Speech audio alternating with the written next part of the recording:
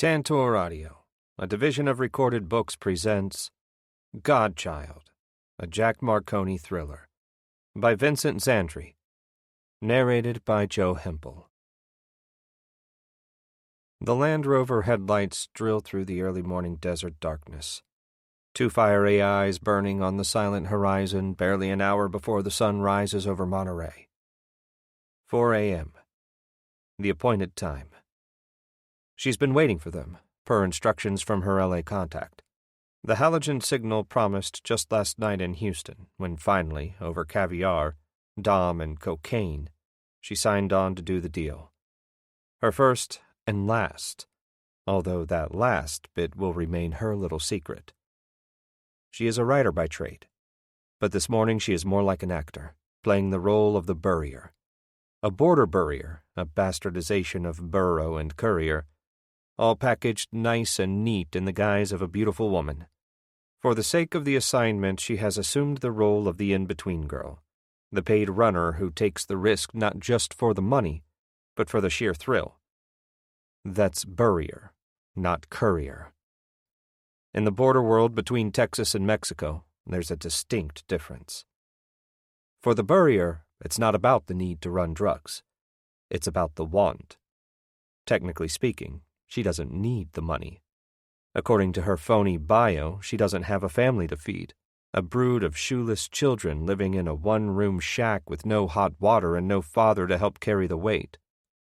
What she's supposedly got instead is a 2-bedroom townhouse in the Hollywood Hills, a loft apartment in Manhattan's Tribeca, a 6-figure modeling contract with the Ford agency, and a $200 a day coke habit. But all this is not enough. As a Burrier, she can savor the elation of slipping into a skin-tight leather jumpsuit and motorcycle boots, the sheer power of firing up a Suzuki GSX 1300 Hayabusa equipped with leather saddlebags and a CD stereo combo with enough lethal amperage to scare off even the most rabid coyote. The Burriers are as beautiful as they are dangerous, and they are the only gringos the brothers will deal with these days. Their philosophy? Why eat bread when you can have pure honey? Her philosophy? What a story this is going to make. She may be acting out a role, but the one thing she can't fake is her beauty. She is, as they say, drop-dead gorgeous, standing out there in the middle of the desert with cropped auburn hair, blue eyes, and black leather jumpsuit, the zipper running from breasts to navel, like something out of a Bond film.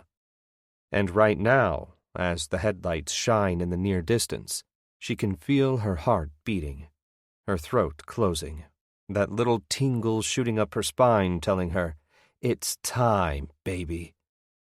The desert is peaceful this morning, calm. There is a sweet, dry desert smell, and a slight hum that comes from the insects you never see in the dark of night.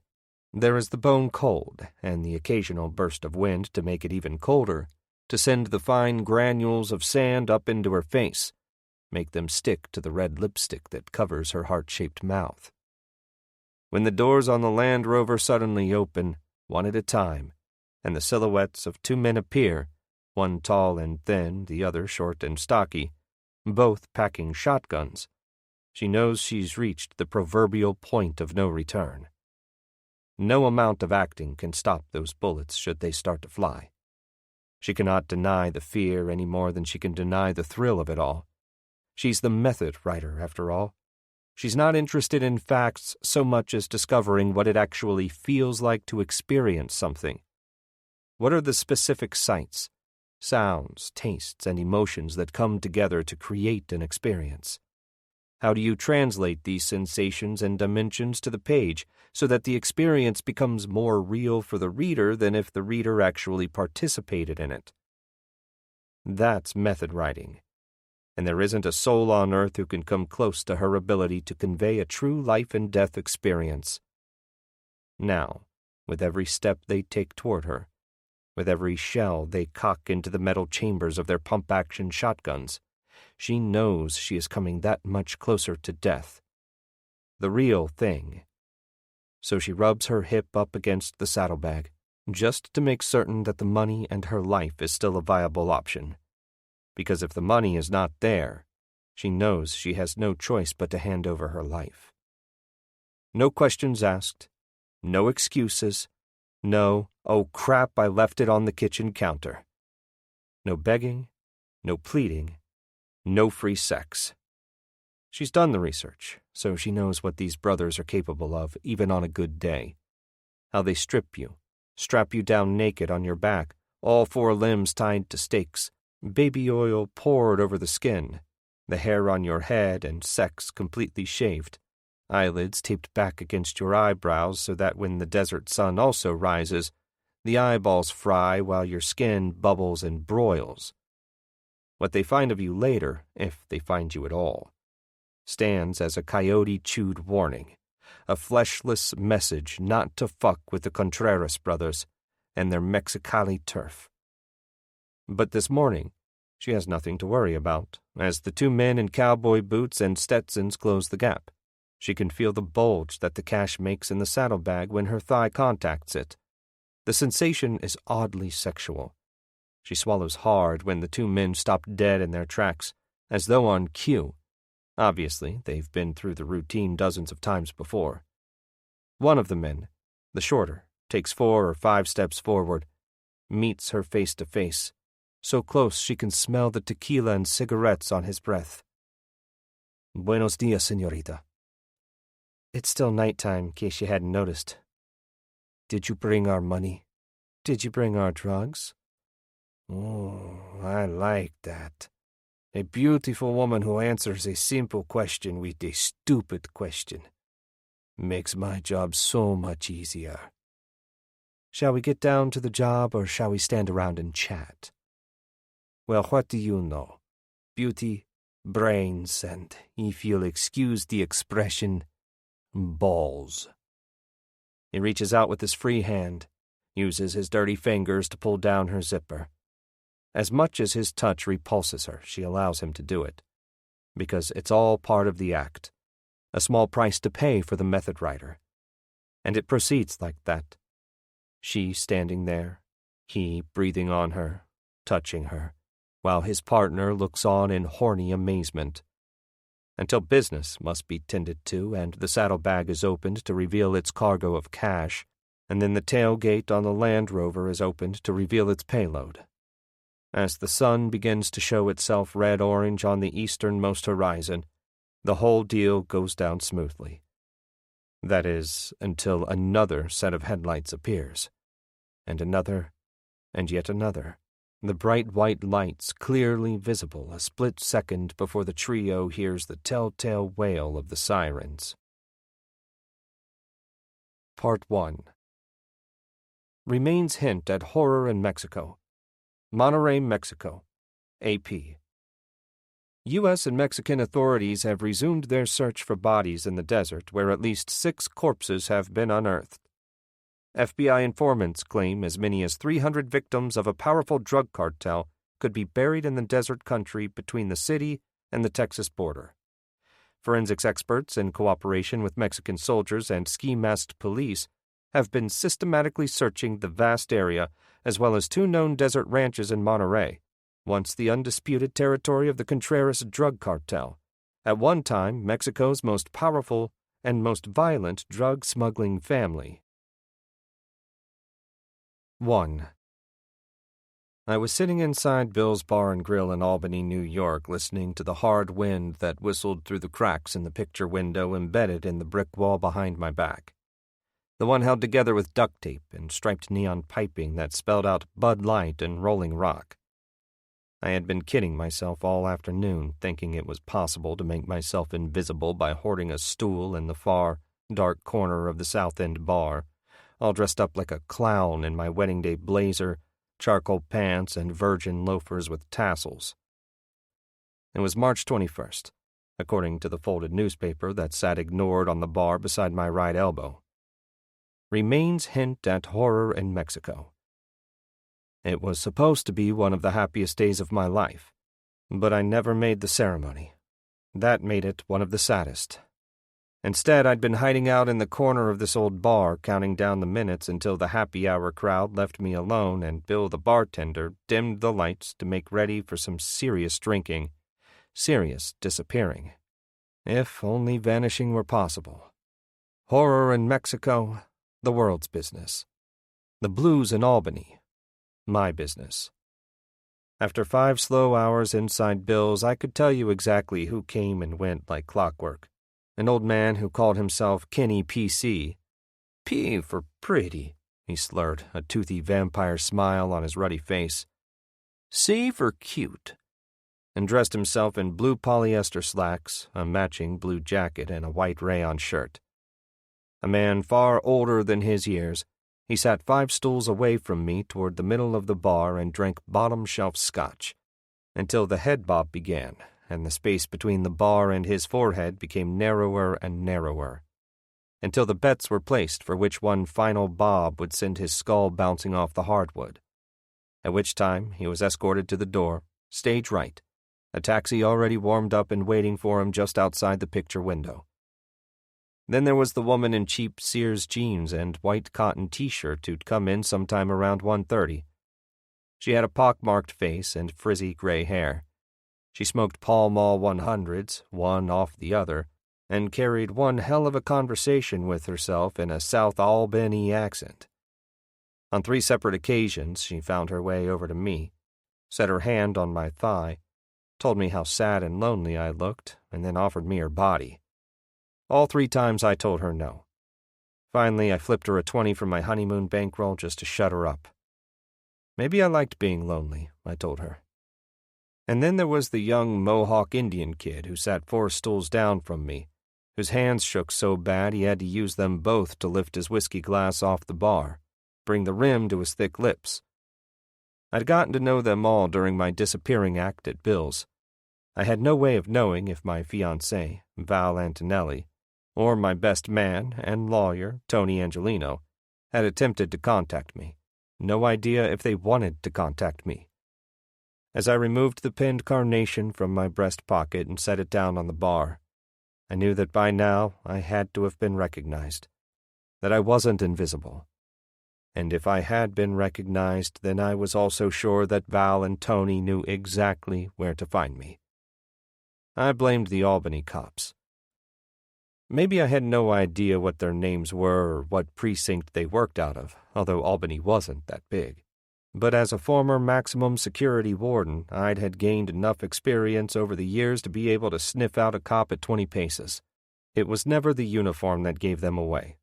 No cop would dare enter this or any other bar for a drink dressed in his on-duty blacks. The cops who came into Bill's were almost always young, almost always dressed in generous cut Levi's jeans, immaculate running shoes, maybe a pastel-colored polo shirt or Notre Dame sweatshirt pulled over broad, iron-pumped shoulders. They wore gold Irish clotter rings on their middle fingers, and their flat-top hair always had that wet, just-out-of-the-gang shower look. And man, talk about the overwhelming aroma of aqua velva. But if all this were not enough to convince me that the young dude ordering a pint of half and half was one of Albany's Irish finest, then I could be certain when he wrapped his arm around Kenny P.C.'s shoulder and addressed the drunk by his first name. Naturally, Kenny would ask the cop if he could spare a couple of bucks. But then the cop would pull out the empty pockets of his jeans, allow them to hang there like little white wings. He'd hold his hands in the air and say, "Kenny, even Jesus Christ himself could touch only so many lepers." You could always spot a cop at Bill's Bar and Grill, because everybody knew cops drank for free. As a former lawman, I knew that the cops must have come and gone immediately after the 8 to 4 shift or right after the 4 to midnight action shift, just in time for last call. I'd seen quite a few of them during my afternoon inside the bar. Maybe I'd gone a little out of my mind by then, but I knew they spotted me just as easily as I spotted them. I also knew that it was only a matter of time until one of them placed a call to Tony's downtown law practice to let him know where the hell I was. Tony, in turn, would tell Val. On the other hand, why should she waste her time looking for me? Why even make an effort? I was the one who had left her standing at the altar all alone.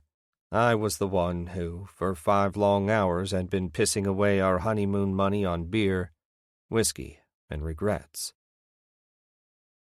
The wind whistled. Even with my blazer on, I could feel the cold March air on my back. I sipped beer from a long-neck bottle, fired up a smoke, and for the 100th time that afternoon hit the playback button in my brain. It had just started snowing as I'd passed the stone pilasters marking Albany Rural Cemetery's south side entrance. Snowing hard in mid-March, I had pushed on past the old iron gates, feeling stiff and cold in the brand-new wedding day blazer and loafers, shuffling toward the plot that had been home to my first wife, Fran, for almost 3 years now. As usual, I was running late. In less than 15 minutes, my best man would require my presence in the brick rectory behind St. Mary's Cathedral on Eagle Street. According to tradition, Tony and I were expected to sweat it out in that back room among the spare chalices, bags of communion wafers, and the same Boone's Farm wine I used to sneak sips from back when I was still an altar boy. Sweat it out amid the smell of burning candles and incense, until my fiancée and former Greenhaven prison secretary, Val Antonelli, began her long, slow march down the church aisle on her way to a second marriage. Hers and mine. In my right hand, collecting snowflakes, a weightless bundle of wildflowers wrapped in baby blue tissue paper. Under my left arm, hidden by the blue blazer, a leather shoulder holster that cradled a 2.5-pound Colt .45. The low midday clouds showered the sloping landscape in wet snow. The white stuff came down fast and furiously as it fell against the crooked, leafless branches of the trees, against the bleached marble headstones and miniature church-like mausoleums. I stood over the 5x10 plot with the granite marker at its head inscribed with Fran's birth and death dates. Setting the bundle of wildflowers on the plot, I watched the petals begin to disappear in the falling snow. What I saw was a battered black 4-door Buick sedan with tinted windows slamming directly into the passenger side of my Ford Bronco at 50 miles per hour. Fran's head and shoulders going through the windshield, the jagged edge of the glass taking her head clean off, as though it were a razor blade. Her body slumping back into the seat like nothing at all had happened, like her life hadn't slipped away in the split second of time it took for that windshield to shatter. Then the screaming of the witnesses, and the spattered blood and the sight of that black Buick tearing away.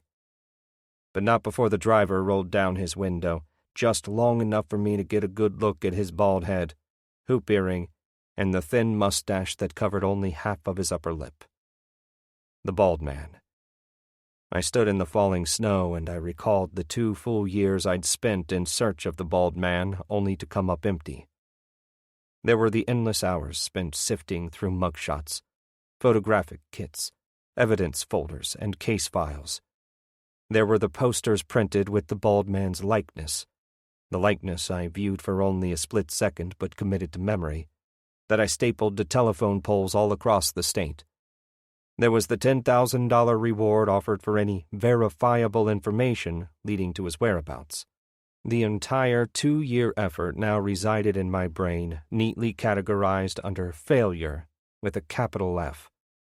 I knew that with my marriage to Val only a few minutes away, I had no choice but to once and for all give up the search for good.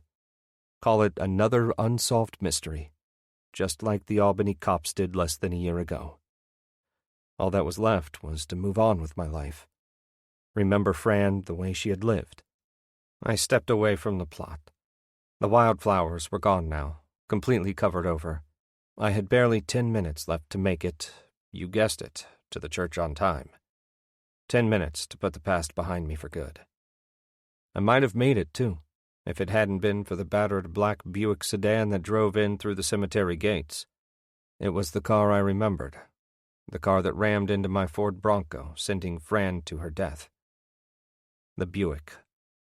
My black Buick with the tinted windows, just sitting there idling, the engine running, exhaust smoking out of the rusted tailpipe gray-black in the falling snow.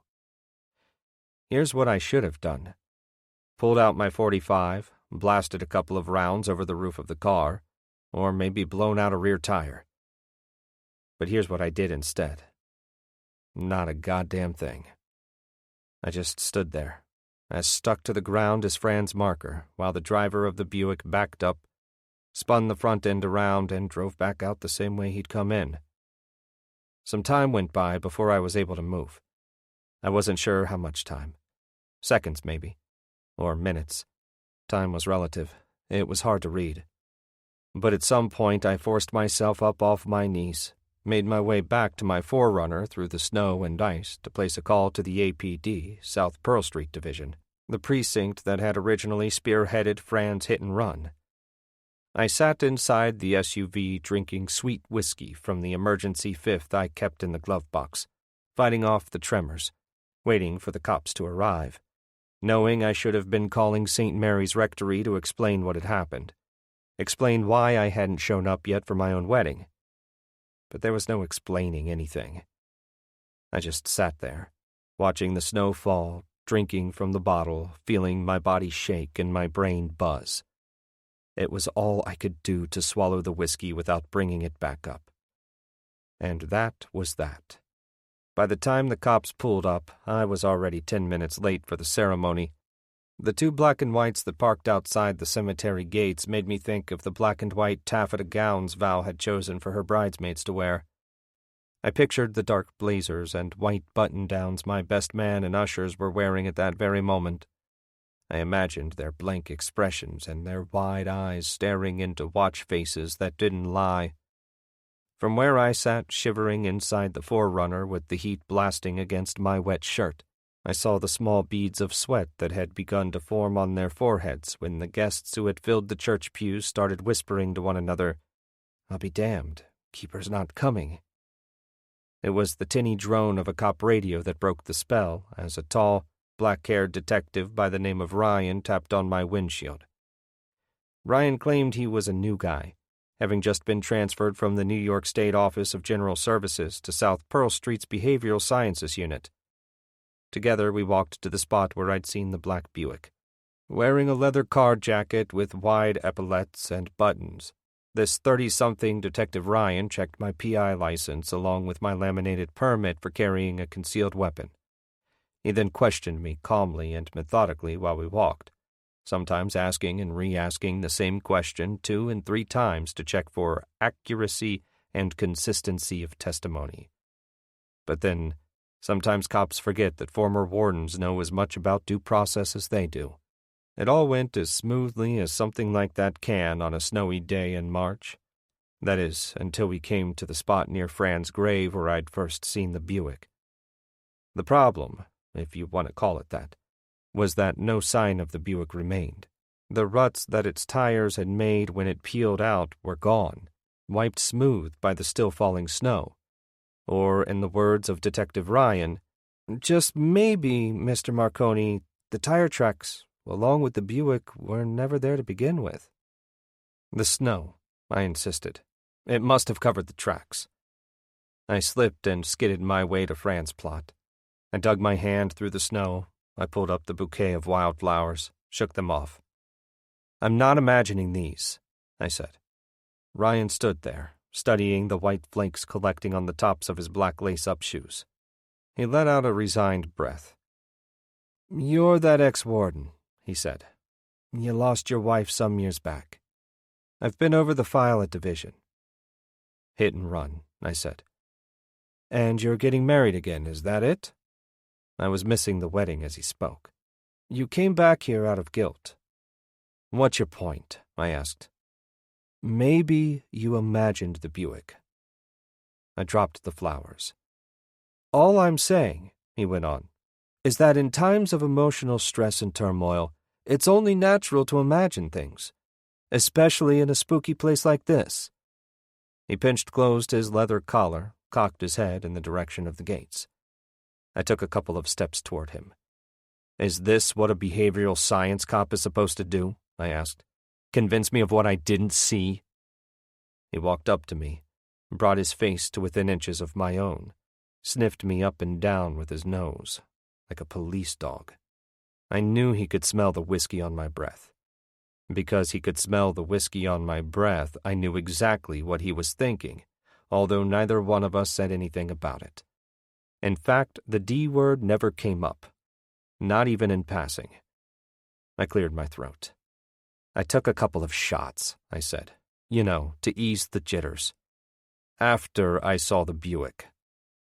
But I could tell by the furrows in his brow that he didn't believe me. "Tell you what," he said finally, his gray breath mixing with the snow. "I'll have an officer take down your testimony, and if we see a black Buick matching the description, we'll pull it over, question the driver. How's that sound?" "Don't go out of your way," I said. "Call it a courtesy, Mr. Marconi," he said. "One lawman to another." Back at the South Side gates, he called over another plainclothes cop to take my statement. As promised, one lawman to another. A beefy cop dressed in uniform blacks asked if I got a good look at the supposed black Buick in question, enough to create a composite image, that is. He was trying so hard to hold back the laughs that he was making little raspberry noises through clenched lips. When I finished with my description of the Buick, I made my way back to Ryan. "Sorry I wasted your time," I said as he was about to get back inside the cruiser. I was standing right beside him, the passenger side door to the cruiser wide open, his left foot already inside, a wave of hot air blowing out of the dashboard heater onto my legs. "You did the right thing," he said, taking hold of my forearm, giving it a sympathetic squeeze as though the cops were still my fraternal cousins in arms. "Go get married," he said with a grin. He got in and closed the car door, smiling at me through the lightly fogged glass. But it was way too late to get married, in more ways than one. As I walked slowly back to my Forerunner, I couldn't help but look into the faces of each cop as I passed them, one by stinking one. I couldn't help but pick up on the way they whispered in one another's ears, thinking I had to be out of earshot when they referred to me as one paranoid bastard. That's what I remembered. The rest was either repressed or just a dream, or both. I wasn't sure how long he'd been staring at me. Christ, I wasn't sure how long the entire crowd had been staring at me. But when I came out of my trance, Bill the bartender was standing across from me, his chubby face somehow tight, his receding hair slicked back, his customary white bar rag slung over his right shoulder. "You okay?" he asked me. My hands were wrapped tightly around the empty beer bottle to keep them from shaking. The bottom of the caramel-colored bottle made a clickety-clack sound against the solid wood bar. "Maybe it's time to go home, Mr. Marconi," Bill said. There, I thought. He said it. My name. Jack Harrison Keeper Marconi. He knew who I was, just like everyone else probably knew who I was. Keeper Marconi, former maximum security prison warden turned unemployed private investigator. "Tell you what," Bill went on, "I'll call you a cab." I'm pretty sure it was then, when Bill went for the phone, that I pulled out my Colt. Come to think of it, that's exactly when I got a good look at my sad face in the mirror behind the bar, pulled the piece out, and emptied the entire 8-round clip, blowing away Jim Beam and Jack Daniels and even managing to nail some wild turkeys in the process. It was a damned shame, too, having to waste good booze like that. But I suppose, in the end, it would have been a worse shame to have wasted me. 2. The cops had to have been on their way before I decided to blow away my reflection in the mirror. Not those off-duty cops scamming free beer, but on-the-job cops in black uniforms who stood out in the white light of the aluminum and glass entryway, black 9mm automatics drawn and poised, combat position. But then, the cops came as no surprise. It was the sudden appearance of Tony Angelino that came as the real shocker. He stood square at the head of the pack, dressed in a camel hair overcoat and a blue blazer, just like mine. His dark gray slacks had been cut and tailored for his medium but stocky build. His white wedding carnation was still pinned to his lapel, and the wide-brimmed fedora on his head matched his threads. to a T. He wasn't smiling. Neither was I. "How about a drink?" I said. He just stood there, staring at me with those deep-set brown eyes of his, the rhythmic flash of red, blue, and white cruiser lights streaking across the wall. I stood up then, on the rungs of my stool, towered over the entire bar, the faces of all those regulars looking up at me, their hands gripped around their drinks even now. "Bill!" I shouted. "Whiskey!" But Bill never moved a muscle. He was still on the floor, covered in spilled booze and shards of glass. Tony came closer. Slowly, he raised his fists to chest height. The fists were covered in brown leather driving gloves. He rubbed them together, like a boxer waiting for the bell to sound. "No drink from me," he said, eyes on me, going through me. I sat back down in the stool. Was it something I said? But I guess Tony didn't have the time for stupid questions. He simply raised his right fist high and knocked me cold. 3. I fully expected to wake up inside the county lockup, but when I opened my eyes, there was no concrete plank ceiling to close me in, no bright overhead lamps to sting my retinas. There was no concrete floor, no iron bars, no plexiglass shield. Instead, I saw a white vaulted ceiling and a long wall of glossy black bookshelves filled with colorful volumes. Without having to look too much further, I knew I'd come to on the leather couch in the living room of Tony's downtown condo. Facing me directly, a long, winding staircase that accessed the second and third floors. Embedded in the bottom stairwell, a two-way fireplace. I didn't have to turn over to know that behind me, a wall of windows looked out over Eagle Street and the governor's mansion, which almost never housed the governor and his family, who preferred to reside where the action is in Manhattan. After all, I'd been inside this room 100 times over the years, maybe 1,000. For now, the windows were covered in dark, floor-to-ceiling drapes, and had I not closed my eyes again, I might have screamed out in pain from the splitting hangover.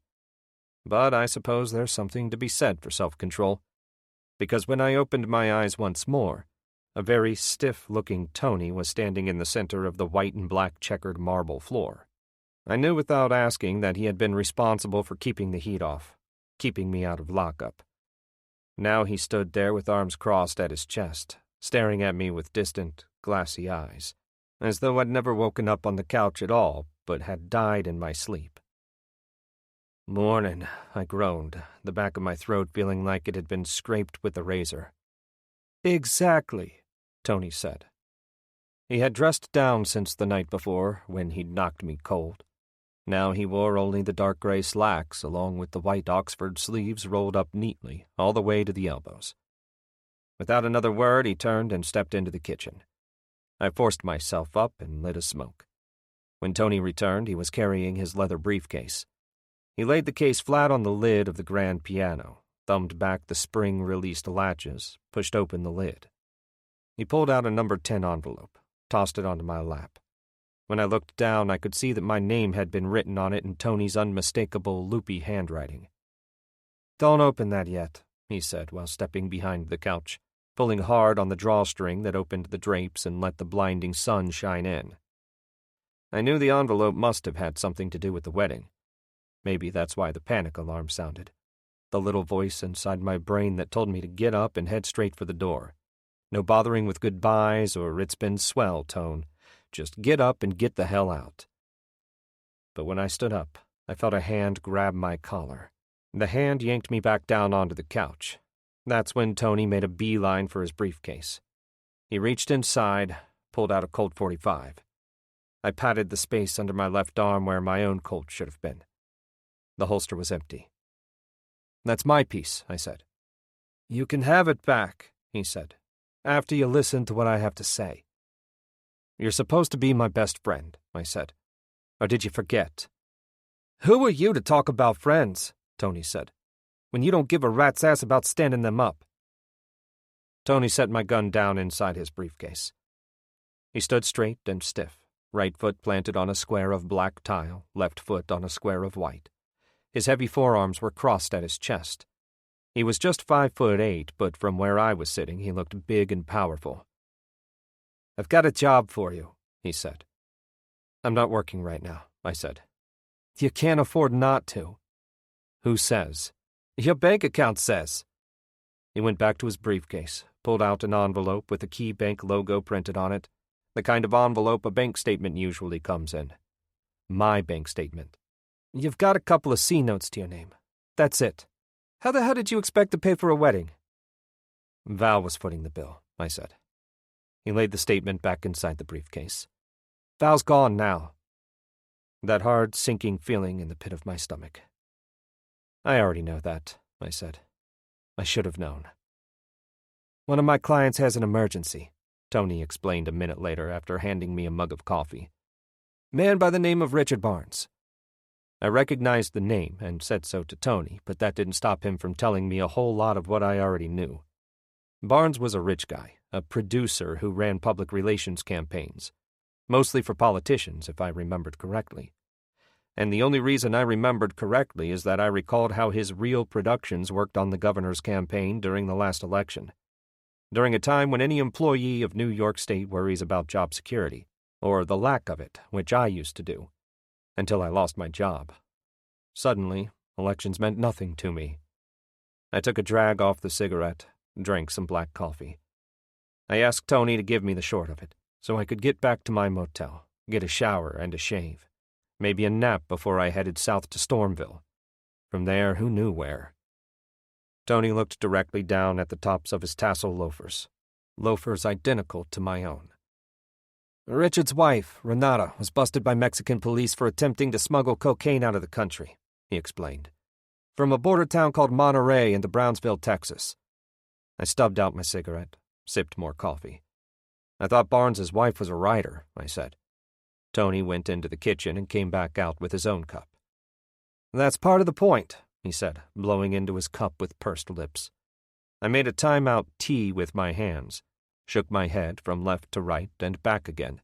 Maybe I'm missing something here, but anyone with half a brain knows the penalties for running dope across the border. Tony drank some coffee and set the cup down on the grand piano beside the briefcase. "She wasn't interested in selling drugs so much as she had an interest in experiencing the process of selling drugs." A bewildered wave of his hands. "At least that's Richard's story." "She took a chance like that for a book?" I asked. "For an article, actually. But that's not important." "What is important?" "There are two kinds of drug runners presently operating in Mexico," Tony explained. "There are the so-called burriers, a term derived from burro or mule combined with courier. The burriers are usually rich women who like to move cocaine, not for the money, but for the sheer thrill of it." "And the second kind?" "The second group," he said, "is made up of poverty-stricken women who have no choice but to move small amounts of cocaine paste." I drank some coffee. It was getting cold. "If the burriers are rich already," I asked, "then why risk taking that kind of chance? They need the rush that badly?" "I suspect Renata was on her way to answering that question, Paisan, before she was nabbed at the border." It all came back to me in tidal waves. Renata Barnes, a petite woman with short auburn hair and wild blue eyes. I'd seen her on the Today Show a while back when her bestseller Godchild had just stormed the country, thanks to Oprah. I recalled how she was forced to respond to allegations about the suspicious drowning death of her own kid, how it mimicked in absolute detail the fictitious drowning death of the child in the novel, a drowning death that was the result of murder. In my mind, I saw Renata once more storming off the set of Today in tears. When Tony went upstairs, I got up from the couch, stretched. I felt silly and somehow dirty, still dressed in my wrinkled wedding blazer and slacks. I wanted a shower and maybe a drink. Both would have to wait. I stood by the window wall. Outside, a clear blue sky. A layer of fresh snow covered the front lawn of the governor's mansion. The snow contrasted sharply with the black parking lot directly beside it. It hurt to look at the snow when it reflected the sun. I ran my hand over the small bruise on my chin. It must have formed when Tony walloped me. I looked down on the guard shack at the mansion gates and the tall, wrought-iron fence that ran the perimeter of the property. Despite what Tony had told me about Renata, he never once had pressed the matter of my walking out on him and Val. Not really. While I fingered the business-size envelope folded up inside my jacket pocket, I half wanted to blurt out what had happened, how the black Buick had just shown up, then maybe beg forgiveness as if Tony were in the business of forgiving. But I knew that he was smarter than that. In his own way, I knew he'd get to what went wrong with my second wedding in due time. For now, the thing to do was concentrate on the business at hand, absorb all he had to tell me about Renata, regardless if in the end I decided not to take on the job. When Tony came back down, he was dressed in a clean blue suit. He was fixing the sleeves of his jacket by tugging on the cuffs with the tips of his fingers. "So what is it you want from me?" I said. "Renata was busted 3 days ago." "In the desert?" A question. "Just outside Monterey," he said. "Far as we know, she's locked in a holding cell in the basement of the town's maximum security prison, where she's awaiting trial." "You're sure of this?" Another question. "I have a communication from the Mexican Attorney General, a man by the name of Jorge Madrazo." "Anyone tried to contact her?" "She was allowed one phone call. She used it to call Richard." "If she's indicted?" "Full indictment will result in a very lengthy prison term. A lengthy prison term could very well be a death sentence." I looked out the window once more. A limo was pulling out of the gate beside the guard shack. Probably the governor himself, hightailing it to New York City and civilization. I turned back to Tony. "Barnes is a powerful guy," I said. "Why doesn't he strike a deal with the Attorney General, negotiate her out, at least try and have her extradited?" "Richard's business has already suffered plenty over the negative press that Renata received when she published Godchild." He was putting on his camel hair overcoat. "The DA was prepared to indict her for second-degree murder in the death of her own baby boy, Charlie. Only he couldn't find enough credible evidence to substantiate an accusation of murder by forcible drowning. And get the magazine to confirm her side of the story. Have them prove she was on assignment in the desert." "What magazine? There is no magazine. She was going to sell the piece on spec." Now he was putting on a blue fedora, pulling the wide brim down over his forehead, cocking it just slightly over his right eye. "Besides, sounds like a weak attempt at a false alibi."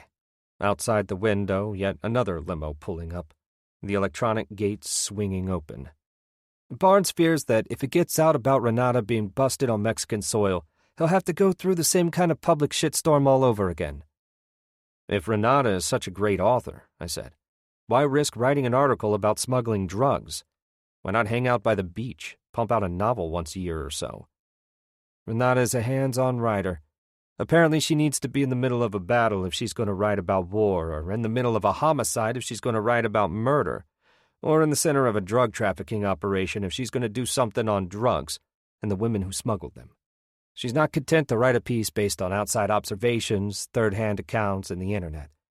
What she wants is the real experience." "Thus all that commotion over Godchild?" "She's what they call a method writer, Keeper, meaning in order to accurately translate the experience on paper, she must in some capacity participate in the experience." "Thank God she isn't writing about suicide." "Save those remarks for me, Paisan," Tony said. "Your future client will not find them the least bit amusing." For what seemed like a while, I watched the sun shine against the marble floor. Then, "What Barnes wants from me is to find a way to get her out. Is that it?" "What he wants is for you to go down there and use any means necessary to break her out. And he's prepared to pay extremely well for it. 200,000 cash plus expenses, no questions asked. Absolutely no press. Plenty of money to repay me for the repairs at Bill's and for keeping you out of the joint and for protecting your license." I exhaled. "I saw the Buick," I said, "in the cemetery."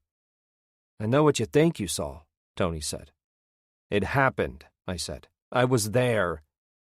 He nodded, but like the cops before him, I knew he didn't believe me. "Did you see a driver?" he asked. "The windows are tinted." "And there was a blizzard," he said.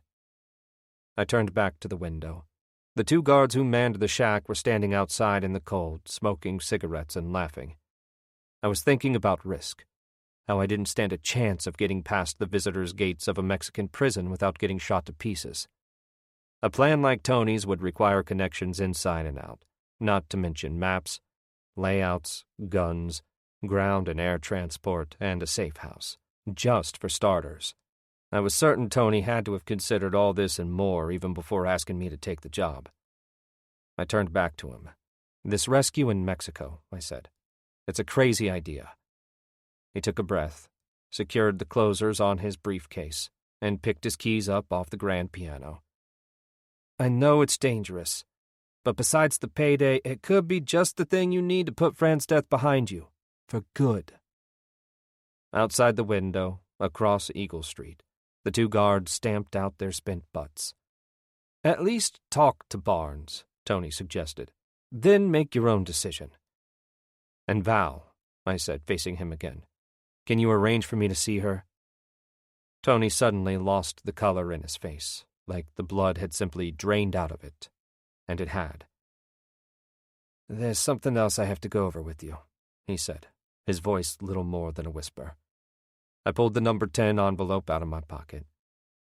"It has something to do with what's inside here, doesn't it?" He pointed toward the door, car keys dangling from his fingertips. "Let's go for a ride," he said. 4. She knows she's on an elevator, because she could feel herself falling, slowly, the hot, airless box shuddering, invisible wheels and gears grinding, cables stretching, straining, like at any moment the cable is going to snap and send the car plummeting to the concrete bottom. She is blind. The black hood they pulled over her head in the desert prevents her from seeing anything. Her present world is black. The soldiers have been leading her around, one on each arm. They act as her eyes. She can feel the stifling heat of the elevator car, can feel her wet breath soaking the cloth where her lips press against the fabric. She tries to keep her cool, tries to keep her head, because if she gets out of this mess alive, she might just write about it. What a story it could make. A first-hand account. Busted in the Mexican desert and alive to write about it. When the elevator stops suddenly, she feels her knees buckle. She feels the compression of her stomach wall. She is forced to swallow. The world inside her hood is still black, still stiflingly hot. When the metal doors slide open, she feels the rush of cool, damp air. There is the steady buzz of mechanical equipment coming from somewhere off in the distance. She knows she must be at the bottom, the basement, but then the machinery cannot drown out the distant voices. Hundreds of them, shouting, laughing, crying. The soldiers yank on her arms, pull her out of the compartment into a concrete corridor she has no way of seeing. They lead her closer to the voices. The closer she comes, the louder the voices get. And while she walks blindly, the morning's events come back to her. From the very moment the mission went all to hell. The halogen spotlights burned brightly from the roofs of the big truck's cabs. Sirens wailed. A soldier who stood foursquare on the exterior flatbed screamed, "Alto! Alto! Alto!"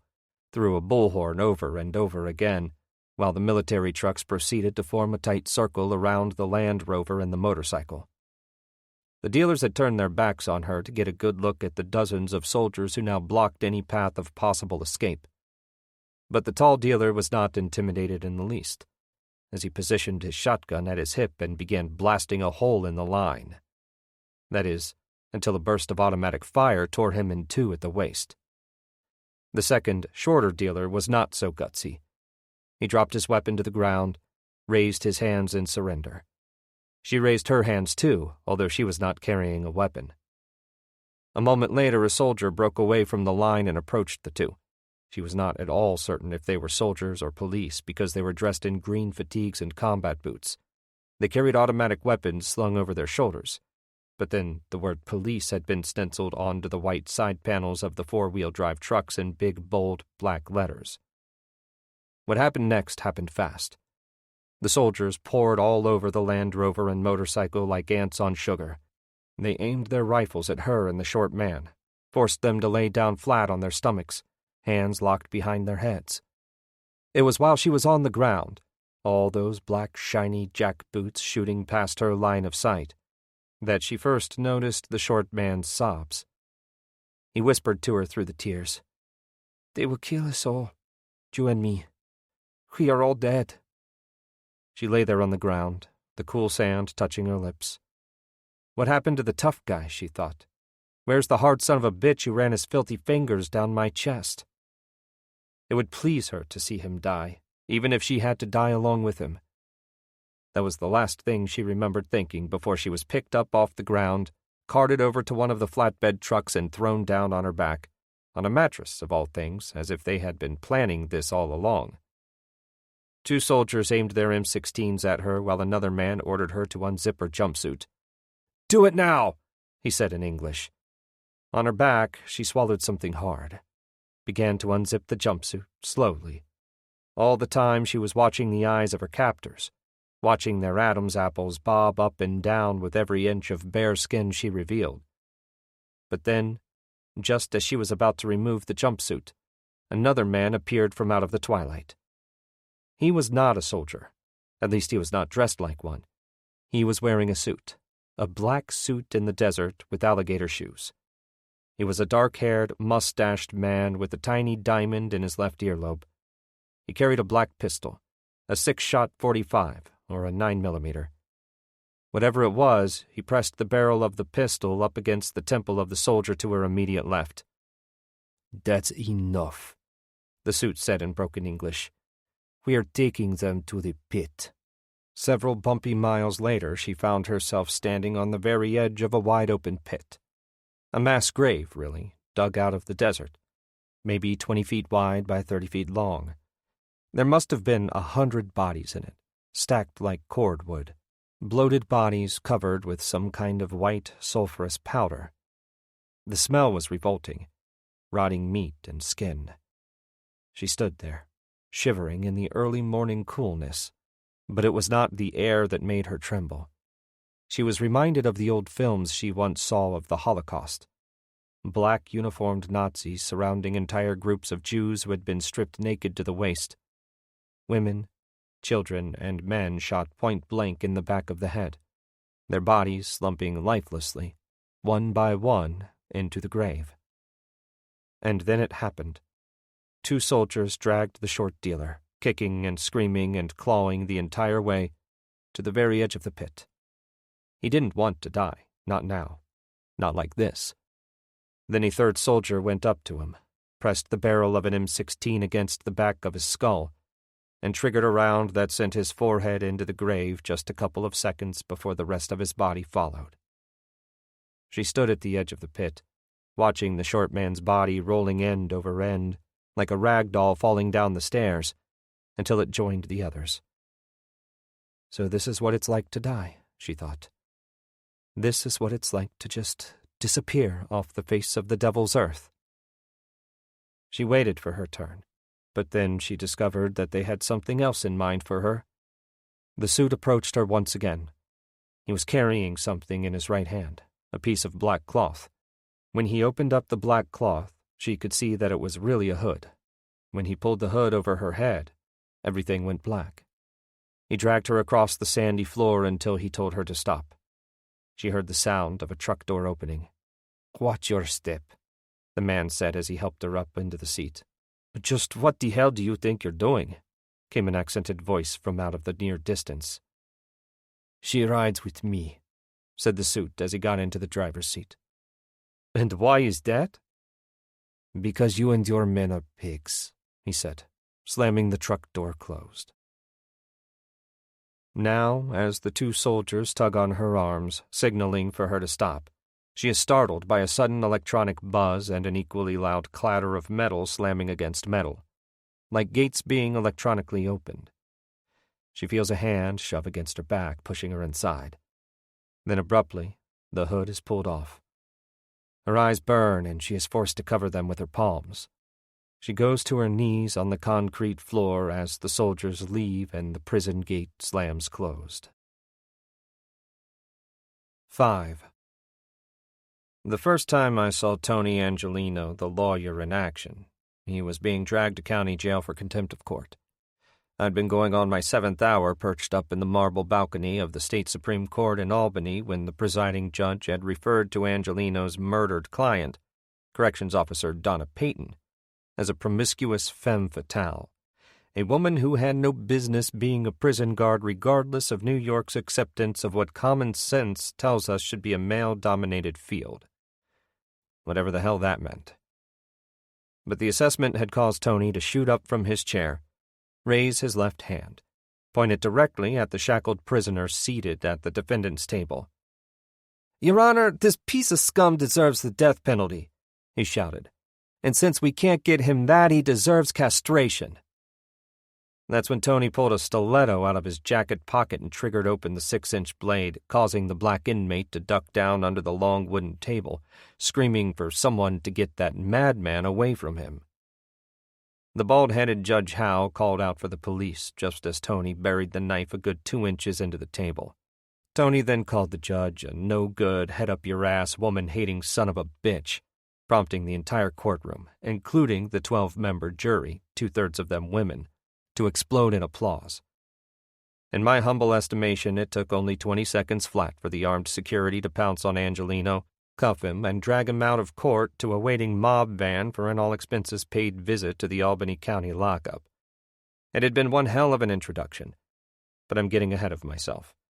Actually, it all goes back to one Friday night in September 1984, when I was still the acting deputy superintendent for security at Coxsackie Correctional Facility in Greene County, during which time one of my corrections officers, a very attractive young woman by the name of Donna Payton, was raped and killed while working the 4 to midnight action shift. Around 6 that evening, not long after chow, a disturbance had been reported in the vicinity of the prison chapel. Against the better judgment of her shift commander, Donna volunteered to check it out. But what should have been a routine check turned into something else entirely. Lenny Jones, the Schenectady-born and raised serial killer whom I'd placed in charge of chapel maintenance at the direct request of the prison padre, thinking perhaps that he and Jesus could somehow rehabilitate the cold-blooded killer, lay in wait for Payton. When she entered the chapel, nightstick in hand, Lenny closed the wood door behind her and barricaded it with a church pew. He cornered her and beat and raped her with her own baton. Because the religious worship areas were located on the opposite end of the prison, her screams and cries for help could not be heard. Not that old Lenny ever attempted to muffle them.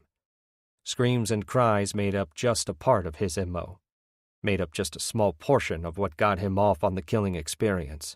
That and literally biting off her nipples while she lay on the altar beneath a wooden statue of the crucified Christ, bleeding hopelessly, inside and out. So it was during that Murder One trial that I was finally able to get a glimpse of what would one day come to be known as, and I quote, the Tony Angelino experience. All morning and most of the afternoon, I watched Tony in action from up in the marble balcony of the state Supreme Court. I watched him meticulously lay out the facts of the Lenny Jones-Donna Payton case for the jury, not just with the spoken word, but with the use of storyboards tacked to 4 separate bulletin boards. To add some real emotional weight to the case, he then proceeded to pass around graphic photos of the dead corrections officer, causing one jury member, a 20-something white man, to become physically sick. And at another point in the trial, when his oration in defense of Payton's heroics that defied all boundaries of gender, caused another jury member, an elderly black woman dressed entirely white, to burst into tears, I became convinced that Tony had the talent to fool Jesus Christ himself.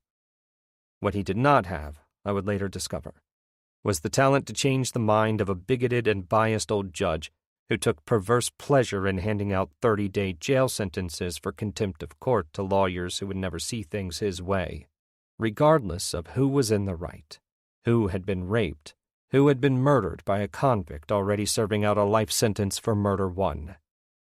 As for the upshot of the trial, Tony did do his 30 days in the county lockup as decreed, while the jury handed Jones yet another life sentence in Coxsackie Prison's general populace. The new sentence didn't deter him from killing 2 more young inmates, both transvestites hooked on smuggled hormones and synthetic heroin. But as you might have already guessed, no number of bigoted old judges or bleeding-heart prison padres or repealed death penalty laws, or even Jesus Christ himself, could save Jones from dying, dare I say it, by the sword. For on the late afternoon of December 24th, 1989, almost 5 years to the day after the brutal murder of Donna Payton, Lenny found himself cornered inside that same prison chapel by a couple of inmates who harbored no grudge against him in particular. In the end, the strangulation and mutilation of Lenny Jones had been nothing personal. Call it another day's work for the two killers, both of whom were already serving life sentences. In other words, they had nothing to lose on an outside they'd never see again. But then, they had everything to gain inside a concrete and razor-wire world that placed a certain value on men who had the balls to take out an infamous serial killer. But here's the real sweet spot on the story. It couldn't have been more than an hour after Lenny Jones's murder that Fran and I were attending a party at Tony's condo. Naturally, I assumed the purpose of the party was to celebrate the final Christmas of the 1980s. But later on, I learned through a very trustworthy source that the party had been intended to celebrate the very sudden and very unfortunate death of Jones. In fact, at the party, Tony passed out little mass cards with a portrait of the Virgin Mary on the front and the Hail Mary printed on the back, along with the name Leonard L. Jones and his, get this, birth and death dates. The cards were beautiful, with fine gold lace embroidered around the edges and embossed printing. A time-consuming and expensive job, at least according to Fran. A job that would take a week or more to produce. So when Fran asked about how in the world Tony would know that Mr. Jones was going to die that very afternoon, my confidential source simply raised his hands in the air, stuck out his bottom lip, and went back to the bar to freshen his drink. And when Fran turned to me, looked me in the eye, and said, "Oh, my sweet Jesus, he had him killed," I quickly pulled the drink out of her hand and dragged her onto the dance floor under a piece of mistletoe that hung on a string from the cathedral ceiling.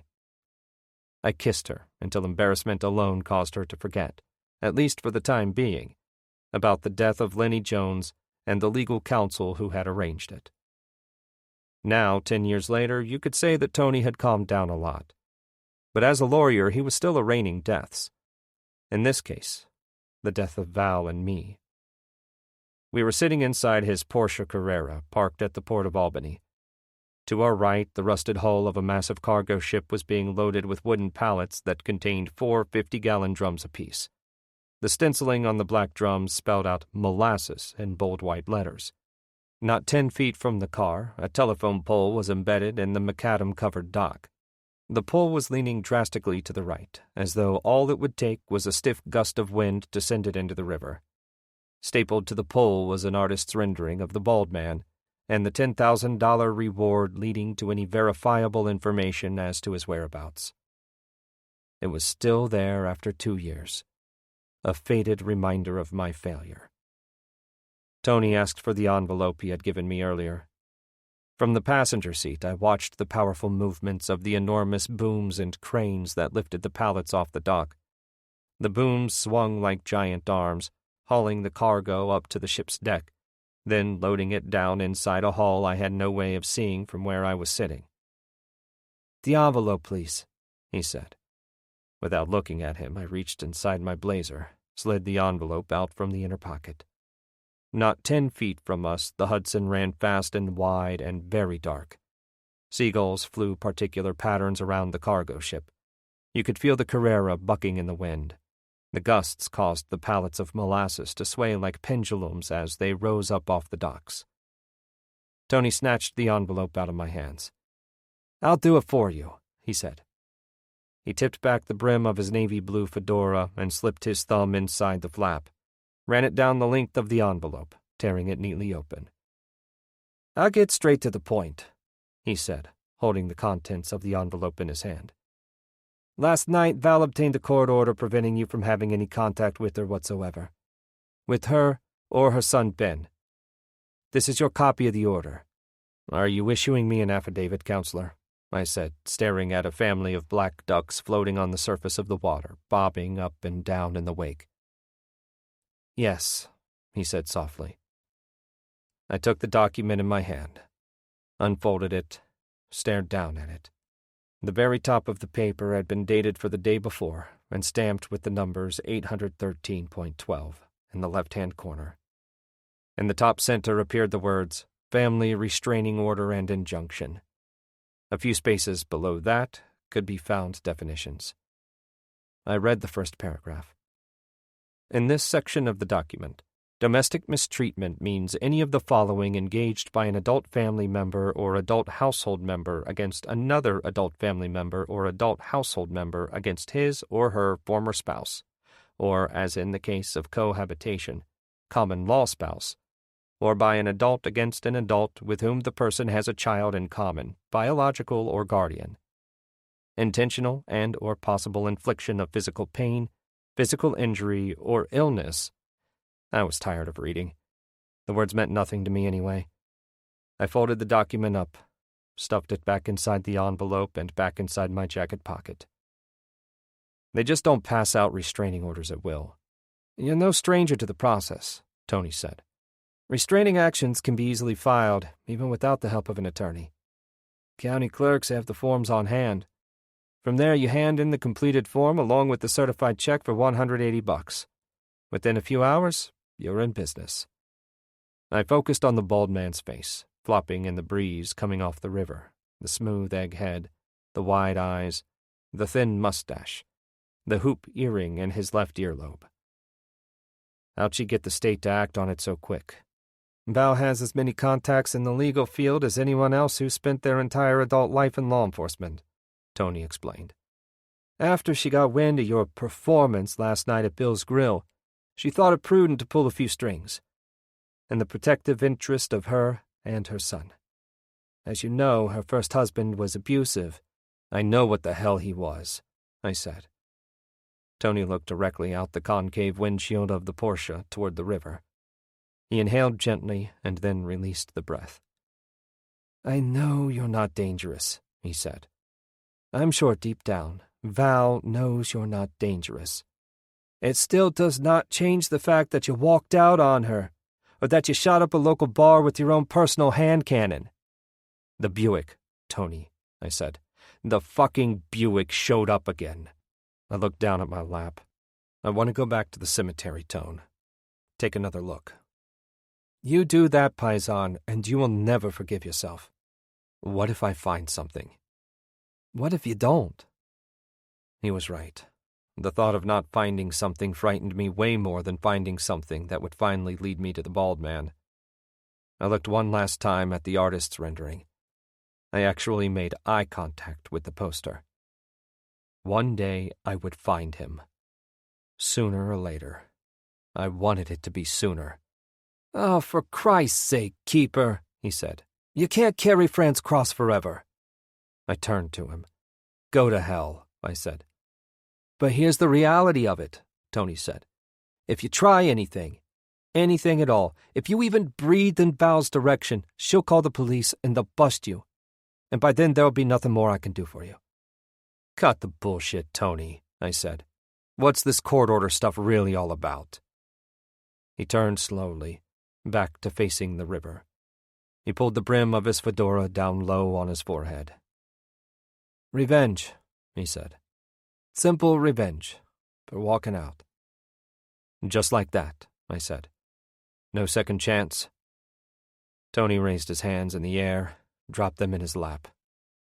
"You left her standing at the altar," he said. "Now tell me, how would you feel?" The river, black and deep. I felt like jumping in. Drowning, for a little while at least, if it were possible. "No comment," I said finally. "No further questions, Your Honor," he said. 6.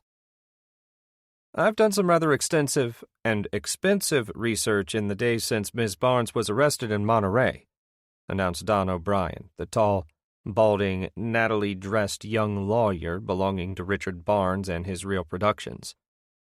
And, in turn, I've learned quite a bit. The main point being that Mexico is a country consisting of two worlds, one of extreme wealth and resource, another of poverty and not-so-silent desperation. We were sitting in Tony's rectangular-shaped office. Like Tony himself, the penthouse office was sleek, with polished hardwood floors and mahogany-paneled walls accented with custom-framed prints, including an original Picasso torso sketch. On the glass coffee table in the far corner of the room sat the remnants of our lunch, mostly just the white deli paper in which our roast beef sandwiches had been wrapped. Tony sat at his desk, jacket off, the sleeves of his white Oxford rolled up to his elbows, the thumbs of each hand positioned under gray and black striped suspenders. Barnes sat in the wooden chair beside me. If I had to guess, I'd say he was about 40, with well-groomed salt and pepper hair and a narrow face. He wore a charcoal gray single-breasted suit similar to the one his lawyer wore, and rimless eyeglasses that made him appear the filthy rich public relations man he had become in recent years since latching on to political candidates and their causes, including our present Republican governor. As for me, I had changed into my power lunch best, Levi's jeans, Tony Lama cowboy boots, and a black leather jacket. O'Brien paced the floor. "What we're clearly looking at in Mexico, gentlemen," he said, hands folded behind his back, eyes gazing out the window like a professor who's been over the same material 1,000 times before, "is a land of haves and have-nots." "Brilliant," Richard Barnes interrupted from his chair. "But can we please dispense with academic jargon and get to the heart of this matter, Donald, while my wife still has a shot at staying alive?" O'Brien looked like he'd just been kicked in the shin. Both shins. "Please, Richard," he said. "I feel it's of the utmost importance to establish a little historical background." Barnes shook his head. "Just make it quick, please." I looked at Tony. He was leaning back in his swivel chair, elbows planted on the armrests, fingers locked together and pressed up against his mouth as he choked back a laugh. O'Brien coughed. "Now, where was I?" "To have and have not," Tony volunteered, speaking through his fingers. "Oh, yes," O'Brien said. And then he began pacing again. He told us that during the 16th century, Mexico was considered El Dorado by the Spanish-speaking hunters, blinded by greed over its vast gold treasures. "That precious gold," he went on saying, "has now been replaced by cocaine, heroin, marijuana, and cheap labor." While O'Brien went on with his lecture, I sat far back in my chair and noticed that set on the floor beside Barnes's feet was O'Brien's briefcase. The case was wide open. Set on a stack of papers was a small paperback book. From my chair, I could see that the book was titled In Focus Mexico, Guide to Politics and Culture. The cover photo depicted two Mexican natives dressed in festival garb, wide-brimmed hats, bright red vests with swirling patterns of yellow and purple over plain, white linen pullover shirts. The natives appeared to be members of a larger team carrying a heavy wooden platform that supported a tall statue of Jesus Christ.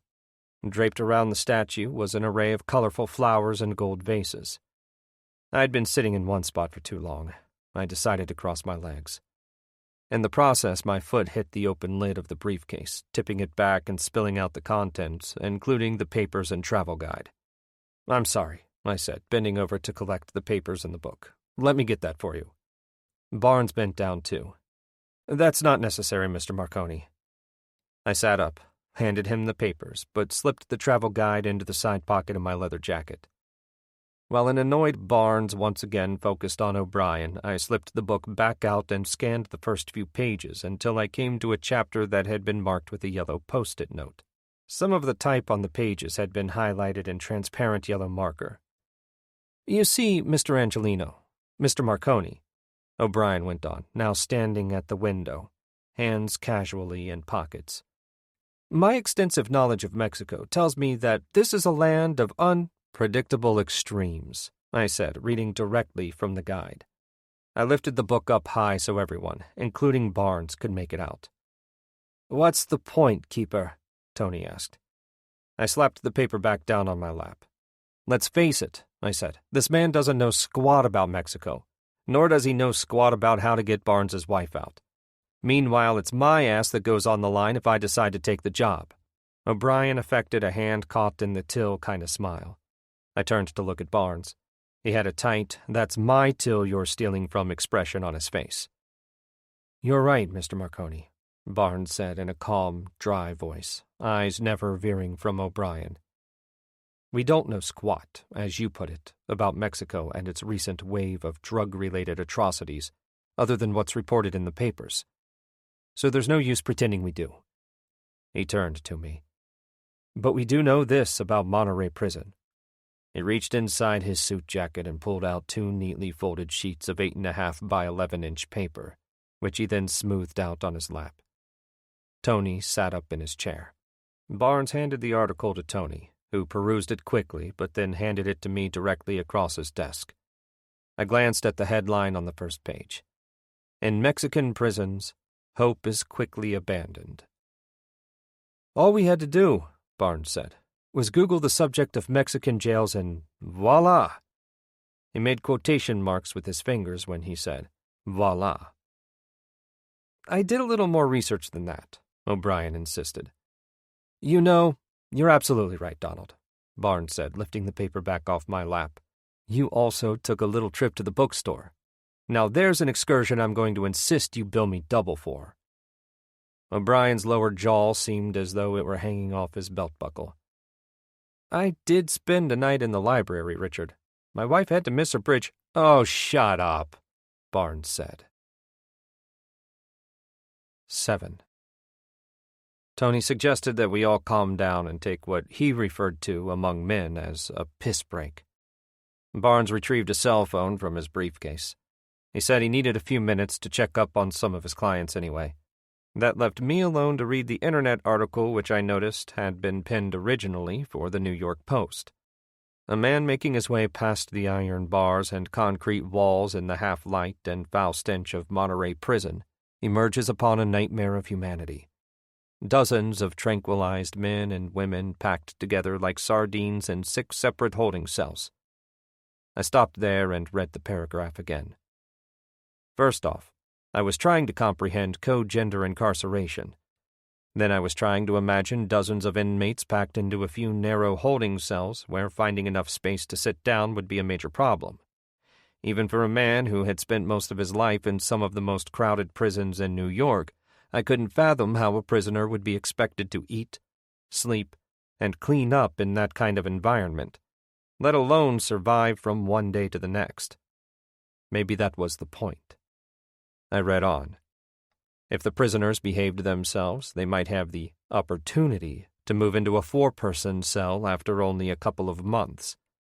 A cell block delegate who had agreed to be interviewed stated proudly that he'd been able to maintain 5 inmates to a 10-foot cell, while a total of 344 men and women in his block managed to share 3 toilets. Senor and Senorita, welcome to your worst nightmare. The more I read, the more I realized it wasn't the lack of personal space or proper sanitation that posed the greatest threat to Renata. According to one Amnesty International official named in the report, from January 1993 to April 1998, more than 1,000 inmates had suffered violent deaths inside Monterey Prison, not only at the hands of other inmates, but also at the hands of the guards. It was even suspected that the prison warden himself, a suspected member of the Contreras brothers' crime family, partook in executing the death penalty from time to time. The stats, if they were accurate, astounded even me. Last year alone, Monterey experienced 232 homicides, over 100 attempted intentional body damage incidents, 80 or so rapes, 52 inmate-to-inmate robberies, and over 80 drug-related, non-violent crimes. Because the prison's total population stood at around 4,000, it didn't take a genius to figure out that Renata had about 1 chance in 4 of making it out alive. Maybe less considering the rancid conditions. That is, unless someone or something acted fast. That's where I came in. Or didn't. Tony was the first to return. He took his usual place behind the desk. Then came Barnes, O'Brien on his tail. Barnes folded his cellular. Instead of packing it back in his briefcase, he stuffed it inside the interior pocket of his suit jacket. I set myself on the edge of Tony's desk, crossed my arms. Very official looking. "I know why you want to hire me, Mr. Barnes," I said, "and I think I know what the job entails. But maybe you can shed some light on how exactly you'd expect me to pull it off." Without hesitating, O'Brien stepped forward, but then he stopped dead in his tracks when Barnes stood up. "Please, Donald," he said, "just stay out of the way for now." There was a weighty silence in which I wasn't quite sure if O'Brien was going to cry or throw up or both. Both if I had to place a bet. But he just backed into the far corner where the glass and mahogany walls met and lowered his head like a scolded kid. "I'm not going to pretend you can go this one alone, Mr. Marconi," Barnes said, looking me in the eye. "I'll be providing you with a contact." "What contact, Mr. Barnes?" "Richard," he said. "Please call me Richard." "Who would act as my contact, Mr. Barnes?" He swallowed. "I have a man in mind who would be happy to take the job on." "Mexican man?" "Of American and Mexican descent, actually. An antiquities trader who on occasion hires out as a guide." "How'd you find him?" O'Brien tore himself away from the wall. "It's none of your business how we run our operations, Mr. Marconi." I caught O'Brien's eyes with my own, locked onto them. I was just about ready to tell him to shut up when Barnes made it perfectly clear that his services would no longer be required for the remainder of the proceedings. O'Brien's face turned Harvard red. "But who will you use as a witness, Richard? You can't just solicit the services of a private investigator you know nothing about, even if he claims to be an expert on prisons." "That's enough, Donald," Barnes snapped. "Now please, leave the room before I ask you to return my retainer." Another silence. You could almost hear the pigeons perching outside Tony's window, if there were a ledge for pigeons to perch on in the first place. O'Brien pursed his lips, bent over, and packed up his briefcase. "Well then," he said in a strained voice, "since I am no longer wanted, I'll take my leave." As he was going for the door, I shouted out for him to stop. I grabbed the travel guide off Tony's desk, flung it to him from across the room. O'Brien bobbled the book with his free hand, but somehow managed to hang on. Not bad, I thought, for a dweeb. He let out a breath and stared at the book's cover until a broad smile appeared on his face. He raised his head and, at the same time, positioned the book in his right hand like a frisbee. He tossed it back to me. I caught it one-handed. "Actually, Mr. Marconi," he said, "I believe it's you who's going to be needing it more than I." And then he walked out. After apologizing on behalf of his counselor, Barnes loosened the knot on his tie. His way of getting down and dirty, I supposed. I asked him how he expected me to recognize this contact. "He'll recognize you," Barnes said. "What about weapons and a safe house?" "You won't have to worry about a thing. They'll already be there waiting for you. Nor will you have to worry about customs giving you a problem." Tony sat up straight. "If I may," he said. "Please, Anthony," Barnes said. He explained to me that Richard already had several business ventures in Mexico and parts of Central America. "Some people owe him favors here and there," he went on, "so you won't have any problems getting in and out, if you know what I mean." I knew what he meant, but the whole operation sounded a little too good to be believable. Just cruise into Mexico, break into a major Mexican prison, steal the damsel in distress, escape to the border, fly off into the sunset, run the credits and the closing music. Just one big easy. If Tony weren't my friend, I'd swear he and Barnes were feeding me directly to the dogs, or in this case, coyotes. "What about your wife, Mr. Barnes?" I said. "I don't know anything about her other than what I've read in the papers or seen on TV." Barnes reached down to the floor, picked up his briefcase, set it on the edge of the desk. He took out a manila folder. "In here you'll find all you need to know about Renata. Photos, bios, and a copy of her novel." He set the package on his desk. "Godchild," I volunteered. "Yes," a suddenly morose Barnes said, as if the very mention of the novel caused the plug to be pulled on his heart. "Godchild." He closed up his briefcase. Well, if there's nothing else. He let it dangle. He forced a smile and held out his right hand. I took it, shook it loosely. I trust the money would be to your satisfaction. So long as it's okay with Tony, I said. I took my hand back. It felt cold and wet. You won't speak with me again, Barnes said. You can give your answer to Mr. Angelino. He, in turn, will relay your decision to me. He took his case and left, leaving me along with Tony. I turned to him after a time. Well, he said, holding out his hands. Yes or no? I don't know, I said. When will you know? He said. Can you give me until tomorrow morning? I asked. He nodded. Okay, sleep on it. But I can't wait much longer than that. Renata doesn't have that kind of time. I glanced at the internet article on his desk. He was right. I'll let you know first thing, I said. Now, how's about a ride back to my motel? 8. The windowless cell measures about 5 feet by 5 feet. Almost a perfect square, with the tile floor and drain in the center. A steel-framed bunk that supports a thin mattress is pushed up against the concrete wall to her right. When she looks out the vertical iron bars that make up the door to the cell, she can see a gray concrete wall. The cell is lit by only one exposed overhead light bulb. All around her come the moans and groans of the inmates, sleeping the restless sleep of the drugged. She zips up the front of her jumpsuit, as if this makes her more secure, and moves toward the front of the cell. Hello? She whispers out across the iron bars. Is anyone out there who can hear me? A deep, stale breath. In and out. Hello, anybody? After a short time, she hears a man's voice. Hello, comes the whisper. She feels herself smiling, the muscles in her face tightening up, a shot of warmth and security shooting up her spine. My name is Renata, she says. Where am I? Beautiful Monterey prison, he says in a heavy, throaty voice like the voice of an old man, although Renata has no way of knowing for sure.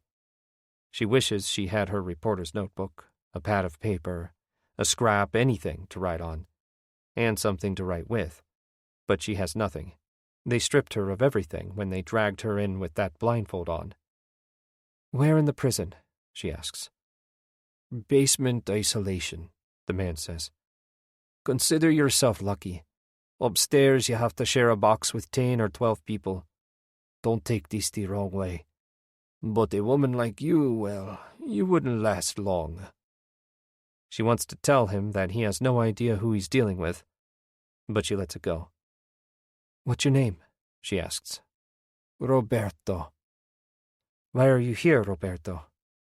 They say I murdered my wife's lover. Is it true? She asks. If only she had a pen and paper. This man I speak of, he used to come across the border from Texas on Thursday afternoons when I was at work. Is that a yes or is that a no? It was wrong for him to come across the border and do what he did to my wife. I'll take that as a yes. What are you in for, Renata? He asks, if you don't mind. I write books, she said. He laughs. What's so funny? Good material here, he says. She smiles, although he cannot see her smiling. Just then there is the sound of a lock being unlocked. A metal door swings open, and hard leather soles shuffle on concrete. There is the sound of chains and keys rattling and shaking. They are coming for her. She has no way of knowing for certain, but then she can feel it like a lump in her chest. Miss, the invisible man says, his voice now urgent. Here they come. Do not talk. Just do what they tell you. She feels her heart racing as she slides back against the far wall, knees tucked up against her chest. She sees them then. 3 men, 2 soldiers, perhaps the same 2 who brought her in here from the desert. Standing in between the men is the mustached man, also from the desert. He is still dressed in his black suit. The soldier to his left is holding a plastic tray containing a plate of food and water. The soldier to his right holds an identical tray that supports something else entirely, a syringe and a vial containing a clear liquid. The mustached man calls out for the guard to open the door. "Numero dos," he shouts. An electronic buzzer sounds and the gate slides open. The mustached man steps in.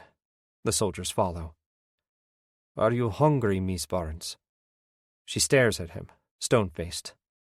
"I must apologize for the way you've been treated." "Don't bother," she says, feeling her teeth begin to chatter. He crouches, meets her eye to eye, his face so close to hers she can smell his bay rum aftershave. "If it is any consolation," he says, "I spared your life out there in the desert. Running drugs, as you know, is a serious crime in this part of the world." "Is it?" she asks, as if she doesn't know. "I'd like to go on sparing your life," he says, "so long as you cooperate with me." She breathes in and out. Twice. "What is it you'd like me to do?" He reaches out with his right hand, gently fingers the zipper on her leather jumpsuit. "Answer some simple questions." She slaps his hand away. "Touch me again," she says, "and I'll find a way to kill you." He stands.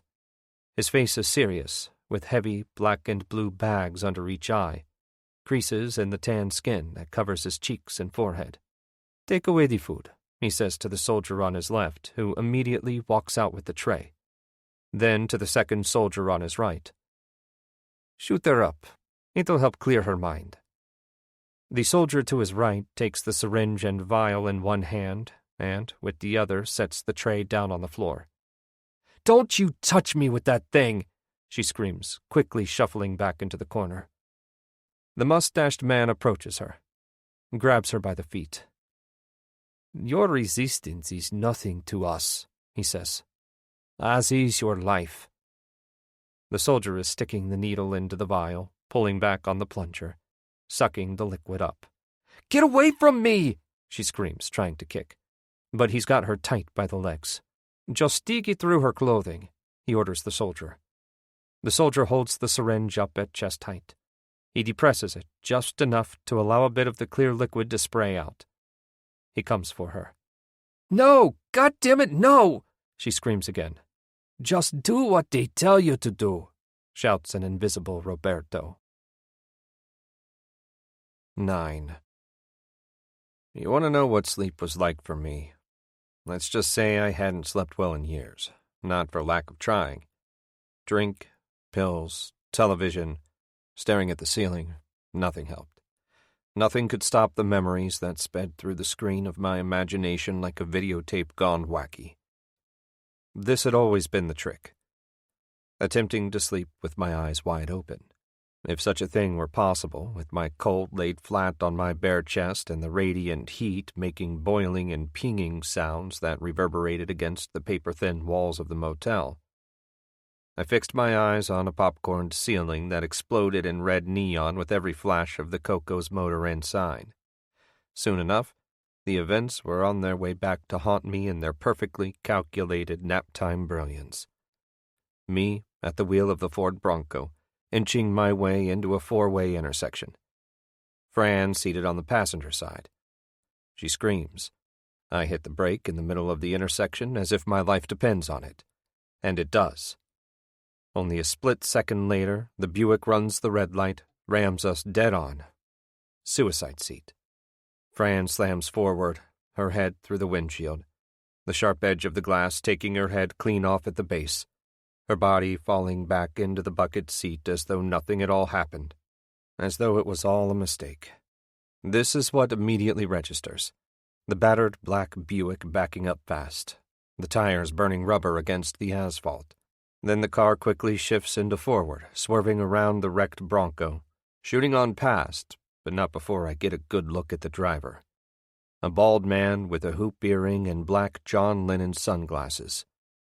He looks at me before he takes off. Forever. But then he is back. Just like that, driving through the gates of the Albany Rural Cemetery. The battered black Buick comes back to life. Or maybe that, too, is just another dream. I woke up like I always did, in a pool of sweat, the .45 having slid off my chest onto the bed. Outside the motel room came the stop-and-go sounds of the jets taking off and landing at the Albany International Airport, and the perpetual murmur of commuter traffic growing heavier and heavier, men and women rushing home to their private suburban hells. I lay there on my back, staring at the flashing red neon letters. Suddenly my thoughts shifted to Val. I saw her almond-shaped brown eyes and her chiseled cheekbones, and her smooth, shoulder-length, sandy brown hair.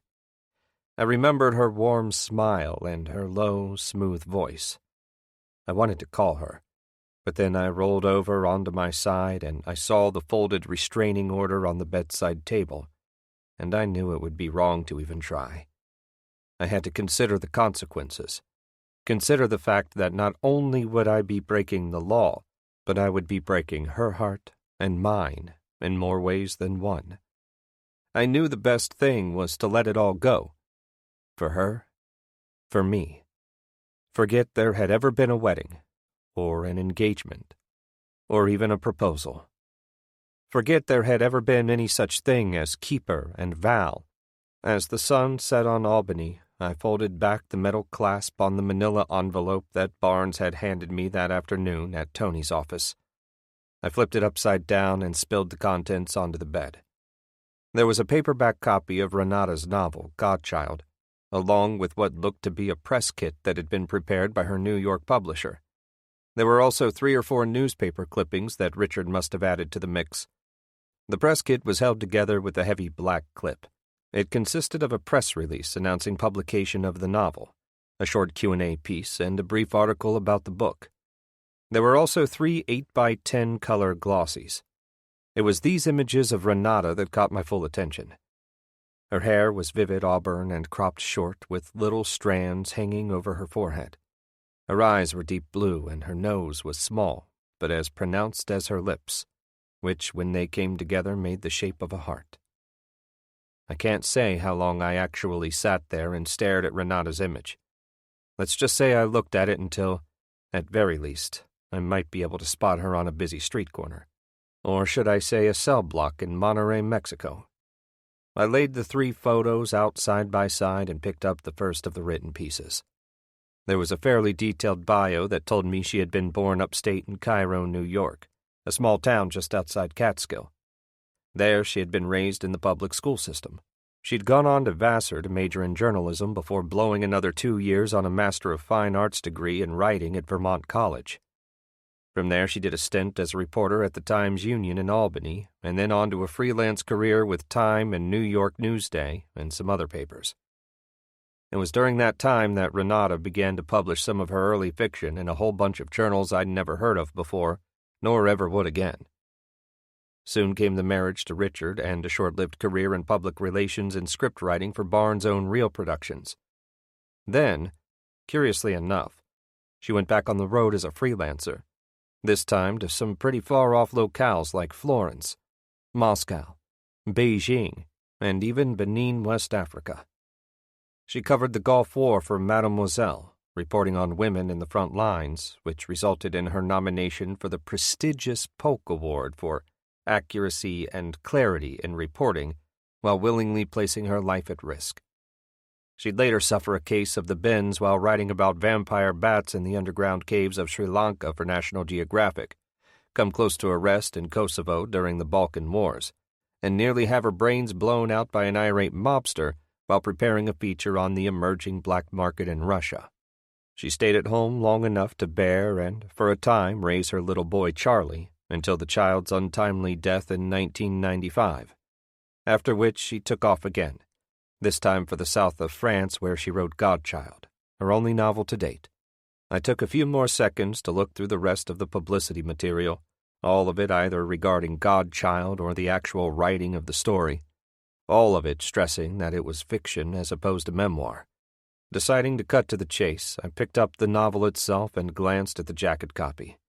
Godchild is a psychological tour de force that exposes the madness behind a mother's recounting of her child's drowning. I stopped right there. Not exactly light reading. No wonder Barnes looked as though he was about to cry when he handed me the copy. I knew that if the emotions he had for his son bore even a fleeting resemblance to the ones I still carried for Fran, then there would be no getting over his kid's death. It just wasn't possible. And then his wife has to go and write Godchild, a constant 300-page reminder of the sadness. I picked up the newspaper clipping. It came from the spring of 1995. Barnes' child drowned in bathtub. I read the article. In the end, it offered little more information than the headline itself had, only that the kid had been discovered by his mother after she had left the room for 2 minutes. No more. And in that time, that space of 120 seconds, Charlie must have hit his head on the ceramic tub and drowned. As of that writing, Renata had not been charged with negligence or murder. Another short piece was published 2 days later with the headline, "Author Barnes Denies Killing Child." Under that clip was another, and it was the one that nearly made my heart stop. It was a news item published May 5th, 1995, the day of Charlie Barnes's funeral, almost a year to the day before Fran would be murdered. But it was not the article that got to me, or the description of the service and the moving eulogy given by Bishop Hubbard himself. It was the UPI photo that went with it, the one conspicuously placed under the headline, "Barnes' Child Buried, Parents in Mourning." It was a black and white photo I had probably seen before in passing, maybe back in 1995 while I was still warden at Greenhaven Prison. A photo that showed a man who would mean absolutely nothing to me until a year later when he would mean everything. Just a simple, grainy, black and white shot of a defeated Richard tightly clutching Renata's arm, more for his own support than hers, as they descended the stairs outside St. Mary's Cathedral dressed in black. But it wasn't the Barneses who caught my eye. What concerned me was the man who stood only a couple of feet back in the crowd as the mourners moved toward what must have been a long line of waiting limousines. A burly man with an earring in his left earlobe and a thin mustache that barely covered his lip, and a shiny, shaved head. The bald man, up close and personal. 10. I dialed Tony. He answered after the third ring. Music in the background, some voices spilling across the earpiece. Men and women. "What's up?" I said. "I'll take the job." He breathed. "I thought you wanted to sleep on it. I can explain tomorrow." "I'll get started," he said. I hung up. 11. In the dream, she holds the newborn Charlie in her arms. She is crouching, cradling the baby on her shoulder while she runs the bath, holding her free hand under the warm, getting warmer, water. She feels the good feel of Charlie's warm face cuddled into that sensitive space between her shoulder and neck. Feels his warm breath. She can't remember ever being so happy. So happy she hasn't even thought about writing. Her computer just sits there on the desk in the bedroom, idle, and she doesn't care. What a trip, having a little baby. What a fantastic trip. And as she sets the baby into the water, she feels the bath water soaking her cotton shirt sleeves, feels it soaking her entire shirt as the baby slips under the water head first. She awakes in a pool of wet, startled. The mustached man is back in her cell. He's alone this time, and he's just tossed an entire bucket of water on her. "I hope you're ready to talk," he says. 12. At 7:30 in the morning, I was sitting at the counter of the downtown Dunkin' Donuts. While the early bird suits rushed past the picture windows, briefcases in hand, on their way to their office cubbies, I was attempting to sort out my intentions regarding the Barnes job over black coffee and 2 blueberry cake donuts. The Dunkin' Donuts was set between a Burger King and Brugger's Bagels, and was only a short walk from Tony's Pearl Street office. The place was new, and it occupied what had been a Buster Brown Shoes back when I was a kid.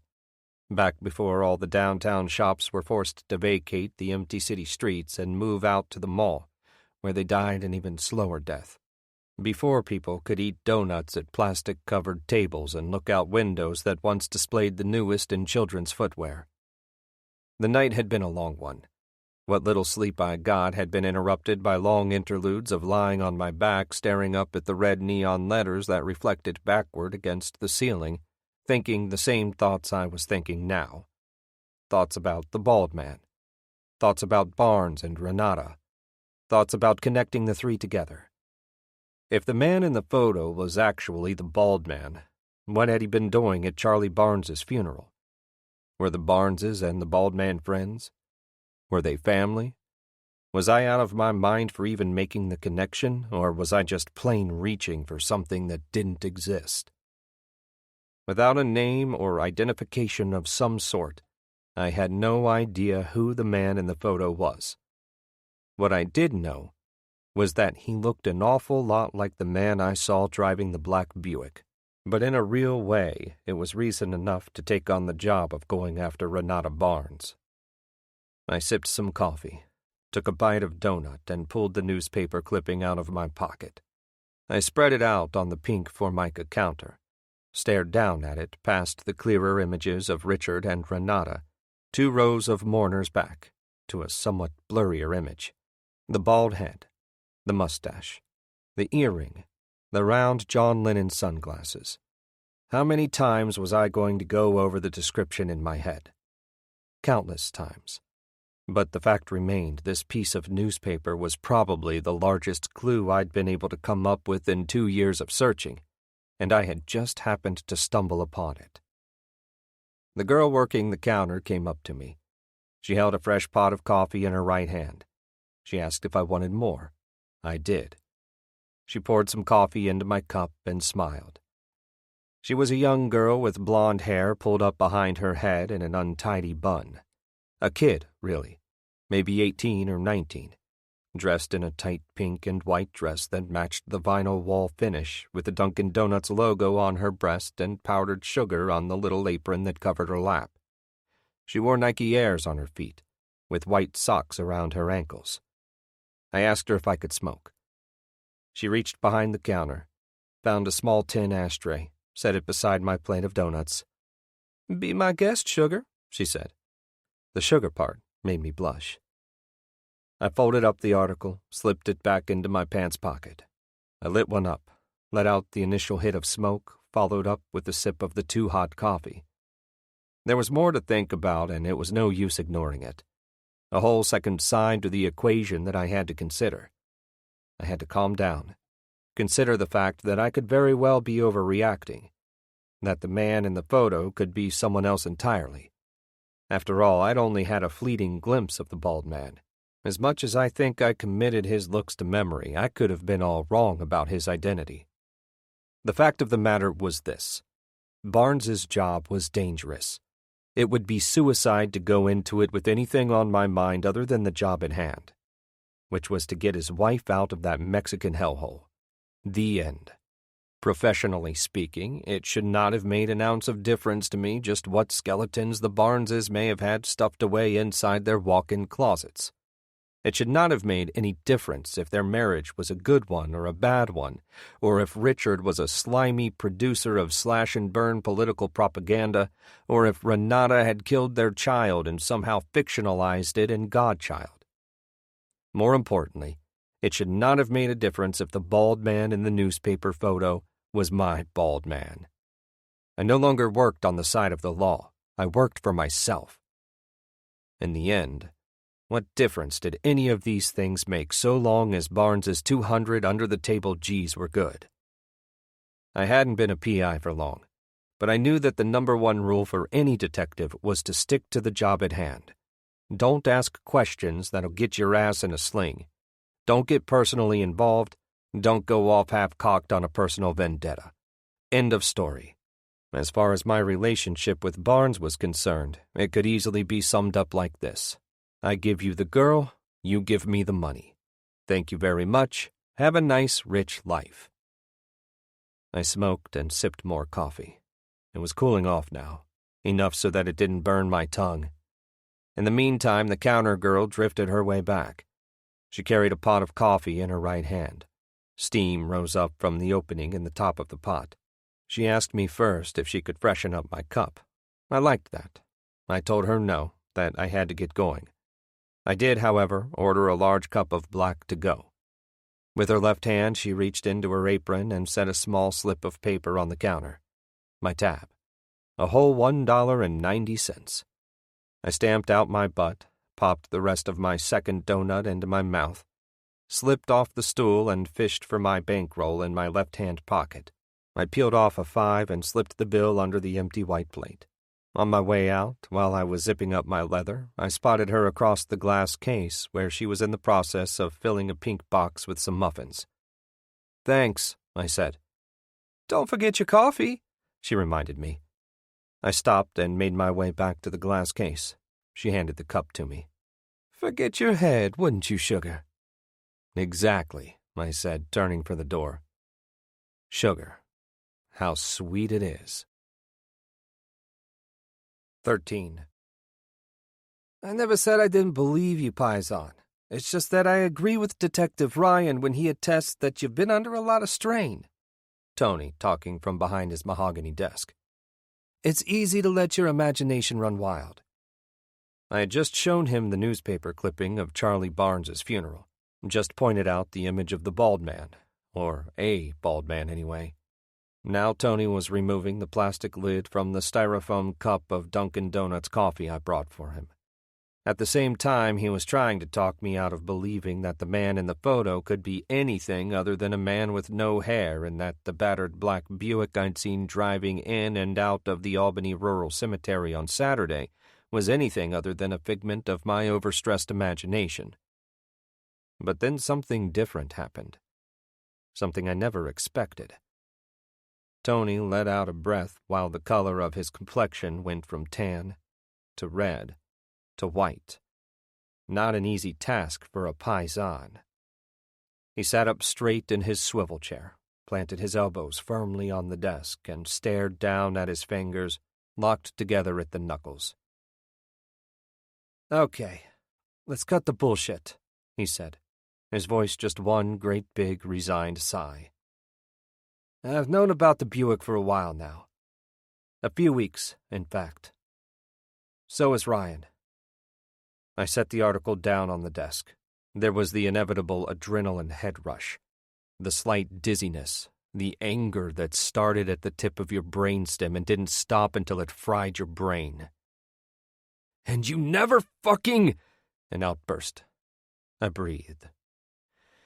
"And you never told me." Controlled now.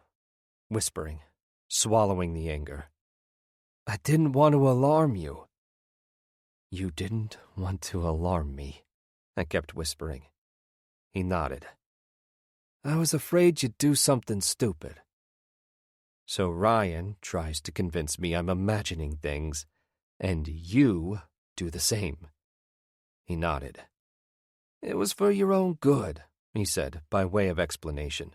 "But then you can only go on pretending for so long. Then it gets serious." "More serious than this?" I asked. "For Christ's sake, I missed my own goddamned wedding!" We sat there silent for a few seconds while Tony sipped the coffee. My head was spinning, trying to keep up with itself. "I don't get it," I said. "On one hand, you're willing to send me to Mexico on this suicide mission, and on the other, you don't let me in on the Buick until now." Tony stared at the steam rising up out of the coffee cup. He rolled up the sleeves on his pressed white shirt, neatly, to the elbows, as if to give him something to concentrate on other than me. My problems with the past and present. "Okay," he said. "Just suppose the Buick is your Buick. Just suppose the man in the photo is your bald man. And just suppose Barnes is somehow connected to him." "Just suppose," I said, "that the bald man has shown up with the intent to finish the job he started. To see me dead." More thinking on Tony's part, and then, "Let me ask you a simple question.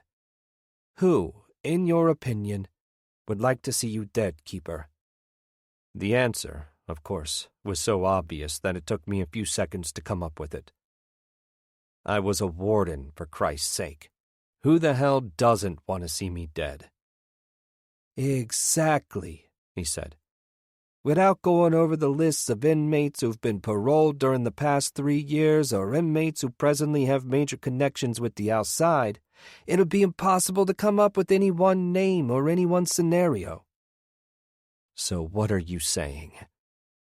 "What I'm saying is, you came down hard on the drug trade at Green Haven, especially in 94 and 95, getting in more than a few people's way, if you get my drift. And anyone in the can or out could have found out about your past, about the Black Buick. These guys have access to newspapers and the internet. Somebody could have found out all about your past and has simply initiated a game of emotional blackmail. And you're just playing right into his hands." What about Wash Pelton?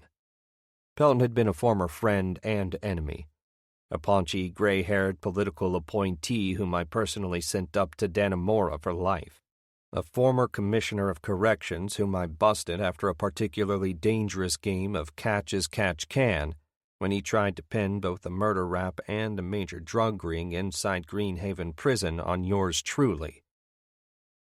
"Pelton's stomach cancer took him 6 months ago," Tony pointed out while taking a sip of his coffee. "If he's suddenly interested in tidying things up, he's got to do it from the grave." "Then how the hell do you explain this?" I held up the article once more. "Coincidence," he said. "Or bad timing." "Or a perfectly logical series of events," I said. Tony drinking coffee. Me looking out over his shoulder through the floor-to-ceiling tinted glass at the Hudson River on a bright, clear March morning. "Look," he said, breaking the silence, "I admit there is one thing we should consider." I caught his brown eyes with my own, nodded. "The Black Buick could be intended as some kind of warning, a message from any number of drug bosses or their soldiers you once incarcerated. It doesn't necessarily have to be someone like Pelton, or even one of his living apostles." He took a quick breath. "But there is one thing that's gnawing on me." He picked up a No. 2 Ticonderoga pencil from his desk, tapped the eraser against the furrowed skin of his brow. "If somebody does want to go after you, if somebody is making a serious play, why not just get it over with?" He wrapped the index finger on his right hand around the pencil, held it over his desk like an imitation pistol. "Bang! One shot to the head and you're done. Quick, easy, effective. Least that's the way I'd do it." "Comforting," I said. Why go to all the trouble of sending out a car that matches a description of the one that killed Fran? Or, on the other hand, if it is the real car, why take a chance putting it back on the road?" "Maybe just a warning, like you said. Or maybe a way to torture you while they bide their time. Wait for the right moment." "There is something you're leaving out," I said. He set the pencil back down and picked up his coffee. "What would that be?" "Why now?" I said, setting the article on his desk. "Why, after 2 years of nothing, do the Buick and this bald son of a bitch decide to show up at precisely the same time Barnes and his dilemma show up?" "You saw the car on Saturday, 1 full day before Barnes inquired about hiring you. If you're trying to connect this thing with my client, the timeline doesn't jive, capiche?" He was right, but that didn't mean I had to believe his logic. "Besides," Tony went on, "doesn't make sense for a guy to hire you with a cash down payment only to knock your ass off in the end." "Or maybe it does." "Damn it, Keeper, if you think you can accept this job just because it'll lead you to this bald guy, think again. It's extremely dangerous. You're going to have to concentrate on one thing only, getting Renata Barnes out, getting her home, getting 200 G's to start over with. After that, you could do all the searching you want. Until then, stick to the job and nothing but the job. Capiche?" "You're leaving me nothing to hang my hat on, Tone," I said, "and a whole lot of nothing makes me real nervous." "I hear your concerns, Paisan," Tony said, picking up the telephone receiver, bringing it to his ear. "And I feel for you. But I'll say it one more time. In the end, it's probably just someone fucking with your head, and that's all. And if it's not just child's play, I've already got that one figured out." He punched a button on the phone unit. "A little preventative maintenance," he said, bringing the phone to his ear, hand cupped over the mouthpiece. "Can't wait to hear all about it," I said. "Get me Albany Medical Center," Tony said into the phone. "The morgue." 14. She combs back her wet hair with open fingers. She is still groggy from the shot, barely aware of the whispering voices that seem to ooze from the cages that surround her. She sits up straight, her back against the hard wall. "So what is it you want to talk about?" she says, looking down at the floor, watching what's left of the water run down into the wire drain. Water that came from a metal bucket that they splashed in her face, to wake her up out of her enforced sleep. "I want to know what you're doing here," says the mustached man. She laughs, although nothing is funny. "You brought me here," she says. "Remember?" "Don't play games with me," he says, his voice more strained now, impatient. "What business did you have in the desert with those Contreras sons of whores?" "Getting at the truth." "What truth?" "I'm a writer," she says. "I write about the truth." The water dripping down into the drain. "I know what you are," he says, reaching into the pocket of his suit jacket, pulling out a paperback copy of her novel, Godchild. "I see you have good literary taste," she says, "for a guy with a cheesy mustache." "You are another Barnes," he says, replacing the novel in his pocket. "The method writer." "Righto," she says. "Now tell me," he says, bending at the knees, looking at her from eye level like he had done earlier before injecting her. "Who were you writing the story for, and for what purpose?" "You asking me if I'm a spy?" "I'm asking who you work for and why." "I work for myself, asshole." He stands up, crosses his arms. He calls out for a soldier named Juan. A man walks in. He's the same soldier from before. He's carrying a tray with a syringe and vial on it, just like before. "Great. You're going to put me to sleep again. That's going to get all your questions answered in a real hurry." The soldier begins preparing the syringe. "Oh no," he says. "Nothing like that. This time, we inject you with something quite different. Something to stimulate your memory." Heart valves pounding. Mouth going dry as sand. She knows they mean business, these crazy Mexicans. As the soldier sticks the syringe into the top of the vial, she begins backing up into the corner of the cell, as if it offers her some protection. Slowly at first, but then faster. "What the hell are you doing to me?" "We're going to have a nice chat," the mustached man says. "Please do what they tell you," comes the voice of Roberto. 15. Tony insisted that I follow him in his Porsche while he drove my Forerunner to the Albany Medical Center. Rear entrance, the morgue. He gave me strict orders to wait in the car. I did. No arguments from me. From there we crossed the bridge into Rensselaer to reach the huge strip of no man's land between the north-south high-speed Amtrak line and the Hudson River. We crossed the tracks and parked along the barren riverbank. An exchange of keys was made. Then Tony asked me to get back into the Forerunner and pull the front end up to the river's edge where a concrete dike wall secured and protected the floodplain. The task took only a few seconds to accomplish. "What's this all about?" I asked as I stepped out of the Forerunner. "Part of your preventative maintenance program?" But Tony wouldn't answer. The Albany skyline loomed on the horizon, directly across the river. The city looked dead. The sky was heavy and gray. So was the river.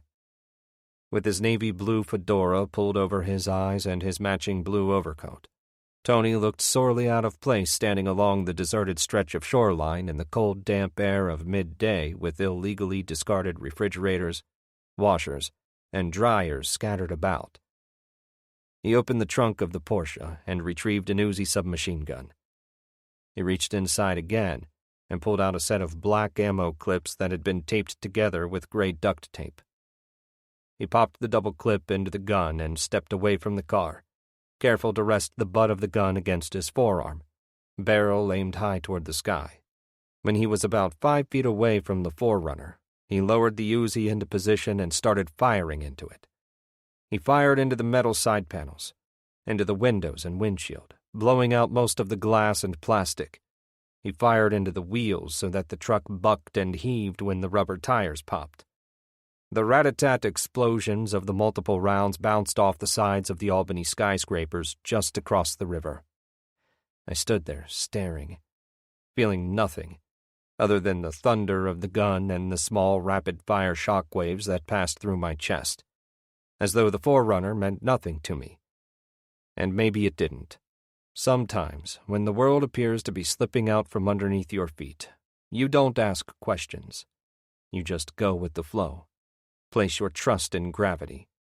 When the clip was empty, and all we heard was the click, click, click drive firing of the firing pin, he pulled it out, turned it over, and slapped in the adjoining fresh clip.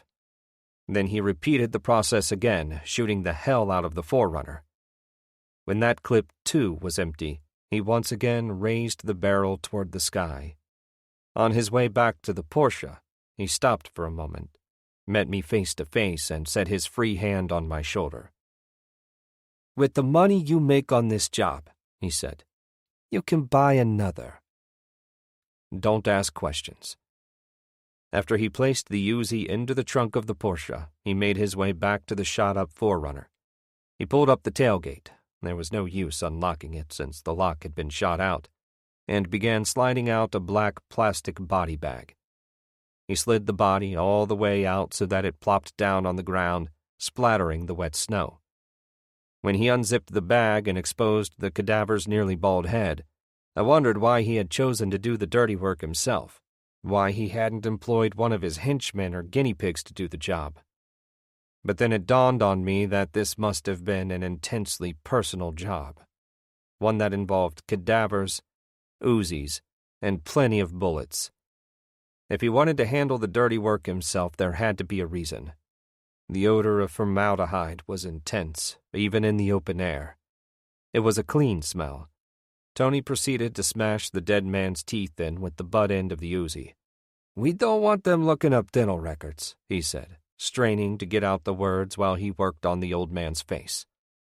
A minute later, he stood up, took a deep breath, exhaled a white cloud that dissipated into the sky. He asked me to help him lift the body into the driver's seat of the forerunner. No questions. Last, he retrieved a can of gasoline from the trunk of the Porsche. He doused the body with gas. The clear liquid just poured over the dead man's bald, tight skin. It drained out onto his naked lap. There was some ritual to the process. Respect, almost. I felt it even more when Tony folded the dead man's hands in his lap, one carefully over the other, the fingers looking somehow gentle and thin, as though you could just snap them off the hand like twigs off a dead branch. It never dawned on me until then that I had never touched the hands of a dead man before, one that had been dead that long anyway. Tony asked me for a match. I handed him my Zippo. The two of us stood side by side. We watched the fire burn, like those Indians used to do on the plains before we ruined their lives, before America became one big Walmart. There was the smell of burning rubber, of plastic and leather and human flesh. The smell was acrid and toxic and sometimes sweet. It depended upon where you were standing at the time and the way the wind blew off the river. The flames that touched the sky were beautiful. You could almost reach out and touch them if they wouldn't burn you all to hell. When the fire was all burned out and all that remained was a sort of carbonized skeleton sitting inside the smoldering shell of the truck, Tony tossed me a brand-new pair of brown garden gloves, like the kind they sell beside the register at the Mobile. He gave me a wave, and together we pushed what was left of the Toyota over the dike wall. The front end hit the river hard, making a hollow-sounding splash. It bobbed for a second or two in the chop before finally disappearing below the surface.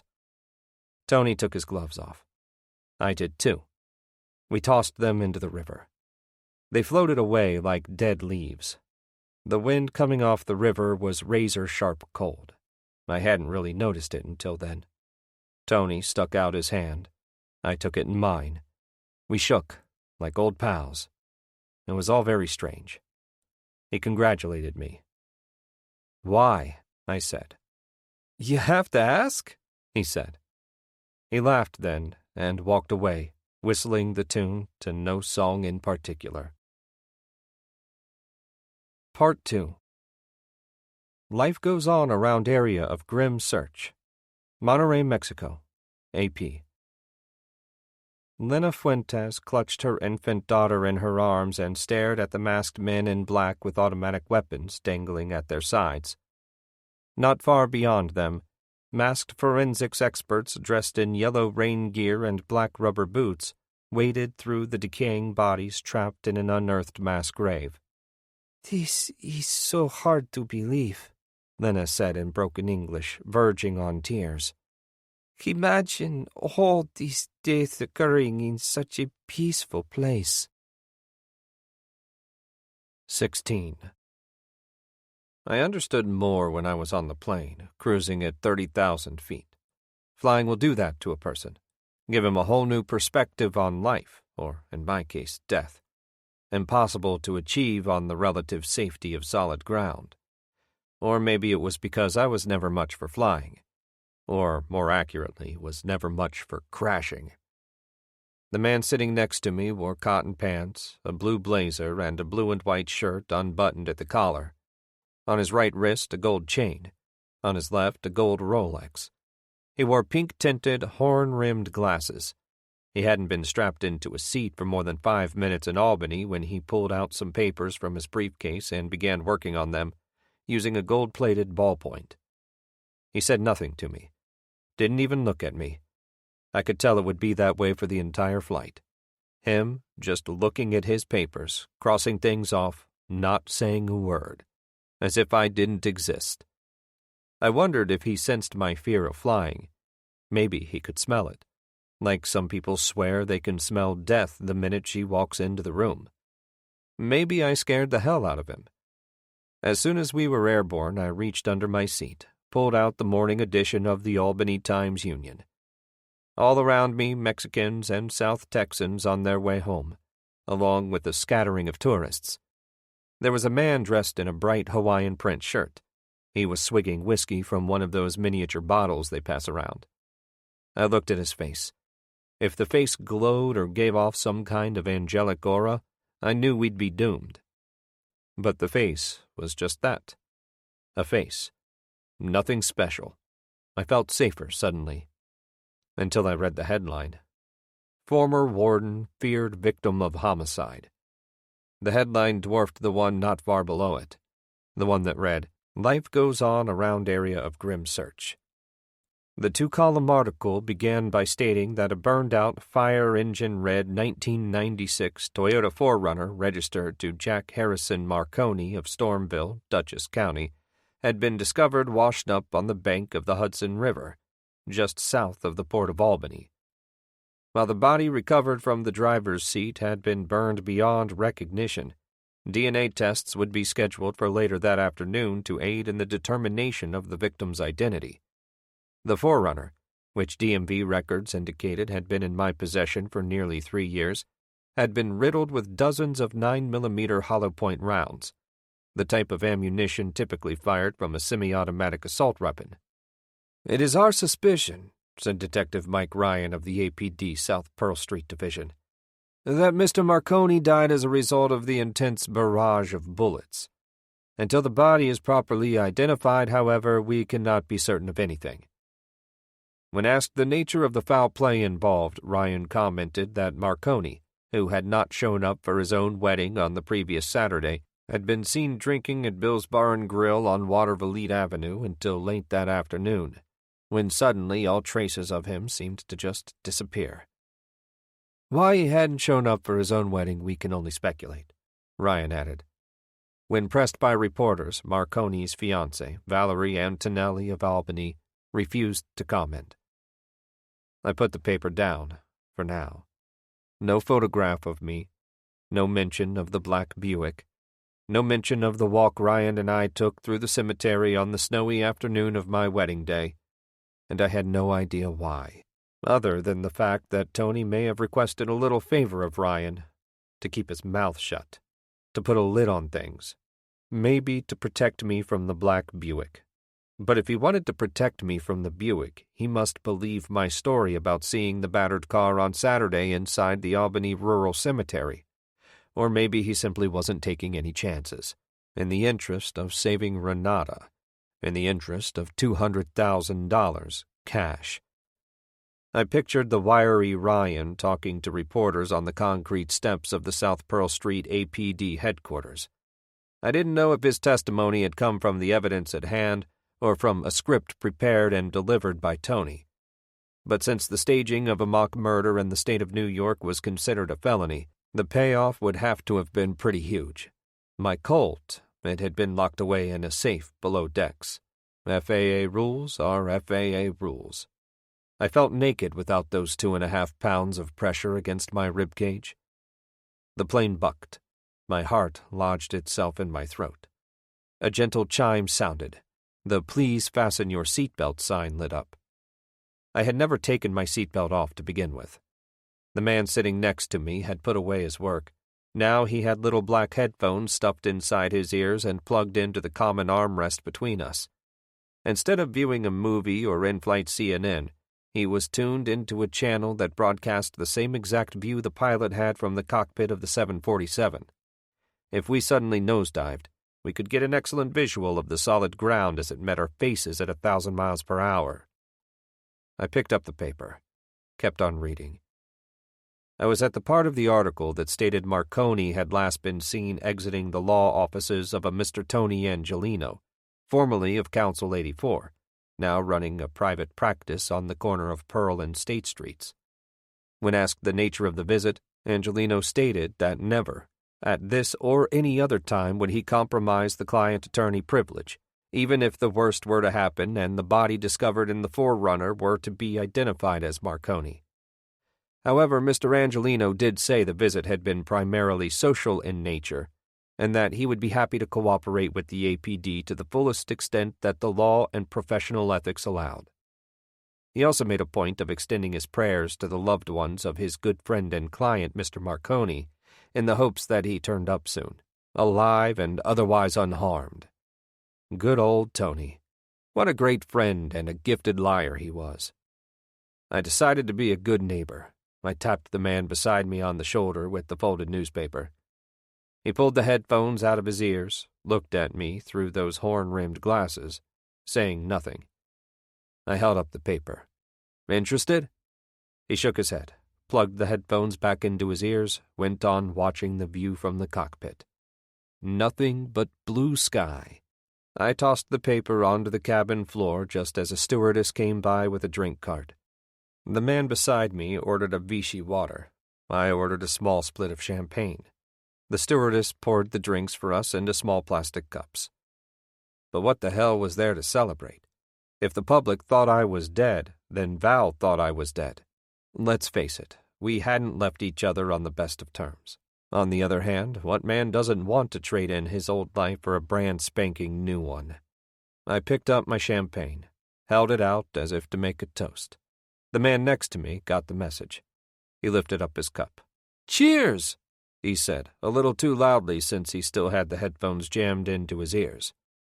I tapped the rim of his plastic cup with mine and drank. "Long life," I said. He raised his right hand, pointed to his right ear. "Can't hear you," he said. 17. This time, when the soldier injects her in the arm, She doesn't get sleepy. This time, she doesn't feel her eyelids getting heavy and the warm concrete floor beneath her turning to mud. She doesn't dream, but she lives a nightmare.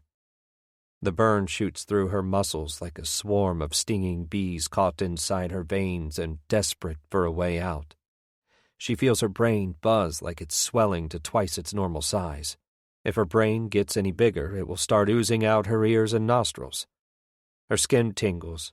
Her synapses vibrate. She doesn't want to move. It's painful even to be alive. It doesn't take her long to realize they've shot her up with some kind of drug that enhances normal pain to the point of excruciating. It all makes sense, too, because the mustached man is approaching her. He's got something in his hand. A long needle. The longest needle she's ever seen. Like an ice pick, only thinner with a wood grip handle. She's in too much pain to be frightened. The mustached man is smiling. He's a happy man, enjoys his work. The soldier who injected her is standing off in the distance, his back pressed up against the iron bars of the cell, hands folded at his crotch. The sweat runs off his brow onto his red lips. He wants the visual effect. She knows the scoop. Like the Chinese soldiers who used to whip the shit out of bad prisoners with bamboo reeds. The soldiers who stood around in their green uniforms, smiley-faced. She'd been there to write about it not long ago, until the country expelled her for doing what she does best, writing the truth. Her hands and feet have been duct-taped together at the ankles, at the wrists. A piece of tape covers her mouth. She can't fight back. She can't run. She can't even scream. Her nose is running. "Are you okay, miss?" she hears Roberto ask from the cell beside hers. "Please do what they tell you, miss. Please tell them what they want." What she wants to tell the man is this: what fucking choice do I have now? She's going to tell the mustached man anything he wants to know, even if she has to make it up. As he unzips her jumpsuit, pulls off her black lace bra, brings the tip of the needle to her ripe nipple, inserts it, slowly. She knows she's ready to talk, when the fiery red pain will insist upon it. 18. I descended the aluminum staircase on wheels onto the hot, sandy blacktop. Monterey International Airport. More like an airstrip, a ratty collection of 3 or 4 buildings surrounded on all sides by desert. To my right, as I got off the plane, an old hangar covered in wavy, dull metal siding with a long, concave roof, something Howard Hughes would have loved. Bolted to the tin facade just above the wide sliding doors was a faded wood sign depicting the giant wheel and swirling wing of the old Pan Am logo. Dead ahead, the airport terminal, a 2-story, flat-roofed job with a series of wide picture windows and plenty of plastic that might have had a little color to it once upon a time, but that had now faded to a sort of puke gray in the hot sun. And yet another structure with a second floor made entirely of green-tinted glass. A revolving satellite dish was mounted to its flat roof and surrounded by an array of antennae. Weather equipment, I guessed, in a place where the weather was always the same. Surrounding the building on all sides, an assortment of propeller and jet-driven planes. Some commercial liners, some freight jobs that looked as though they'd been hanging around since before World War II. There were tractors and wagons and dozens of sick-looking men in overalls and the occasional woman dressed in a blue pantsuit with a matching blue cap and white gloves on her hands, Pan Am patches sewed to the breast pocket of her blazer. They were beautiful. I hadn't slept on the flight. Not at all. My skull felt wired together. I hauled my carry-on bag over my shoulder and walked toward the terminal, where I was supposed to meet up with my contact and retrieve my gun, which had been packed for the trip below decks inside a lockable aluminum case. Once inside the terminal, I waited for the bag, my eyes fixed on both the conveyor belt and the people who never broke their pace as they deplaned, snatched up their luggage, and headed for customs. It went on like that for some time, me standing there in the heat with the mechanical humming of the conveyor belt drowning out the scattered voices of the travelers and my pistol case not making its anticipated entrance. Then, after a while, the trail of luggage began to thin out in proportion to the passengers who had already grabbed their bags and bolted. I hated the feeling of waiting, wishing my bag would appear, and it just not happening.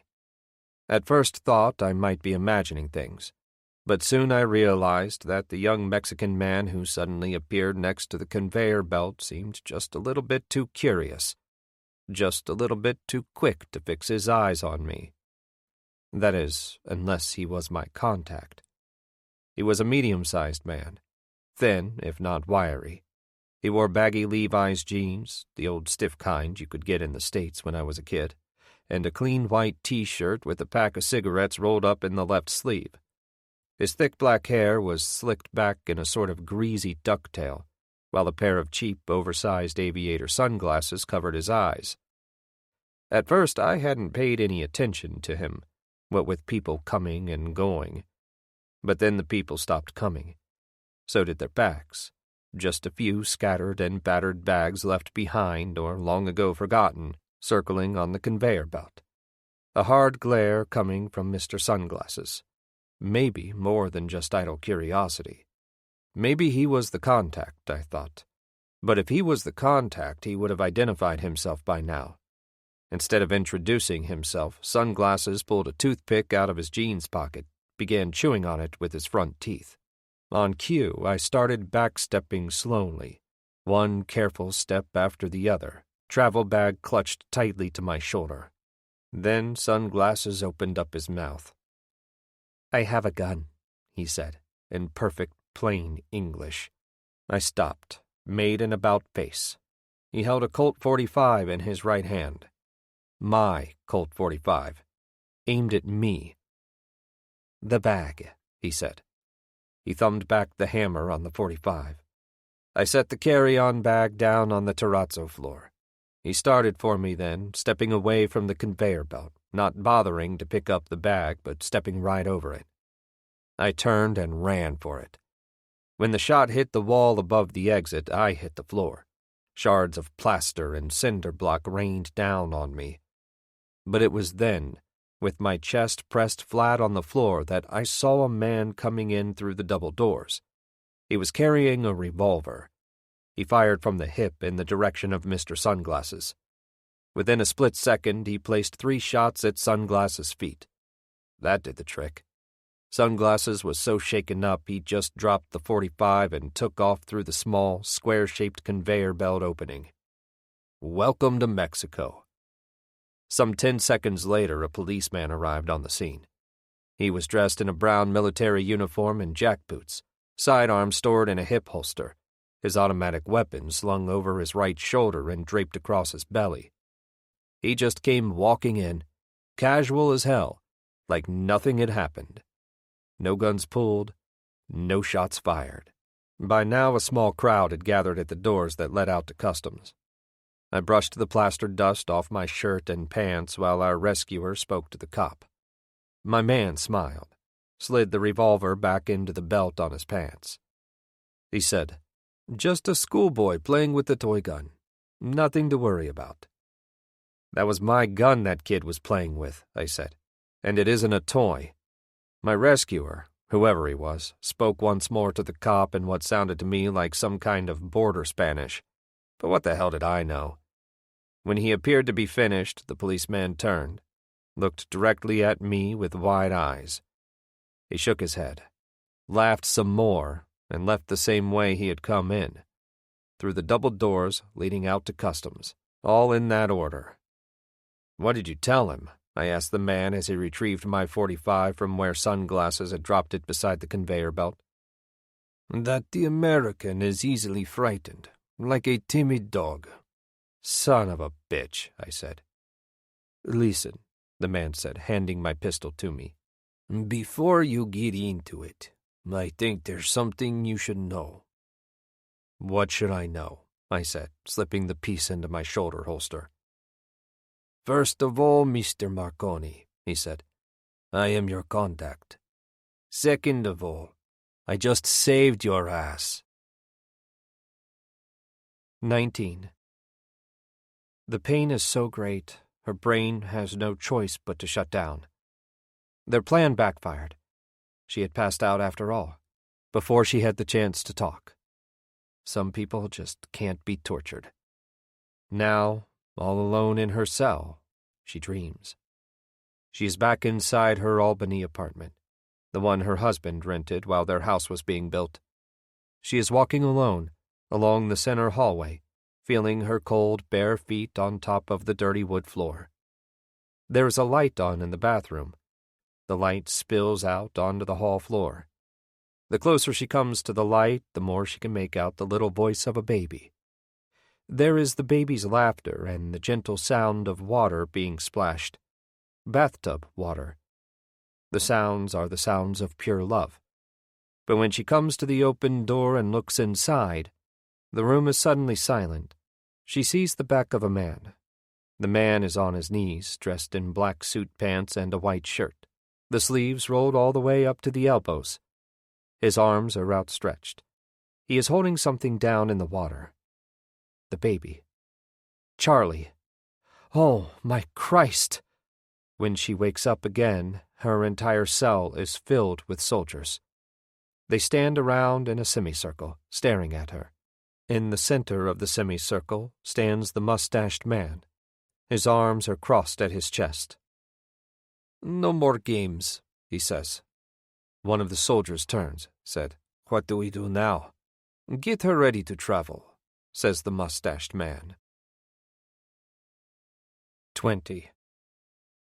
Underneath Shaw Hudson's day-old beard, you could find a pleasant enough face that looked as though it had been no stranger to the sun or the wind. His eyes were blue and his cheeks were hollow. His hair was cut close to the scalp and choppy, with patches of gray at the temples. He had as much as 3 or 4 inches on me, but probably weighed in at about the same 165. As for his voice, it was baritone and rough, a pack-a-day smoker maybe. He wore brown lace-up work boots, tan chinos, a button-down work shirt, and a faded black waist-length leather driving jacket. He carried a revolver, an old black-plated .38 service revolver like the cops in New York used to pack before they replaced them all with 9mm automatics. He held out his hand. We shook. "My apologies back there," Shaw said. We were walking past the rows of taxis, cars, motorcycles, trucks, hawkers selling little toys made of wood and paper and string, women dressed in long, colorful print dresses standing behind carts filled with fruit and vegetables, kids with round, tan faces clutching at their apron strings. It was hot as hell.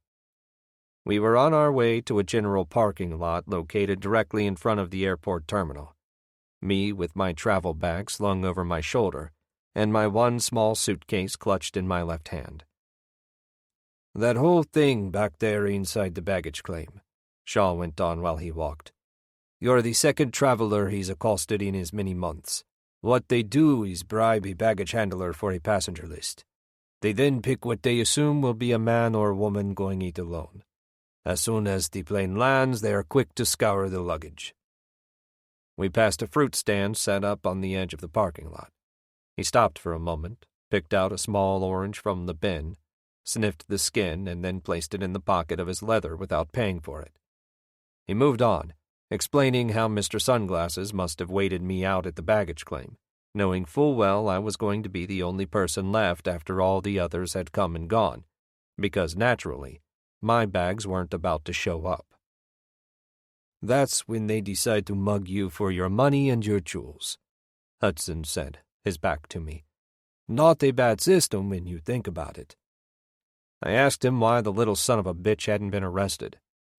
"He has been arrested," he said, squinting his eyes in the hot sun. "Been arrested a whole bunch of times. Problem is, no one wants to keep a kid like that in jail because of petty theft. Jails are overcrowded as it is, and what space they have left goes almost exclusively to the mules." "Mules?" I said like a question, moving past a woman standing behind a cart filled with squash plants. Yes, Shaw said. Mules, burriers, drug runners, whatever. Then Hudson stopped in his tracks. He turned. There is, of course, another more important reason that kid is not in jail, he said. I'm all ears, I said. Shaw tucked the thumb on his right hand into the wide leather holster, while he propped the other on the hammer of his revolver. No one presses charges. I'll be happy to press charges, I said. From out of the near distance, the thunder of a jet taking off. You're sure you want to do that, Mr. Marconi? He said, a little louder over the noise of the jet engines. The Mexican police would be happy to detain you for a few days, after which they won't hesitate to send you back to the States once they determine your accusations to be wholly unfounded and symptomatic of an American bias toward little old uncivilized Mexico. I thought about it. If I made a fuss, any kind of fuss at all, the police would step in and send me home. No job done, no rescue of Renata, no answers about the bald man. I suppose you're right, I said, and let it go at that. The noise of the jet engines had all but disappeared along with the plane itself. Hudson raised his hands in the air as if nothing could be done about law and order, or the lack of it, south of the border. We'd better get moving, he said. We have much to do. The guide, guiding. 21. Hudson drove a white Land Rover Discovery, equipped with oversized tires, back and front brush guards, 2 extra 5-gallon cans of gasoline mounted to the rear wells, a shortwave radio, quad stereo, halogen lamps, and a sawed-off 12-gauge Savage pump set inside thick plastic clips mounted to the dash. Easy access. He was driving us over an unpaved road on our way toward Monterey and the prison located about 20 miles past the town's perimeter. Open desert surrounded us on both sides of the dirt road. I rode shotgun. On occasion, we'd pass a squatter's shack that had been cobbled together out of plywood scraps or corrugated tin or pea-green plastic siding. On occasion, we'd bounce our way past a collection of 4 or 5 shacks that seemed always to surround a water spigot, as if this were the reason for the shacks and not the other way around. I leaned into the space between the front bucket seats in order for him to hear me over the engine noise and the wind whipping against our faces. I asked him if he had been filled in on Renata's situation. Entirely briefed, he confirmed. In fact, I am familiar with Richard Barnes. He often visits when he is down this way on business, and I've seen many photos of his wife. So you won't have any trouble recognizing her when you see her? Hudson shook his head. But do we have a plan? I asked. I've got an idea or two, Mr. Marconi, he shouted as the Land Rover engine strained to make the climb out of the desert and up a steep grade covered on both sides with heavy brush and flowering cactus. But in a case like a prison breakout, you rely less on planning than you do on simple firepower and who you know on the inside who will take a bribe. The road dipped, then suddenly ended, the brush all but disappearing. We came upon a level plain, the edge of which finished off in a sheer cliff about 100 yards away. I thought about all the guards under my command for so many years who never had a problem with taking a bribe from the more wealthy inmates, usually drug pushers. And why not? So long as it kept the peace inside the iron house and weight in their pockets. I'm sure you had no trouble finding a guard who could be bribed, I said, not without cracking a smile. It's more of a challenge deciding which man best suits our collective needs. Shaw motored straight for the cliff's edge as if it didn't exist. But that doesn't mean a breakout will be easy, Mr. Marconi, Shaw said a minute later. It simply means it will not be impossible. Remember, regardless of her intentions, Renata Barnes broke the law. And regardless of the guards who I assume will be working alongside us, there will be many, many more who will want to see her stay exactly where she, by law, belongs. In a cage. We lay on the gravel and sand-covered floor of the flat-topped bluff, Shaw on my left. I was viewing the entirety of Monterey Prison through a pair of Hudson's compact Minolta binoculars. I was pretty surprised at how the setup of the prison resembled some of our own prisons in the States, namely Attica State Prison. An absolute fortress, I pointed out, the binoculars glued to my eyes. That's because it is, Shaw says. In Mexico, prisons are designed to keep people out as much as they are designed to keep criminals in. Perhaps more so. And who would they want to keep out? I said, running the lenses of the binoculars all along the pentagonal exterior wall, hesitating only long enough to examine the stone guard towers that occupied each of the Pentagon's 5 points. People like you and me, Shaw said. Rescuers and the regular armies in the paid employ of the drug traffickers and their families. I moved my glasses from tower to tower. Each had a spotlight and was occupied by 3 guards, all of them packing sidearms, semi-automatic weapons slung over their shoulders. Perched in the tower directly above the front gates, a belt-fed, tripod-mounted machine gun, 30 caliber, if I had to guess. A real spoiler if you got too close. This was the prison's basic setup. The front triangular portion of the pentagon-shaped exterior wall faced the open valley to the east, while the back, squared-off portion had been set inside the crotch of the L-shaped cliff face to the west. Inside the stone and razor wire walls, there was what appeared to be an administration building comprised of 4 floors and made entirely of dark brown stone. There were a dozen or so freestanding buildings on the inside, 4 of them serving as the prison's cell blocks. Long and rectangular, the cell blocks had been laid out at 90-degree angles to one another to form a perfect square with an open space in the middle. The inside walls that faced the large square of open space were branded with large white letters identifying which unit was which. From where I lay at the top of the cliff, I could identify units A and B only, C and D being hidden by the angle. The open interior space itself had been segregated into 4 smaller yards, again, just like at Attica, by a stone wall shaped like a cross, the very center of which supported a separate guard tower and a second 30 caliber machine gun. From where I lay on my stomach on the cliff top, I could see that the tower supported at least 6 guards. All the guards were armed to the teeth, more like soldiers than guards, with yet a 7th inside the plexiglass-enclosed hut who manned a telephone and switchboard that I was sure controlled the gates into and out of the 4 yards.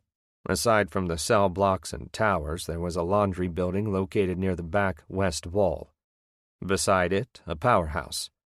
The 4 major cables that supplied the power were connected to a series of steel-frame, high-voltage towers running parallel to an unpaved access road that spanned the flat desert landscape for as far as my eyes and binoculars could see, until the road just disappeared below the horizon.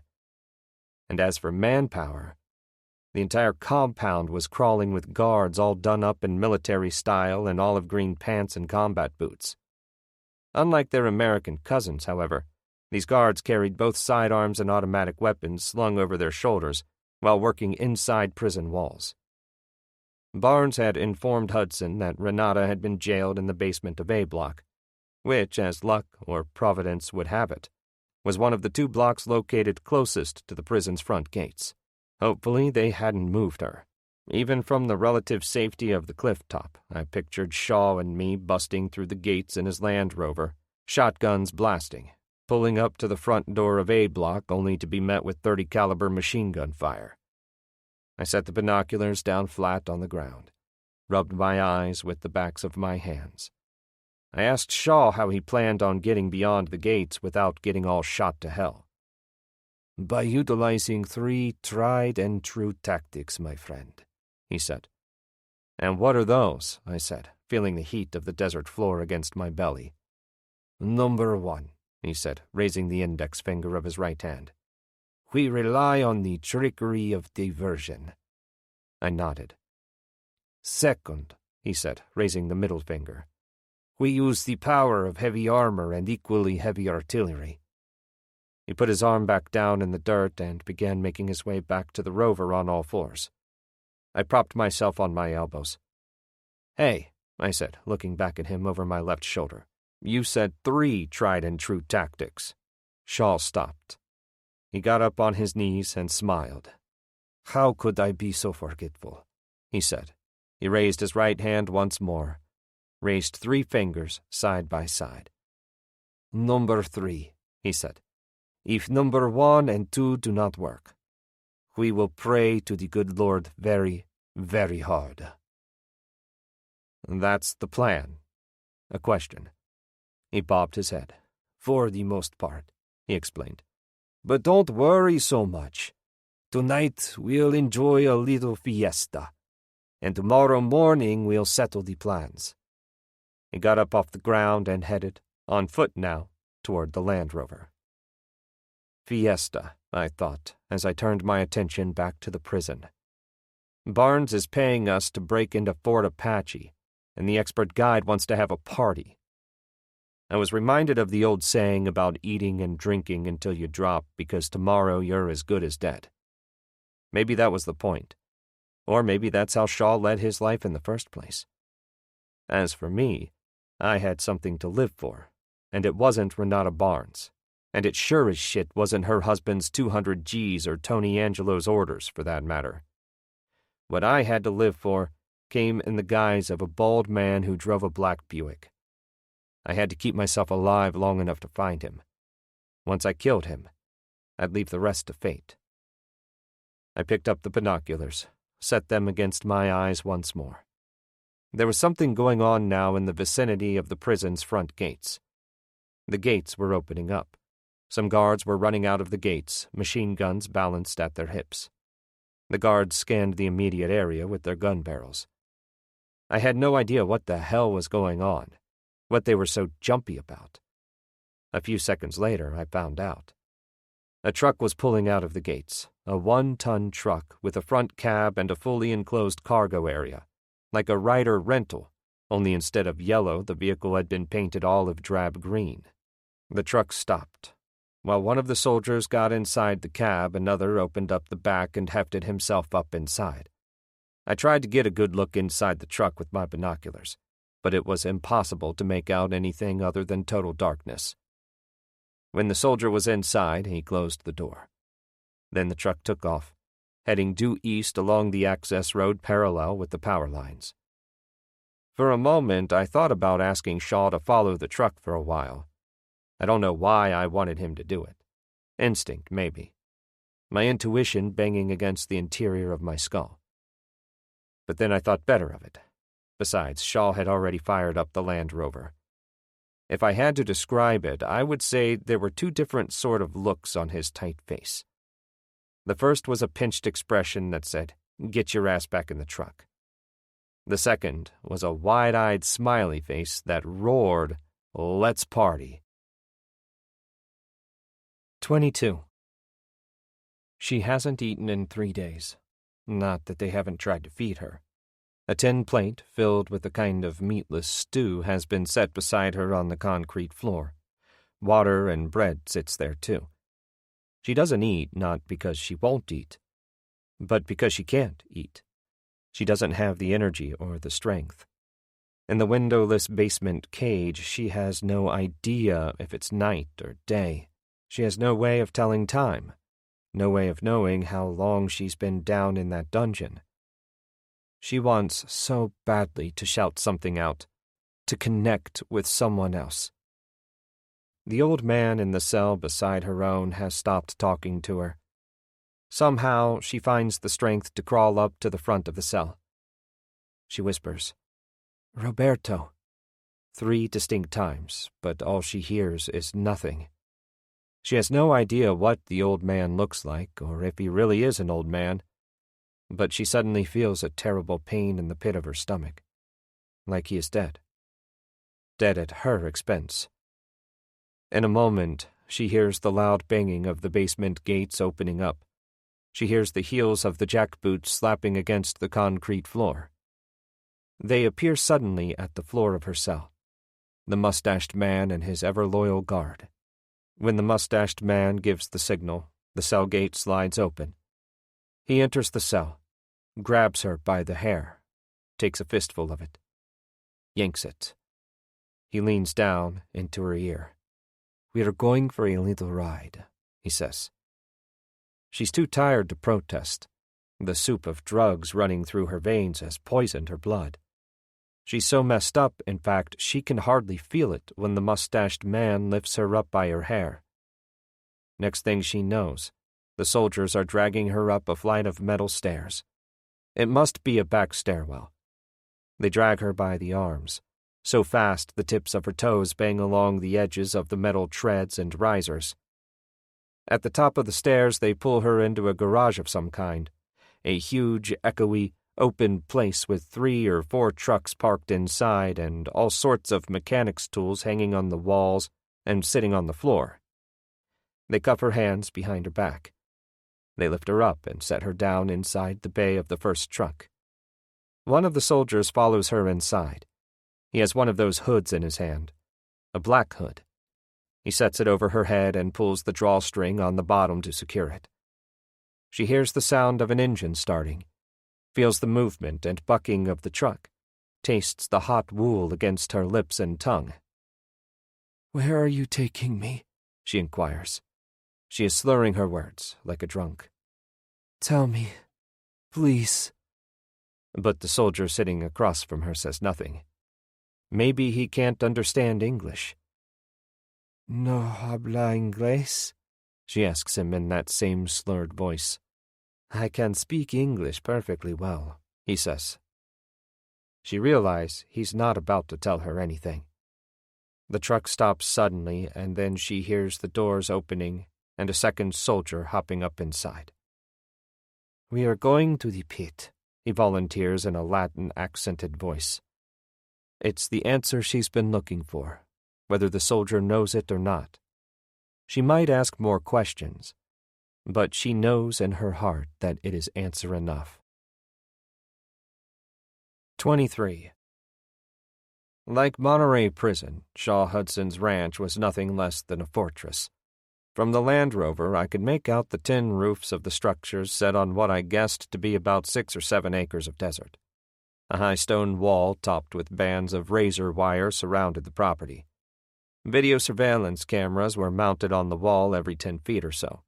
2 additional cameras were mounted on the entrance gates, one over each corner of the metal frame that supported 2 solid steel-plated doors on sliders. The armed guards were taking no chances. When Shaw pulled up to the gates, a Mexican man signaled for us to stop. He was a wiry man in dirty jeans with a Fu Manchu mustache. He wore boots and a faded leather vest with no shirt underneath, so that the sunburned skin appeared way too tight for his muscles and veins. On his head, he wore a narrow-brimmed cowboy hat with a peacock feather sticking out of the leather band. Slung over his shoulder, a black M16, the trigger of which he caressed with the index finger on his left hand. He glared at me with wide, intense eyes as he spoke something in Spanish to his jefe. Slowly, the gates opened. I turned to Shaw as he threw the Land Rover into gear. "Cautious," I said. He turned to me. "You ever hear of the Trojan horse, my friend?" he said. I nodded. "The Iliad," I said. "Or was it the Odyssey?" "I thought it was the Bible," he said. Then he drove on in. The buildings inside the compound had been constructed with plenty of stucco and plaster. Toward the far wall there were a dozen tall aluminum towers topped with windmills that spun slowly but steadily in the breeze. Heavy wires were attached to the windmills and ran to each of the buildings. There was an old-fashioned water pump set in the middle of the lawn. A wooden trough beneath the pump caught the water that dripped from the spout. I looked around for some horses while Shaw took it slow along the long gravel drive. There were no horses, but 5 Harley-Davidsons equipped with leather saddlebags were parked side by side at an angle in front of the main house. The main house had been positioned in the center of the wide-open property at the very end of a driveway turnaround. It was also constructed of adobe plaster that had faded to tan. A wide porch wrapped all around the front and sides of the 2-story farmhouse. The massive wooden front door was flanked by 2 sets of French doors spaced equidistantly along the front exterior wall. These doors opened to the front porch, probably more for ventilation than easy access. The compound was a busy place. There were women in long, colorful dresses walking in and out of the house, and guards stepping out of their way, all of them wearing jeans and cowboy boots and hats. Rifles hung at their sides. Sidearms were mounted to their belts or set inside shoulder holsters, many of them smoking cigarettes, and they stared at me as I drove in with Shaw, smiling and sometimes laughing at me, like I was the brunt of some bad joke. Set to the immediate left of the house was a 3-bay garage with a wooden double door secured with chains and padlocks. Parked beside the garage were a brand-new John Deere backhoe, a good-sized core drilling machine, and a trench digger. Equipment as familiar to me as the old photos of my father I still had lying around my apartment in Stormville. Such are the memories of a construction family. To the right-hand side of the garage, partially hidden by the main house, was a built-in swimming pool and a pool house with a thatched roof and walls made from dried palm leaves. A long open bar was connected to the pool house, with the thatched roof extending over it. Hanging from the rafters of the bar were lots of colorful Chinese lanterns. From where I sat inside the Land Rover, I spotted a small crowd of young women sunning themselves poolside, dressed only in thong bathing bottoms, no tops. They carried tall drinks in their hands. As Shaw stopped the Land Rover and we got out, one of the women took notice of us and came to the end of the wooden pool fence. She was a tall, long-haired beauty, and she wore narrow black-framed sunglasses that covered her eyes. I tried like hell to look only at her face, but under the circumstances the eyes tended to wander south. "Don't be shy," Shaw said as he pulled the shotgun off the dashboard clips. "Hola," I said, feeling a wave of embarrassment spill over me like the pool water that dripped from her long black hair. Hola. How silly did that sound? She smiled and laughed a little and said something to Shaw. "She wants to know if you'd like to take a swim a little later." "I would," I said. He told her. The woman touched her lips with the tip of her index finger. Sexy. And then she turned back to the group. That's the beauty of a thong, when a woman turns her back to you. I thought about telling Shaw how much I was going to like it here, but he was already heading for the house, the stock end of the shotgun resting against his right forearm. This was no time to let down my guard. Back at the Land Rover, a stocky old man dressed in a Hawaiian shirt, shorts, and sandals began unloading our bags and carrying them into the house. "Why all the security?" I asked Shaw. "I thought you collected antiques." As I said it, I noticed a group of people attending to an open pit dug out on the front lawn, laying out wood and coals for a fire, while the separate group of women began preparing 3 enormous tables with tablecloths, plates, glasses, and silverware. Not far from where the women were working, I noticed a tall pole embedded into the ground. It was like a flagpole, only shorter. Instead of a flag flying from its mast, a dozen or more colorful straps hung down from a heavy bolt screwed into the very top of the beam. Shaw put his arm around my shoulders while we walked up the wooden porch stairs. "In Mexico, a man must take care of his property, no matter what his occupation," he said. "I am simply taking care of mine." Inside the dimly lit vestibule, he peeled off his leather jacket and hung it up on the rack behind the door. He picked up the mail that had been stacked for him nice and neat on the wooden table next to the coat rack. He quickly flipped through the letters, checking the return address on each until he had examined each one, then set the entire stack down on the table. As the old man in the Hawaiian shirt squeezed past and headed up the long center hall stairs, a small middle-aged woman emerged from the room at the very end of the center hall. Shaw bent at the waist for her, while she reached up on her tiptoes, embraced each side of his face. "This is my Aunt Angela," he said. "She will see you to your room." I nodded to her. Shaw unbuckled the belt on his leather holster and set it down on the table beside the stack of unopened mail. I asked him again about the plan. He put his hand on my shoulder. "Patience, Mr. Marconi," he said. "In a short while we'll discuss everything. In the meantime, why not see your room? Perhaps have a drink, take a nap and a shower. Then we'll sit down and talk after dinner." He patted my back. Angela was waiting for me on the stairs. I was dead tired. I started up the stairs. "And, Mr. Marconi," Shaw said from the bottom of the staircase, "if there's anything you need, anything at all, just give Angela the word." I turned. "Antiques collector, huh?" I said to Angela. She turned to me while taking the stairs. "No comprendo." "That's what they all say," I said. Fully clothed, I lay back on the heavy mattress. The late afternoon breeze blew in through the open, double-hung windows. Warm wind. The walls of the bedroom were painted dark green. Hanging on the wall to my left, a gilt-framed mirror reflected the red setting sun. I lay as still as possible, listening to the soft foreign voices that mixed with the wind. Gentle voices. You just couldn't get any further away from Stormville or Albany than this place. I tried closing my eyes to allow the sleep to settle in, to avoid the little thoughts that had begun to tap against my brain like the little rodents that live inside the walls. But sleep never settled in quite the way I wanted it to, or when I wanted it to for that matter. I stared up at the ceiling and the Casablanca fan that revolved slowly, steadily. You guessed it, hypnotically. 5 spinning blades slicing through the hot air. After a time, I saw Tony's face.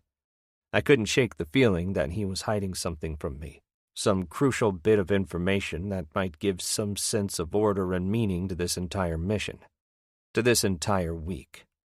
I couldn't help but think that maybe this so-called rescue might actually be a diversion for something else. But for what? And for whom? I knew what the hell I had been hired for, knew why Tony had chosen me for the job. So why the persistent questions? No concrete reason other than a feeling, an intuition that went against the grain of all I'd ever known about Tony, all I'd ever come to believe of him as an honest friend. This is what bothered me, aside from the fact that he had felt it necessary to make me dead. He had kept the news of the Buick from me. Maybe, in the end, he was trying to protect me. As my lawyer and friend, maybe he was attempting to keep me out of harm's way, to protect me not only from some person or persons who wanted to see me hurt, but also from myself. Because he knew what I was capable of if I actually found the bald man. But all this did not change the fact that he had deceived me. That in itself was a letdown. On the other hand, maybe I was looking too deeply into too shallow a pool of water. Maybe the job had no other meaning than getting Renata out of that prison alive. Get her safely across the border and back up to New York. Collect my money. Then, and only then, would I attempt to find out exactly what Renata knew about the bald man. If there was a real connection between her family and the son of a bitch who killed my wife.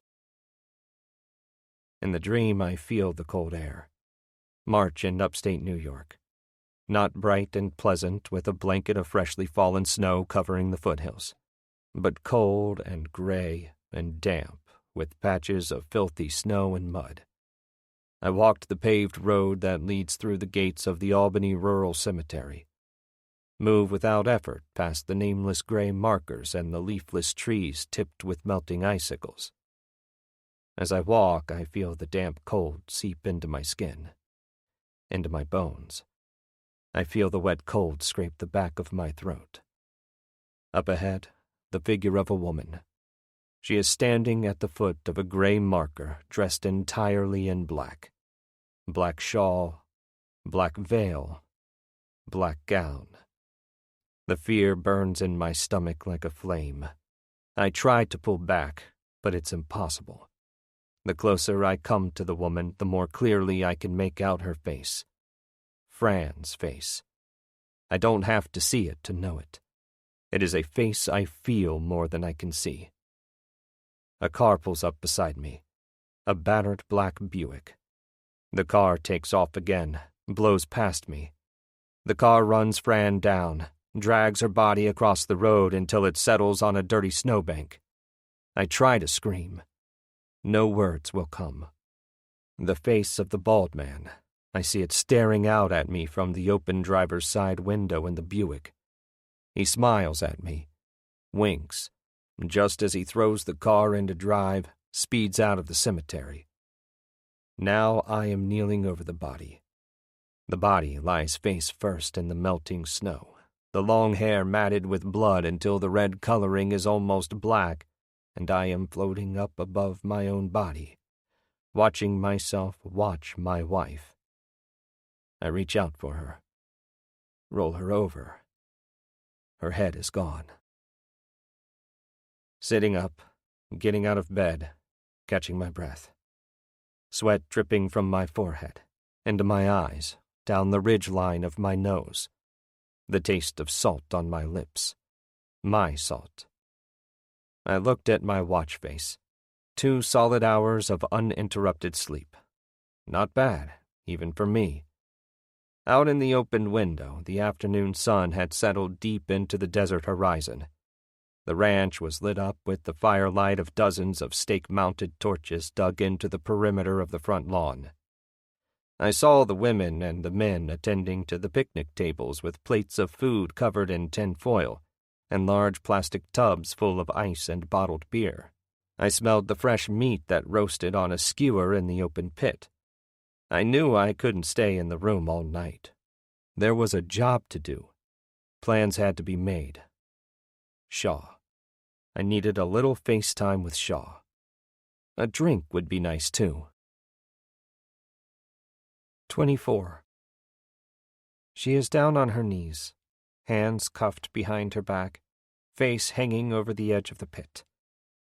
Over the dead bodies, the stench of the rotting flesh infiltrating her nasal passages like the gas in a gas chamber. The night is dark and windy. The cool air is already settling in. A half-dozen soldiers, dressed in green fatigues and plain green baseball hats, stand all around her. 2 more stand guard on the perimeter. Behind her stands the mustached man. He is holding a pistol on her, pressing the barrel to a soft spot she never knew existed just behind her left earlobe. "Who sent you here?" he demands. It's the 3rd or 4th time he's asked. She's not sure.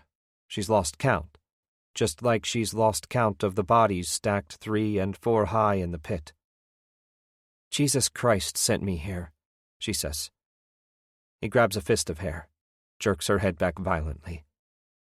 "Once more, why are you spying?" Her eyes are tearing, the pain of her hair ripping away from her scalp. "I told you, I'm a writer." He lets go of her hair. With his free hand, he caresses her cheek suddenly, wipes away a tear. He pulls the pistol away. "Perhaps," he says, "I am being too harsh. Perhaps I am not handling this the correct way, señorita. Perhaps I'm not asking the right questions." She feels his rough hand on her skin. It is like an insect, a wasp she has no way of shaking off. "Did Richard send you here? Does Richard Barnes no longer trust his partners?" His fingertips now brushing up against her full, moist lips, the wasp about to sting. Unless she can sting first. She opens her mouth wide, catches his finger in her mouth, bites down on it with all the strength she has left. He screams in agony, drops his pistol into the pit. The soldiers cock their weapons, aim them at her. "No, no, no," screams the mustached man. "We need her alive." There's blood all over her lips, on her tongue. She can taste it. He falls back. "Oh, my God. Oh, my sweet Jesus." He holds up his right hand. The tip of his middle finger is gone, from the 3rd joint up. "Look what you did," he cries. "Look what you did. Look what you fucking did." Real tears pour down his cheeks, soaking his mustache. The soldiers stand around, looking at one another, like, what the hell do we do now? "You bitch," the mustached man says. "You horrible bitch. You'll pay for this." That's when Renalta smiles, opens her mouth just slightly, spits the tip of his middle finger onto the sand. "I'm rich, asshole. I can afford it." 25. Torches lit up the open-air party, along with countless red and green lanterns that hung from the porch rafters.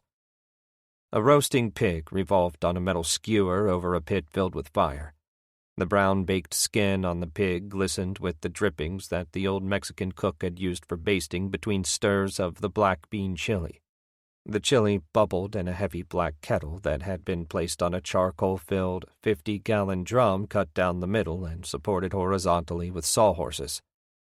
By 7, I was standing on the porch of the main house, a cold bottle of Corona in my hand. I soaked in the warm but breezy night in my Levi's jeans, Tony Lama boots, and denim work shirt, sleeves rolled up to the elbows. There was the sound of Latin music and all the nameless people who passed by me in pairs or one by one. Older, heavy-set women in loose flowery dresses and long hair, some with fresh carnations pinned just above their right ears, their lively dark eyes lit up all the more by the firelight and the colorful lanterns. And men, most of them from Hudson's little private army, who had set their automatic rifles aside but who would not give up their sidearms. But soon came an odd collection of men whose faces I did not recognize from my initial visit to the compound just a few short hours before. Big men, dressed in suits and wing-tipped shoes, a couple of them wearing sunglasses in the night, as if to block out the moonlight or their identity, which was probably more the case. One of them sported a thick Pancho Villa mustache, a thin, angry-looking man dressed in a charcoal suit. The thing that made him stand out above all the others was the thick white bandage wrapped around his right hand, the very tip of which showed traces of blood. He was drinking tequila from a quart bottle, not to get drunk, I imagined, more likely to kill the pain in his hand. The men stuck together in a sort of tight semicircle that shifted from one end of the front lawn to the other and back again. They passed that bottle around, and they laughed at one another's jokes and nearly fell on the sandy ground when one of them pinched the backside of an old woman as she went about placing big bowls of food on the picnic tables. They were having one hell of a time, all except the mustached man with the bandage. He seemed to be in a hell of a lot of pain, not all of it coming from his injured hand. Shaw was nowhere to be seen. I knew he would show soon enough. In the meantime, I leaned back against the porch rail and considered tracking down someone with a pack of smokes.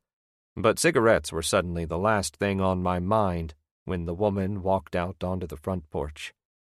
She was the same woman I'd met earlier by the pool. Now she was dressed in a black, thigh-length cocktail dress and black stockings, and she was coming my way. When she was close to me, she ran the tips of her fingers gently down the left side of my face.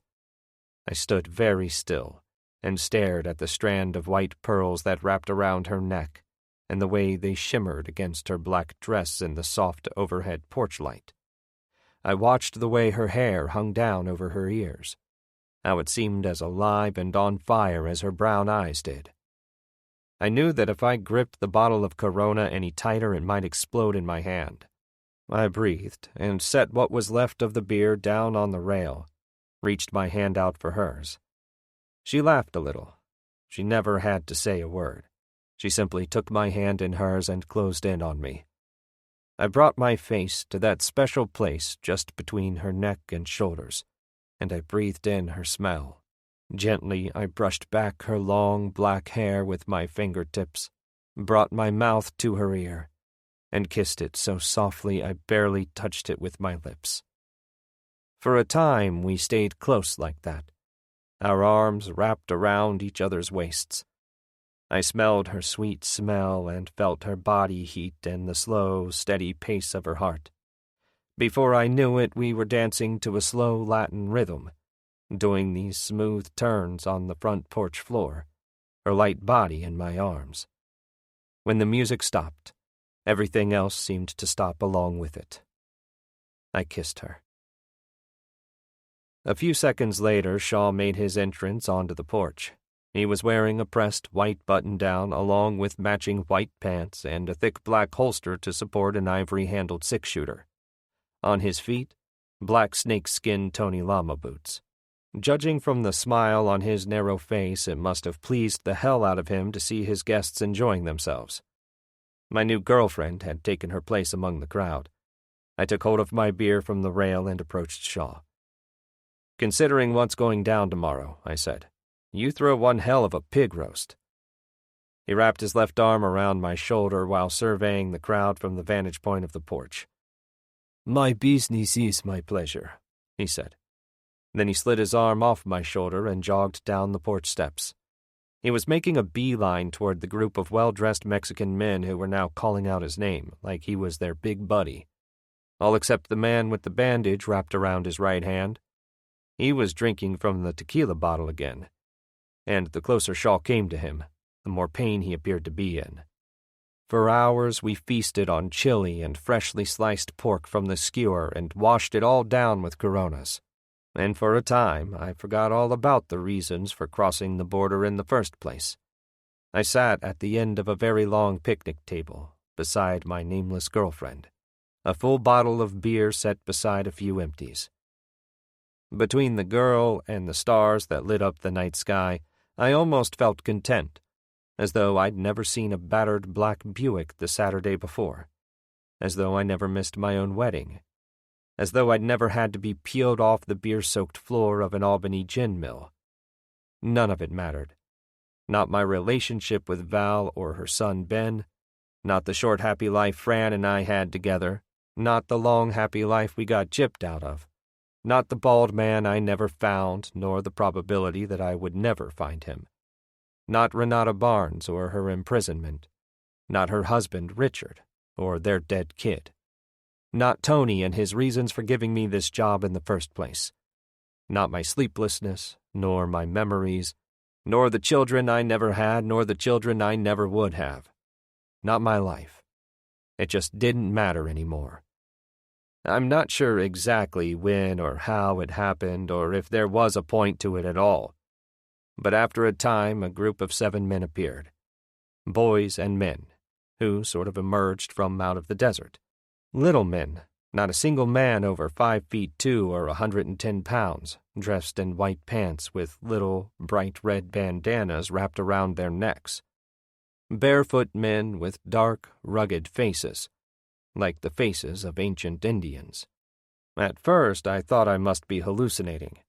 Then the smallest of the 7 began to climb the flagless pole embedded in the middle of the lawn with all the ease and grace of a monkey on its favorite tree. He just scaled the vertical pole without an ounce of effort, using both his hands and bare feet to grip the smooth, narrow surface. I thought that maybe somebody had slipped something into one of my drinks when each man followed the little boy up the pole, just like that. Even when I turned to my nameless girl, she had this wide-eyed look of wonder on her face, as if she was absolutely getting a kick out of the whole thing, but at the same time was thoroughly perplexed. But if drugs were available at the hacienda that night, I hadn't seen them. Besides, the display was no hallucination. If it had been, then the entire party had to be caught up in the subliminal trance, because by now the entire crowd had gathered around the pole, even the well-dressed men, except for the man with the bandage on his hand. He was up on the porch with Shaw. He seemed to be in a fit over something, waving his bandaged hand in the air as if using it to make a point. And all the time Shaw just nodding his head, as though in complete agreement. The crowd clapped their hands to the natural rhythm the little boy made when he slipped his bare feet into the topmost strap, reached out with one hand into the night, began twirling himself around and around, until the momentum he gathered was enough to let himself go completely from the pole, relying only on the strength of the leather strap to support his weight.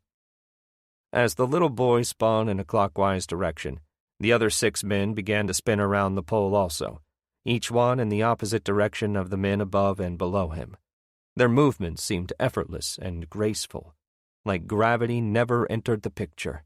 It wasn't until a few minutes had gone by that I realized I was clapping like a crazy man, pounding boot heels on the bare ground.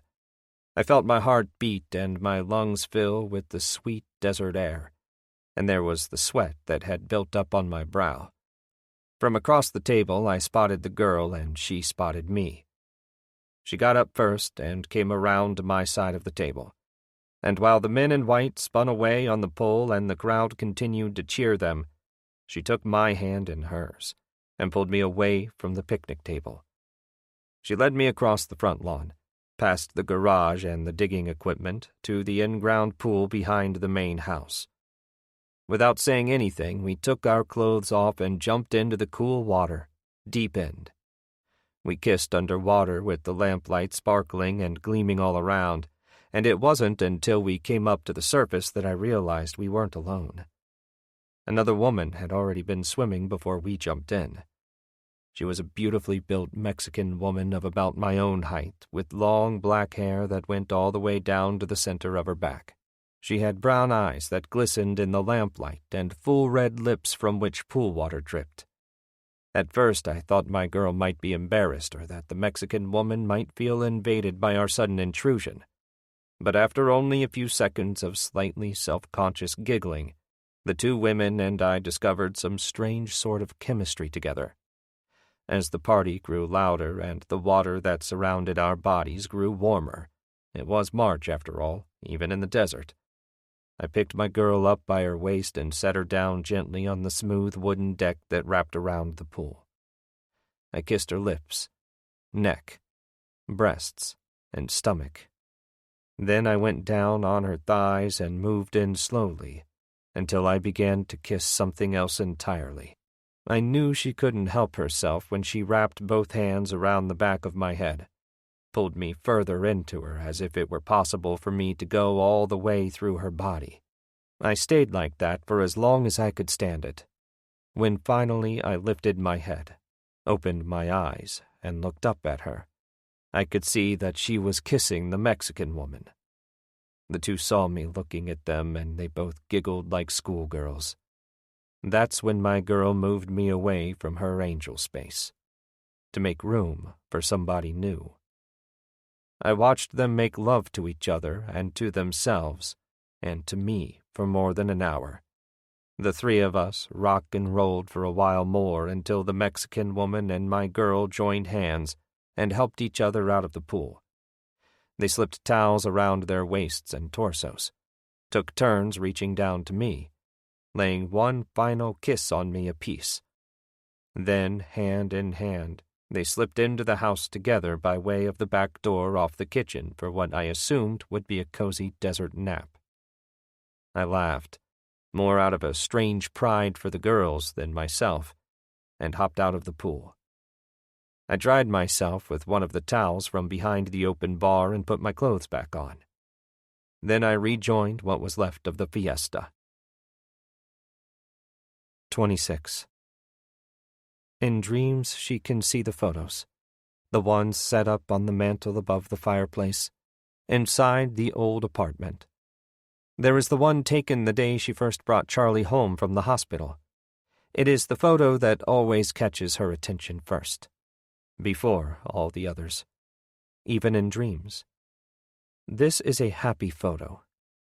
Looking at it now, she can see how nervous she was with Charlie in her arms. She can still feel the nerves affecting her stomach, muscles constricting, tightening. Charlie was brand new.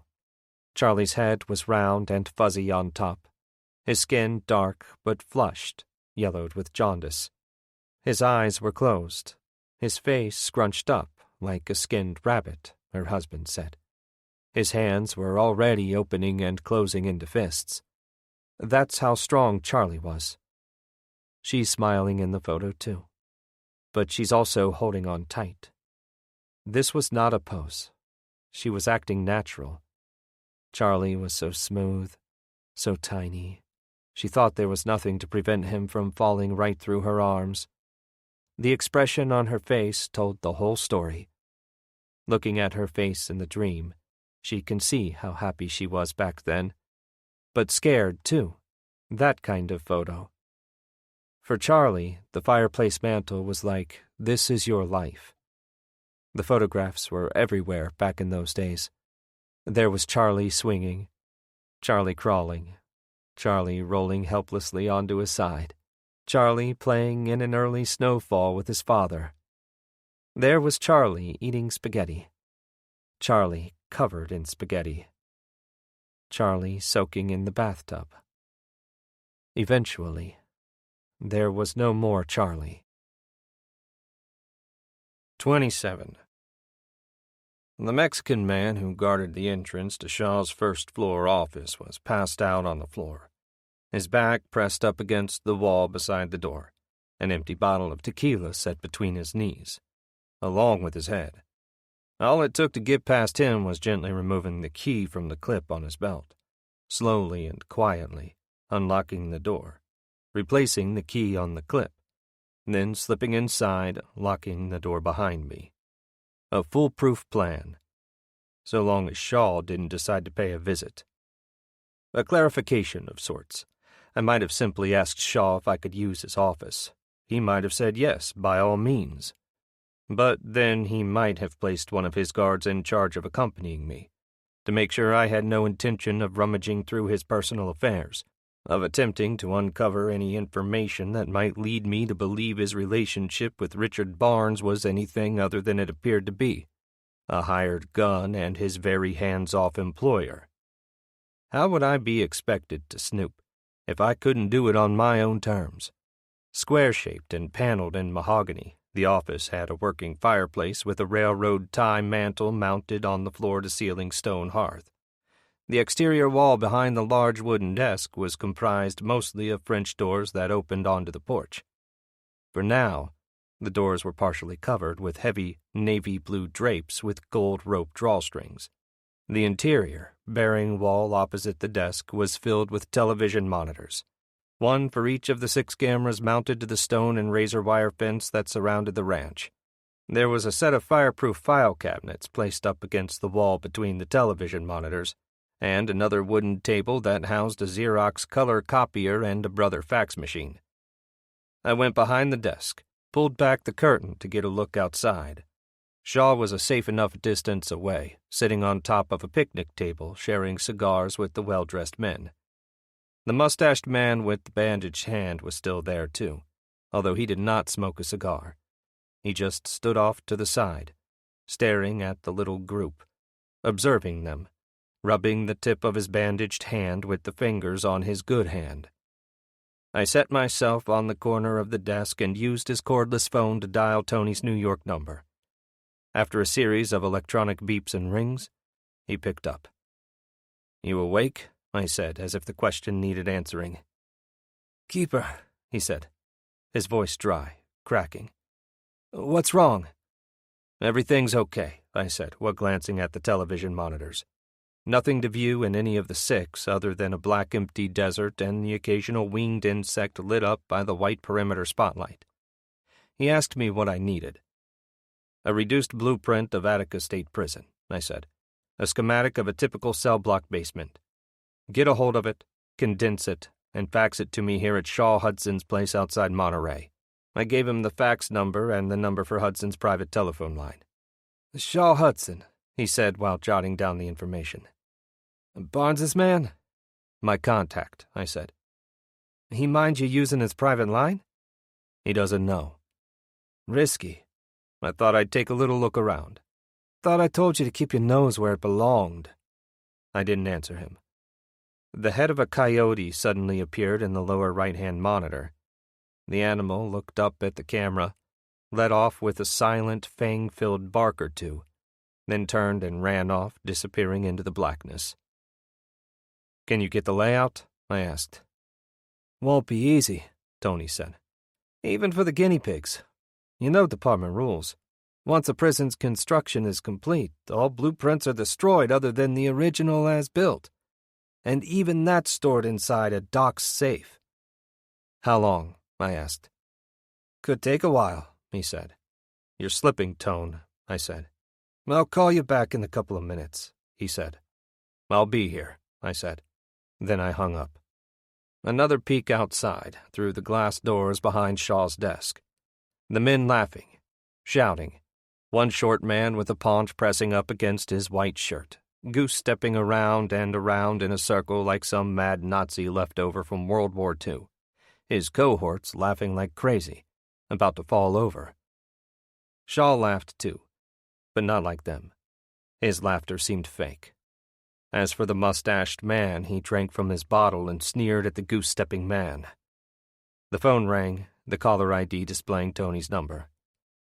I hit the talk button before it had the chance to sound off a second time. Give me a half hour to get you the layout, Tony said. Okay, I said. No choice. This guy, Hudson, Tony said. Can you trust him? No way to tell yet, I said, my eyes once again glued to the real-life Hudson and his little private party. But he's definitely running something, and you can bet your ass it's not antiques. Dope, Tony said. Or immigrants. Both, I could bet. I'm beginning to think Barnes wanted me strictly as a transport man, I said, to accompany Renata once we managed to get her out. He needs you for more than just transport. Yeah, well, I'm a little bit suspicious of this guy Barnes and his connection with Hudson. There was a pause in the connection. I asked Tony if he was still there. I know what you're trying to do, Keeper, he said finally. And I understand it. Do you? I thought to myself, knowing full well he was referring to the black Buick and the bald man. But I said nothing about it. Your job is to get that woman out of prison, he said. Get her home safe and sound. Nothing more, nothing less. You start poking around Barnes's affairs, it'll get us both hurt. Understand? What do you mean hurt? It'll keep us from getting paid. I looked out the window once more. Shaw Hudson in the near distance, laughing his ass off. Not fake laughter now. The man with the paunch was down on his back on the grass, pretending to snore, his stocky chest heaving and constricting. The article in the Times-Union, I said. Still no positive ID on the body, but they think it's you. Val knows? I went to see her about it. You told her the truth. About the deception, I mean. I told her the truth. I knew what that meant. Val thought I was dead, like everyone else. I wondered if she cared. I decided not to press the issue any longer. None of it mattered. I'll call you tomorrow, I said. After it's over. From the airport or from the air. I'll fax you the layout, he said, soon as it comes in. I pictured Tony standing inside his home office, a silk robe wrapped around his stocky torso. His office more like an English smoking room, furnished with a leather couch, original oil paintings, antique wooden desk, but also furnished with powerful computers with enough RAM to wage a small war. And not just one, but 3 separate flat-screened monitors bracketed to the ceiling above the desk. Stick to the job at hand, he said. Then get out. This one is strictly about money, not about playing hero. I'm no hero, Tone, I said. You should know that by now. It's why you're still alive, he said. Correction, I said. It's why I'm dead. 28. She wakes up on the cold concrete, head pounding. She reaches up with her right hand, touches the tender bruise the pistol made when the mustached man jammed the barrel behind her left earlobe. The bruise is round and protruding, like a lump.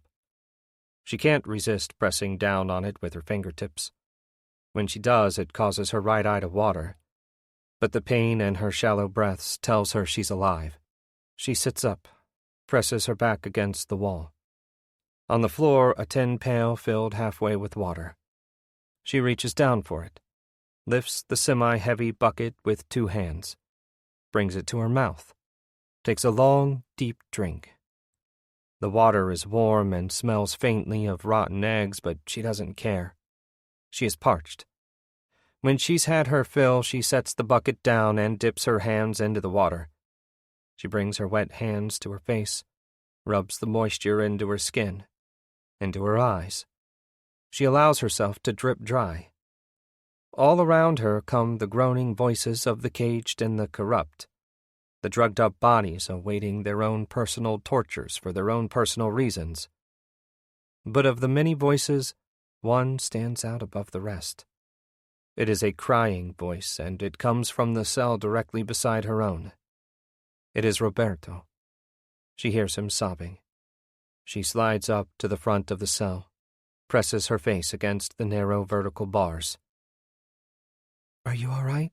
she says, half whispering, half out loud. He does not answer. She asks again. "Are you okay, Roberto?"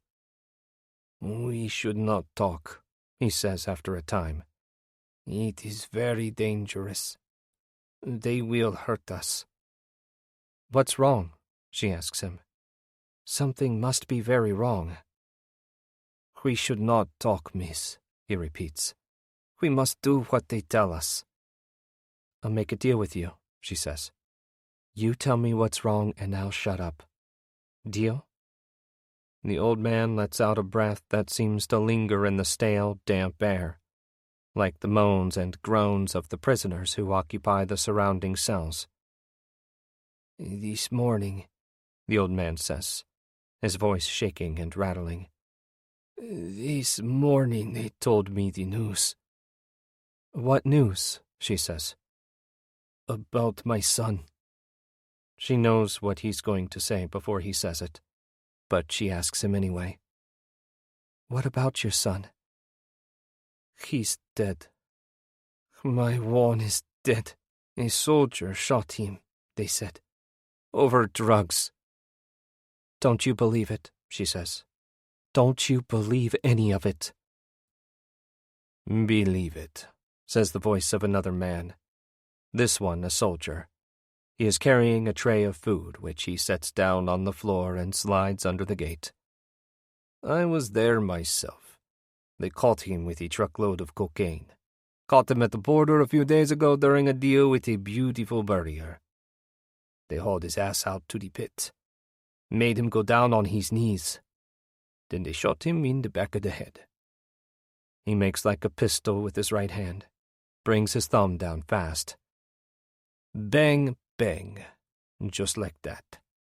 His brains splattered all over the sand. Then they tossed his body in the hole with the other scum. It was a sight to see, old man. A beautiful sight. Now the old man is openly weeping. "You bastard," she says, now picturing the two men she dealt with in the desert, but not believing any of those creeps were Roberto's son. "You evil bastard." "Eat," says the soldier, standing. "Eat and shut up." That's when she gets the idea. She calls out for him. "What is it now?" "There's something in my food," she says, staring down at a bowl of rice and a second bowl filled with a watery, yellow-colored potato salad, as well as a styrofoam cup filled with red Kool-Aid. "So what?" "So I want you to look at it. Tell me what it is." The soldier takes a deep breath, releases it. He turns, makes his way back over to her. He bends at the knees, looks directly at the tray.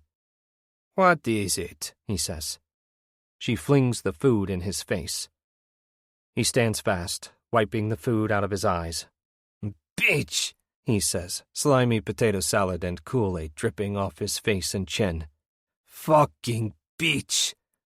She slams the tray down, slides back against the far wall as though it will protect her from the inevitable. "Open up too!" the soldier shouts, wiping what's left of the food from his eyes. There is a loud buzzer, and the gate opens with a solid bang. "Close too!" the guard shouts again. The gate closes with a resounding slam. As the soldier comes for her, he unbuckles his belt, unzips his zipper. "Don't you scream," he says. She lets out a resigned breath. Who would want to hear me anyway? She asks. 29. The fiesta was all but dead. Now all that could be heard above the hum of swarming insects were the voices coming from Shaw's little private party on the front lawn. I didn't have a lot of time. I tried the top desk drawer first. When that didn't work, I went for the side drawer. Both locked. The file cabinet, too.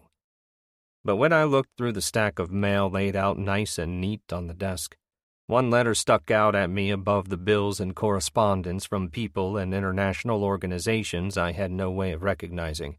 A letter from Richard Barnes in an envelope bearing the tin reel and celluloid logo of Reel Productions. I folded the letter in half, stuck it in my pants pocket. It was time to get the hell out. I knew I could always retrieve the facts first thing in the morning under less suspicious circumstances. But when I turned to leave, the door to Shaw's office opened for me. Standing in the doorway, the shadowy figure of a man. He stood there, stiff as hell, blocking my path. Not a figure with a recognizable face and clothing, but a dark silhouette. Then the silhouette took a step inside the office, and the little bit of porch light that leaked in through the glass doors revealed Hudson's face. "Calling home?" he asked, the thumb on his left hand jammed into his belt buckle, the fingers on his right tickling the hammer on his ivory-handled six-shooter. An innocent smile. "My man in New York, if you want to know the truth." "Who might that be?" He walked over to his desk, sat down behind it, turned on the desk lamp. In the lamplight that poured down out of the lampshade, I could make out the hard contours of his face, now made harder by the thin layer of black stubble. "Tony Angelino," I volunteered, standing still and stiff, non-threatening, in the middle of the office floor. "Oh, yes, Tony Angelino and his famous guinea pigs," Shaw said, taking me a little by surprise at the mention of the pigs. He sat way back in his chair, setting the heels of his boots up on the wood desk. He unlocked the drawers using the keys on his key ring. He set the keys down, slid out the bottom right-hand drawer, and pulled out a bottle of Jose Cuervo along with a large plastic baggie filled with some pretty heavy-duty-looking marijuana buds. "Don't look so surprised," he went on. "Mr. Barnes has told me much about his lawyer. In fact, he discusses him very specifically in that letter you have in your pocket. A letter that also contains, among other monies, my advance for services rendered in the eventual rescue of his wife, Renata." My heart jumped then. "Go ahead, Mr. Marconi. Open up the envelope. See for yourself." I was caught between a rock and a hard place.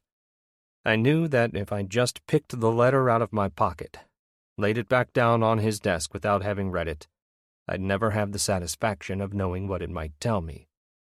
But then, if I called his bluff, actually looked it over, and it truly turned out to be a personal check for services rendered and nothing more, I'd come off looking like the sneaky, suspicious son of a bitch that I was. A no-win situation either way. I pulled the envelope out of my pocket, tossed it back onto his desk. I tried to work up a smile, penitent as hell. Can't blame a guy for trying, can you, Shaw? No, but I can blame him for sticking his nose where it does not belong. I sat down in one of the wooden chairs in front of Hudson's desk. He waved his right hand over the plastic bag. "Smoke?" I shook my head. "Too bad," he said. "Very high grade. The best. Rarely acquired north of, say, Amarillo." "I get crazy," I said. "Paranoid." "So I've heard," he said, tapping his right temple with his index finger. There it was, the old internal organ slide. The lower abdominal pain that made me feel like my insides were going to spill out onto the floor. "I know all about the Buick that killed your wife," he said, "and how you must have seen one just like it on Saturday.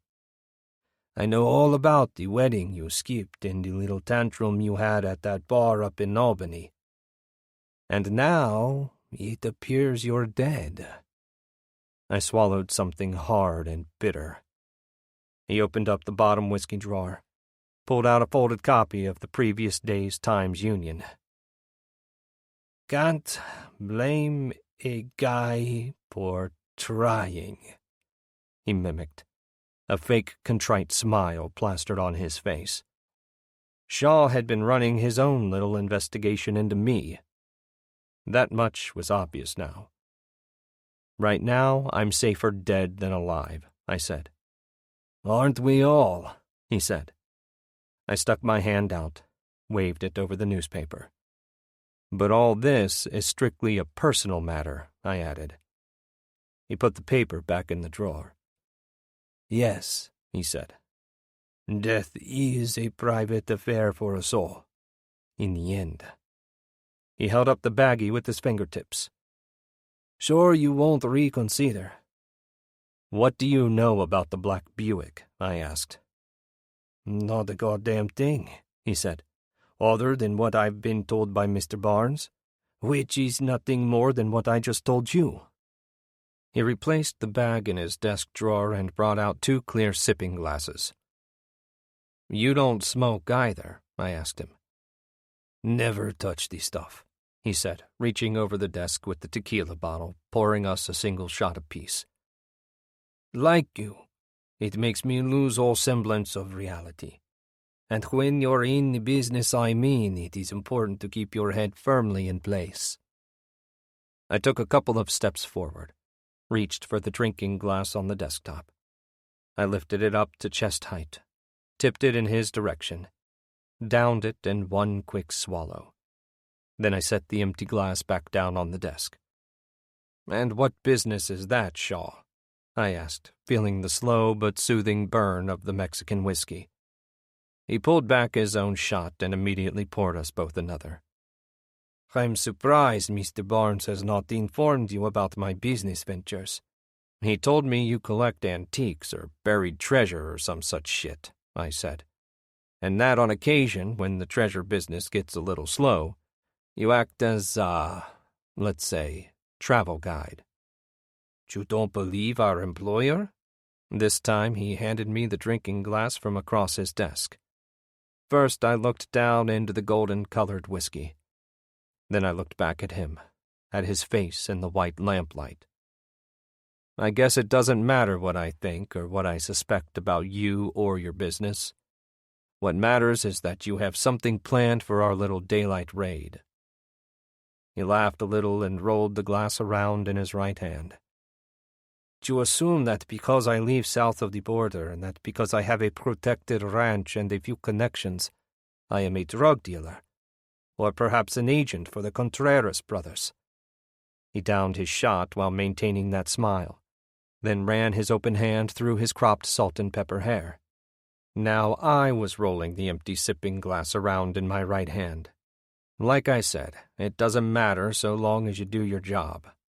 "You're forgetting that Mr. Barnes is the boss, Mr. Marconi," he said, pouring yet another shot, setting the bottle on the far edge of the desk for me to help myself. "The man who is paying not only me, but Tony Angelino and yourself." His face went taut in the lamplight as he pulled the 6-shooter out of his holster, aimed it directly at my face. "And if I ever catch you sneaking around my office again, I'll blow your fucking brains out all over the ceiling. Am I clear on this?" Crystal, I know when it's time to surrender. I stood up gently, held out my hands, even with my waist.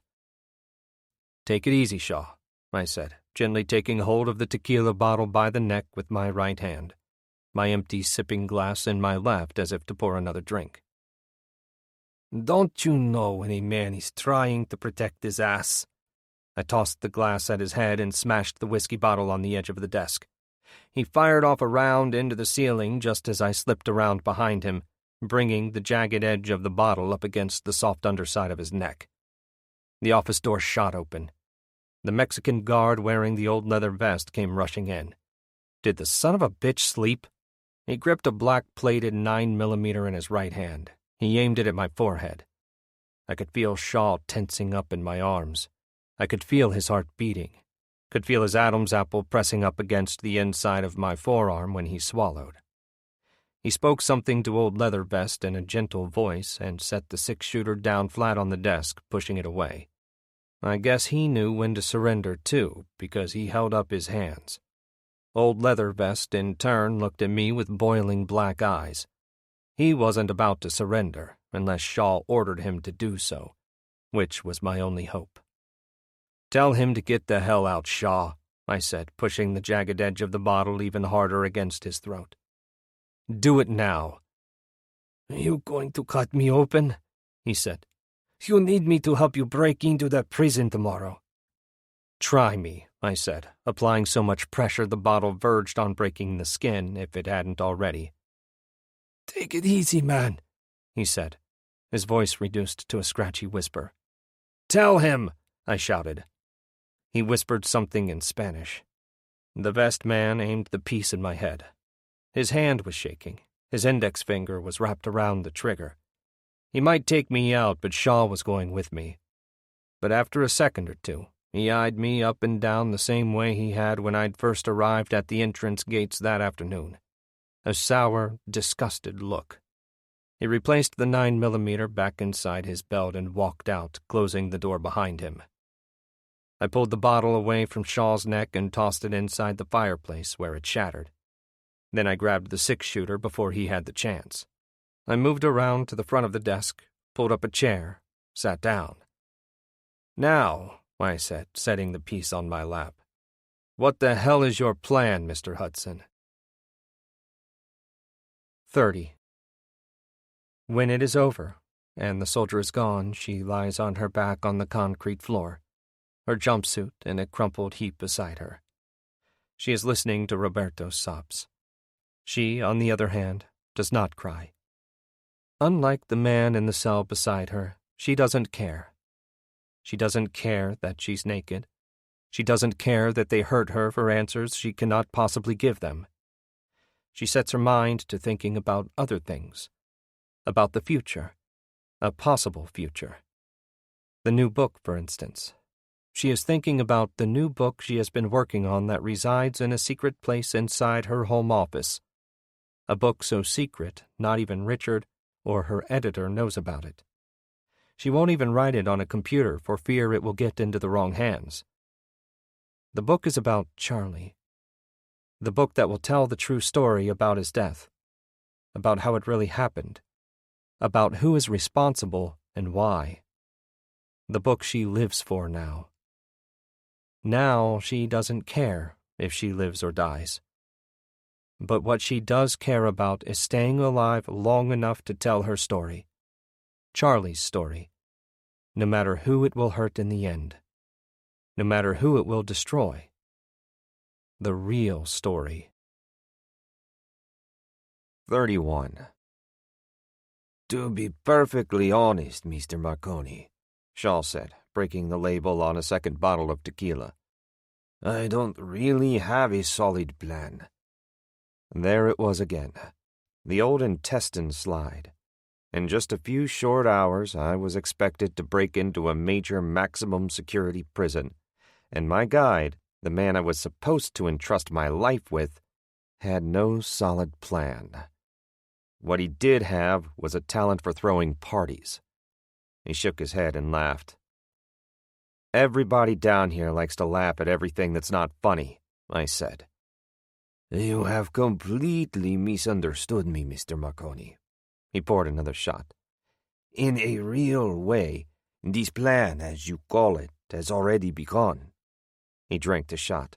What do you think this little party was all about tonight? To welcome you to Mexico? Laughing. I have no idea. Those finely dressed men whom you surely noticed standing in my yard tonight, drinking my liquor, eating my food. They were not my friends. He made quotation marks with his fingers when he said friends. He poured some more tequila. They were, in fact, your kind of people, Mr. Marconi. Half the support staff of Monterey Prison, including Warden Castillo himself, the man with the bandaged hand. I pictured the man with the injured hand, the one with the heavy mustache who drank whiskey directly from the bottle. He was a warden, just like me, once upon a lifetime. Maybe I assumed Shaw had just wanted to have a good time tonight at the risk of blowing the operation. But if he was telling the truth, and let's face it, I had no real reason to doubt he was telling the truth, then it was entirely possible he'd already secured our way in and out of Monterey Prison the easiest and safest way possible. Not by bribing the guards, but by bribing the hell out of their bosses, the corrections staff. I stood up, set Shaw's six-shooter back down on his desk, held out my right hand. Shaw took it. "My apologies," I said. "No harm done," he said, slipping the piece back into his holster. "At least not to me." What he meant by that, I had no idea. Sitting back down. "So what did these men promise you?" "The short of it is this," he said. "In the morning, I will have a team of excavators on the west end of the prison, supposedly in search of an old we call Indian find, supposedly buried at the base of the cliffs. For this operation, I have full permission from Warden Castillo. In the meantime, I will have gun emplacements set along the cliff top, sharpshooters with their sights set on the prison guards who we suspect will remain true to their cause should the worst begin to occur." "What do you mean by the worst?" "If all goes sour and we are forced to shoot our way out." "That could be a problem." "Indeed, but then it should not be a problem because we are guaranteed access to the prison administration building." "And how are you planning that?" "One of my men will cut his hand and demand to see the prison doctor, who is located in the basement of administration. Since the buildings and cell blocks are connected by a series of underground tunnels and concrete passageways, we will make our way over to cell block A, grab Renata, bring her back through into the medical units, dress her in workman's clothes, make her out to be one of our workers. From there we simply walk her out through the front gate, slip her into my Land Rover, and get her the hell out." "And the warden knows about our plans for breaking Renata out?" "Not exactly," Shaw said, waving his hands in the air.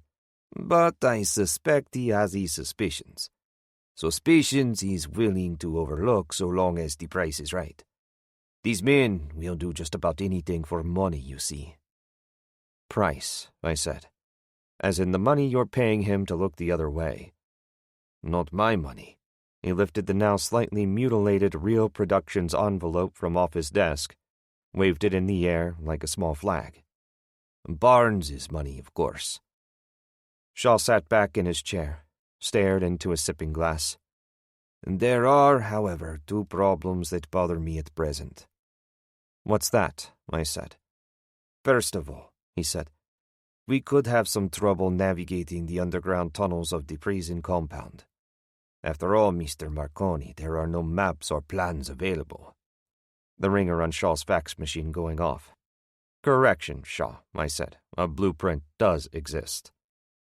From where I sat, I spotted the first page of Tony's fax now appearing. "You can't possibly have a plan of Monterey," Shaw said, sitting up in his chair, elbows on the desktop. "Not exactly," I said.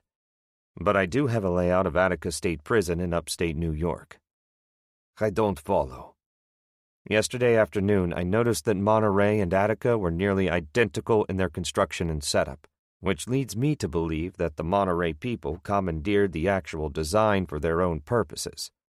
It doesn't mean the basement layout is the same, but there's a pretty good shot that it is. So I had Angelino round me up a layout of Attica's basement." Shaw smiled, pulled out another sipping glass, filled it with a little tequila, set it on the edge of his desk. "One last drink, in the name of renewed friendship." I took the glass in hand. Together we drank down the tequila while the last page of the fax appeared. A small beep followed, indicating the transmission's end. Out beyond the French doors, a hint of a rising sun on the horizon. I stood up. "Maybe we should try and get some sleep," I said. "Sleep would be good," Shaw said, standing up from his chair, coming around the desk. "If it weren't for that second problem." "What second problem?" I asked. "Remember I told you there were 2 problems that had me bothered?" "What's the second problem?" "Let's take a walk upstairs," he said. "Perhaps you can tell me." 32. Hours later, she is dressed. She has washed herself as best she can with the water that came from the bucket in the far corner of the cell. She still has not eaten, nor will she, not until she is allowed to go free, if she is ever allowed to go free. After a time, she hears the familiar sound of the metal gates opening in the distance, and she knows the men are back. She swallows her fear, trying like hell not to cry or shake or shiver, but to just sit there, her back against the wall like nothing affects her. But of course it does. When the mustached man appears at the bars, he raises his right hand high in the air. The buzzer sounds and the gate opens. The same 2 soldiers are standing behind him, the one on his left holding an automatic rifle, the black barrel aimed at her head. The soldier on his right is carrying a tray. Time for another shot. She swallows, clears her throat. "You should know by now," she says, trying to hold back the trembling in her voice, "that I have nothing at all to tell you." She breathes, in and out. Not too fast, not too slow. The mustached man approaches her. He is smiling now, the bandaging on his right hand changed to something fresh and clean. He no longer appears to be in any kind of pain. He bends at the knees, brings his face to within inches of her own.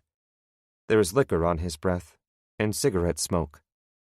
"There's been a change of plans," he says, while the soldier to his left sets the tray on the ground, begins prepping the syringe. "Please don't inject me again." The soldier depresses the syringe just a tad so that a bit of the clear liquid comes spurting out. "Don't worry," says the mustached man, running his good hand gently, coldly through her hair. "This will put you to sleep, peacefully." She looks at the soldier. He is smiling, coming toward her with the syringe. "I don't want to go to sleep," she protests.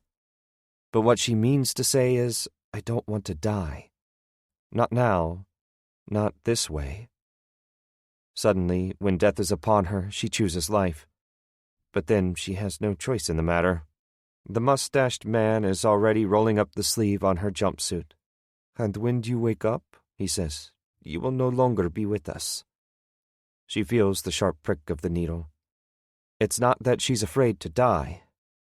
It's all too soon. 33. Their throats had been sliced from ear to ear, the cuts so deep their yellow-white vertebrae were visible in spots through the blood. Necks violently snapped back over blood-soaked pillows, like twigs, mouths wide open, gaping. You'd think that a man who'd spent the better part of his life in the Department of Corrections might be used to blood when it spills so fast and deep that it appears more black than red. You might assume that just because I've seen men gutted from neck to navel with a piece of glass no bigger than a man's palm, or a skull crushed with a canvas sack filled with 5-pound weights, I'd have no trouble stomaching a pair of sliced necks. Listen, you might think that a man who witnessed his own wife's decapitation might not be affected by another woman's blood. But killing wasn't anything like that for me. Killing never would be. How could any man go from doing the tango with a couple of girls in one breath to standing over their mutilated bodies the next, staring into their wide-open eyes as though in death they were somehow more alive than ever? Eyes that didn't stare back at you but through you, until you felt the squeeze of a fist around your heart and your brain, felt your stomach being wrung inside out. And what made you even sicker is that you couldn't help but stare at the naked bodies, from head to toe, careful to keep a distance between you and the flies that had already begun to make nests out of the sex parts. "Who did this?" I asked, my voice hardly more than a whisper. "Funny," Shaw said. "I was just about to ask you the same thing." It took me a few seconds, but after a time I turned, caught Hudson's eyes with my own. "Go to hell," I said. Behind me, old Leather Vest took a step or two forward, ever at the ready. Shaw crossed his arms at his chest. "I understand your distress, Mr. Marconi," he said, "but I think it only appropriate to mention that in all my years of living in Monterey, I have never had a death to contend with inside my home." "Why do I find that hard to believe?" I said, ever conscious of the vest man breathing down my neck, the blood dripping over the silence. "Did you enjoy your swim with those girls tonight?" I went for his neck, but not before vest man jumped on my back, the barrel of his pistol pressed up against the back of my skull. I pulled back. "That's enough, Chico," Hudson said. "Let Mr. Marconi go." It was the first time I'd heard him say anything to the man in English. Chico's breath was sour and hot. It coated my neck like a mist. He removed the pistol and backed up against the far wall. From out the second-floor window, the orange hue of dawn was clearly visible while the sun rose over the Monterey Desert. Shaw cleared his throat. "I'm sorry, my friend," he said, his voice reserved, his eyes averted from my own, peering down at the floor like a guilty child. "Sorry for what?" I said. "Sorry I had to reveal the bodies to you in quite this manner." Shaw's remorse seemed to grow deeper with every word. He seemed suddenly gentle, resigned, sad. "No one deserves this," I said, nodding in the direction of the bodies. "Quite simply, Keeper," Shaw went on, "I needed to evaluate your reaction." "And if you didn't like my reaction?" "It's not a question of liking your reaction. It's a matter of believing in it." "If you didn't believe in it," I said, "what then?" "Then I would have been certain that you were the responsible party." "And you expect me to believe that shit?" "You don't get as far as I have. No, allow me to rephrase that. You don't stay alive as long as I have without the talent to recognize guilt when it stares you in the face." "But there's one thing you're forgetting, Shaw," I said. "You're going to be wrong from time to time." "You mean, what if I thought you were guilty?" I nodded. "Then I would have dealt with you in a manner I felt appropriate." "And what's appropriate?" "In biblical terms, a punishment that fits the deed," he said, rubbing the stubble on his chin with forefinger and thumb. "I'll show you." He took a step forward, toward the place I occupied at the foot of the king-size bed.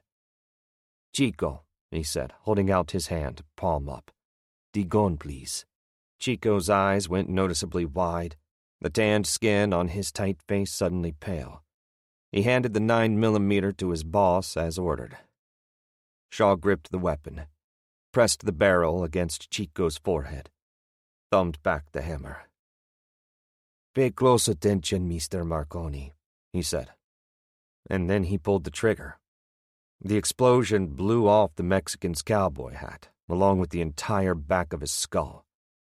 My body turned to ice in the desert.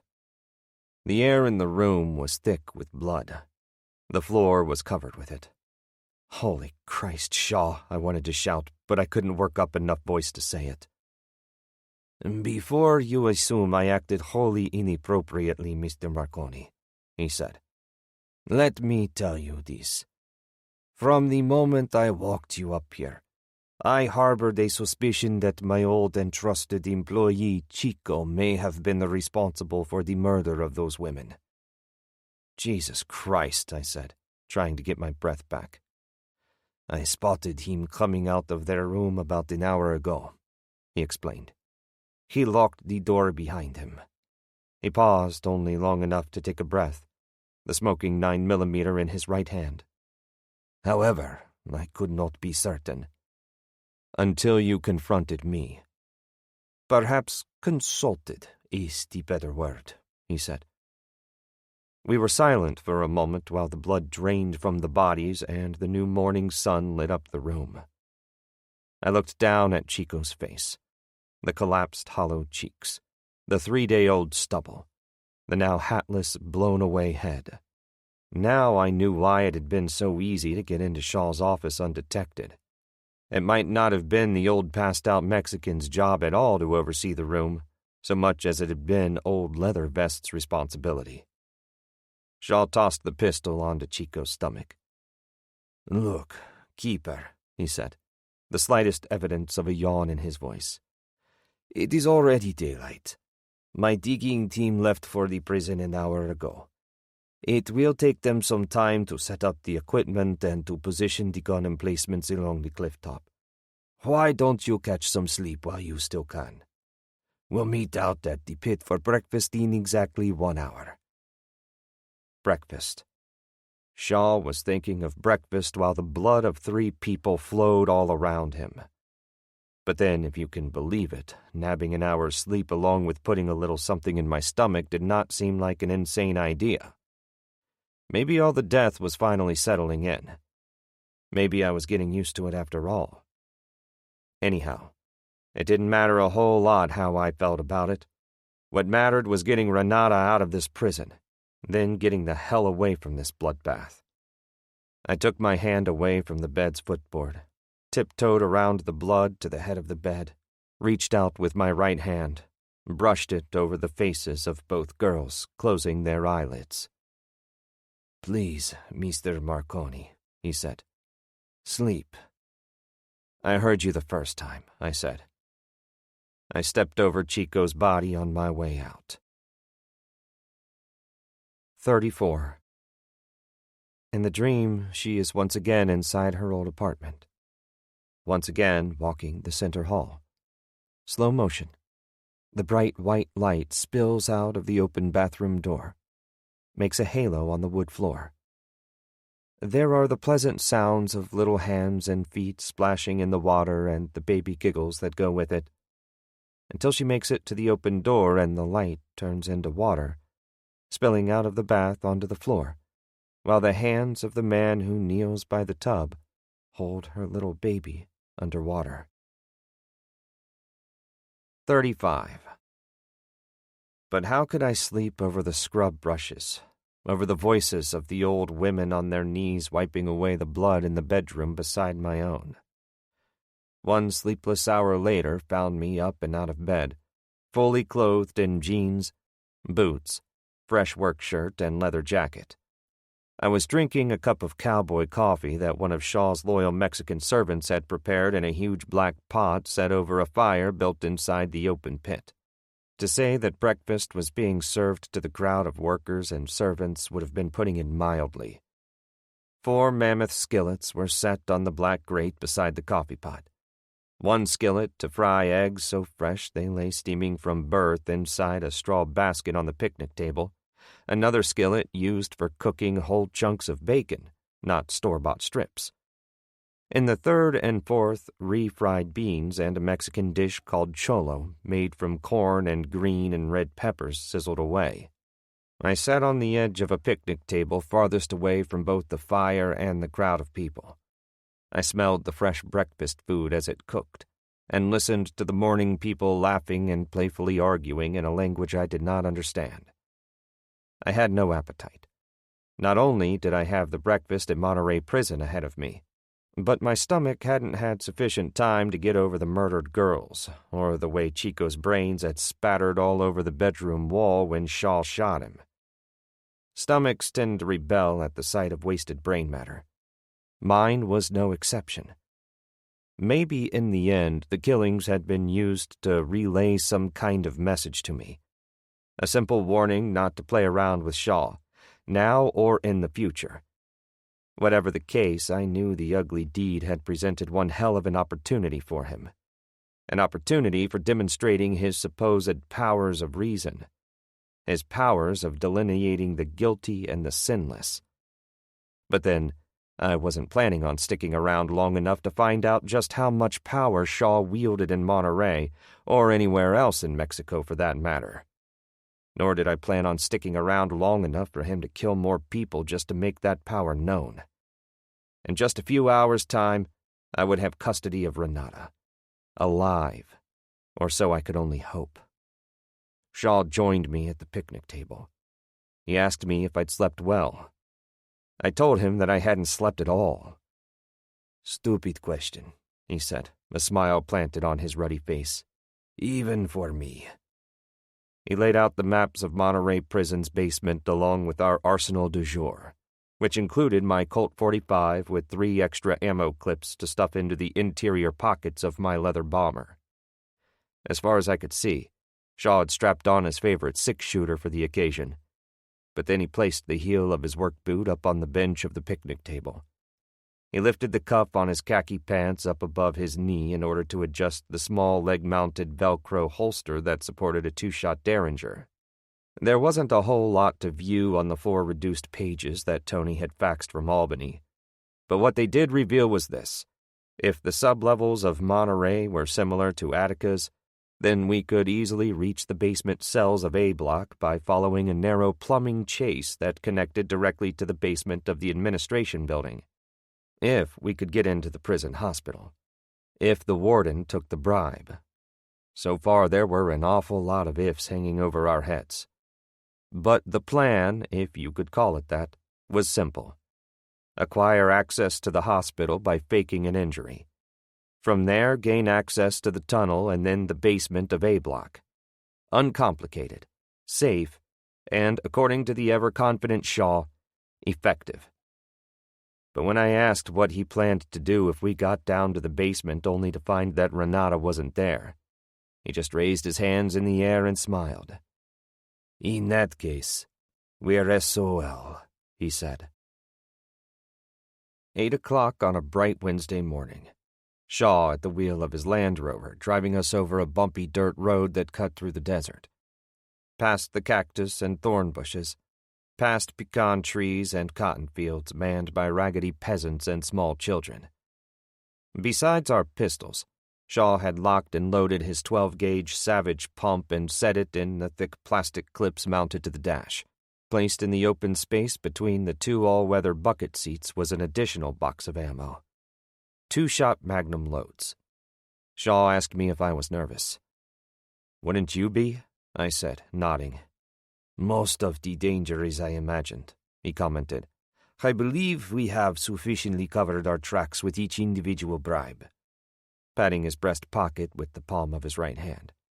"And I've also taken the precaution of bringing along a few additional cash prizes just in case." "What if your bribed guards decide to double-cross and shoot on sight?" I said. "We won't give them a reason to shoot," he said. "There's nothing suspicious about an injured man who requires immediate medical attention." He was right, and he knew it. Hell, I knew it. But I still couldn't find a way to squash the suspicion gnawing at my gut, as if my best instincts were raising their separate red flags. I wasn't scared of breaking into Monterey Prison. I wasn't scared of breaking out Renata or stealing her out of the country. In a word, I was scared of Shaw, scared of his secret agenda. And after all, I could still smell the stench of those 2 women in the upstairs bedroom.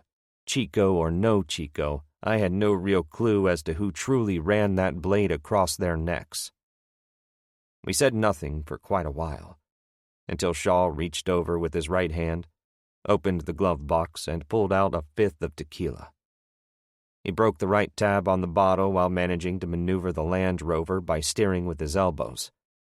He tilted his head back, took a long swig, capped the bottle loosely, and, without looking, handed it to me. "ETA just 5 minutes," he said. I took hold of the bottle and drank a shot. felt the cool, hot booze cut the dust in my throat. I took a second hit off the bottle and handed it back to Shaw. He took another, longer drink and returned the bottle to the glove box. Not 10 seconds later, the massive concrete and razor wire-topped walls of Monterey Prison came into view on the horizon. 36. The digging crew was already busy at work tearing up a portion of the desert by the time Shaw and I passed by the powerhouse. We pulled into the prison turnaround just outside guard tower number 1 and crossed over into a nearly empty parking lot between the concrete walls and the cliff faces to the west. The excavation crew consisted of a handful of men armed with pickaxes and spades, while the trench digger mined a narrow swath out of the desert floor. Shaw hopped out of the Land Rover and approached the dig site, the ever-concerned boss. I followed close behind. He spoke to a man who was operating a transit, a thin, wiry old man in a canvas coat whom I immediately took as the foreman for the phony digging project.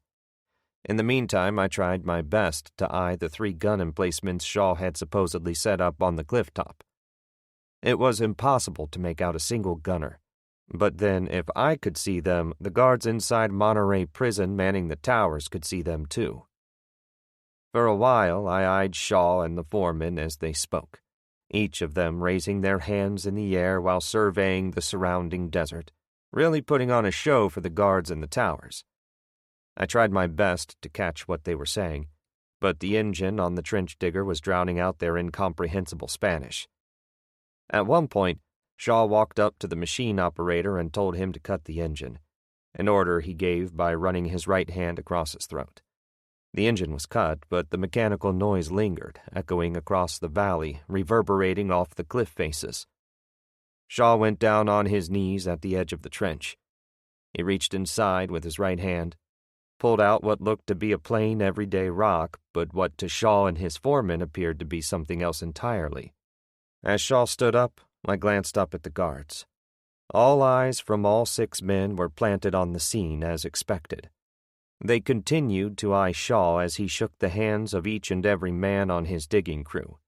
They, in turn, let loose with wild cheers, triumphant fists raised in the air. Christ, even I had to smile, because I knew goddamned well that Shaw hadn't discovered anything other than a rock. It was all just a part of an act for the guards in the towers. An act that continued with the foreman now taking his turn at the trench, going down on his knees just like Shaw had done only a few seconds before.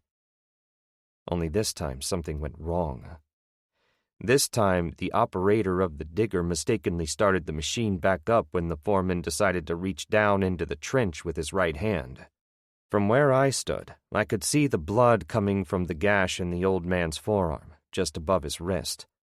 For a split second or two, I could have sworn it had all been a major mistake, that this old man in dust-caked jeans, loose-fitting canvas jacket and work boots with the steel toes worn through the old leather had actually come close to losing his right hand to the claw of the trench-digging machine. Don't think I didn't feel the slight jolt of panic blast through my veins when Shaw grabbed the old man by his good arm and shouted, "Keeper, help me get this man inside." I took hold of the old man's apparently damaged arm as gently as I could, placed it around my shoulder so that Shaw and I both were supporting him, acting as his legs. As we began leading him toward the front gates, I couldn't help but look up at the number 1 tower and the 3 men who manned it. They were standing at the edge of the parapet, elbows planted firmly on the chest-high wall. Maybe the reflective aviator sunglasses they wore shielded their eyes, but from where I stood with an injured old man in my arms, their smiles were clearly visible.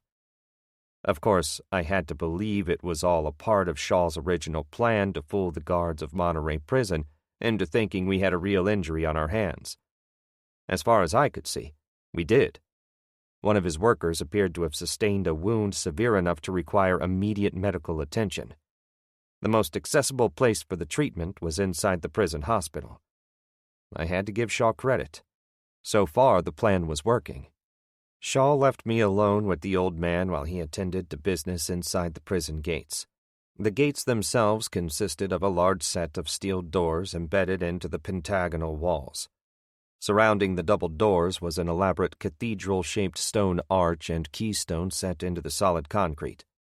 2 guards stood outside the open steel doors, both of them dressed in standard olive green uniforms, short-sleeved shirts, tight pants tucked into tall black combat boots, matching baseball caps, sidearms at their hips, and vest-mounted radio transmitters and receivers.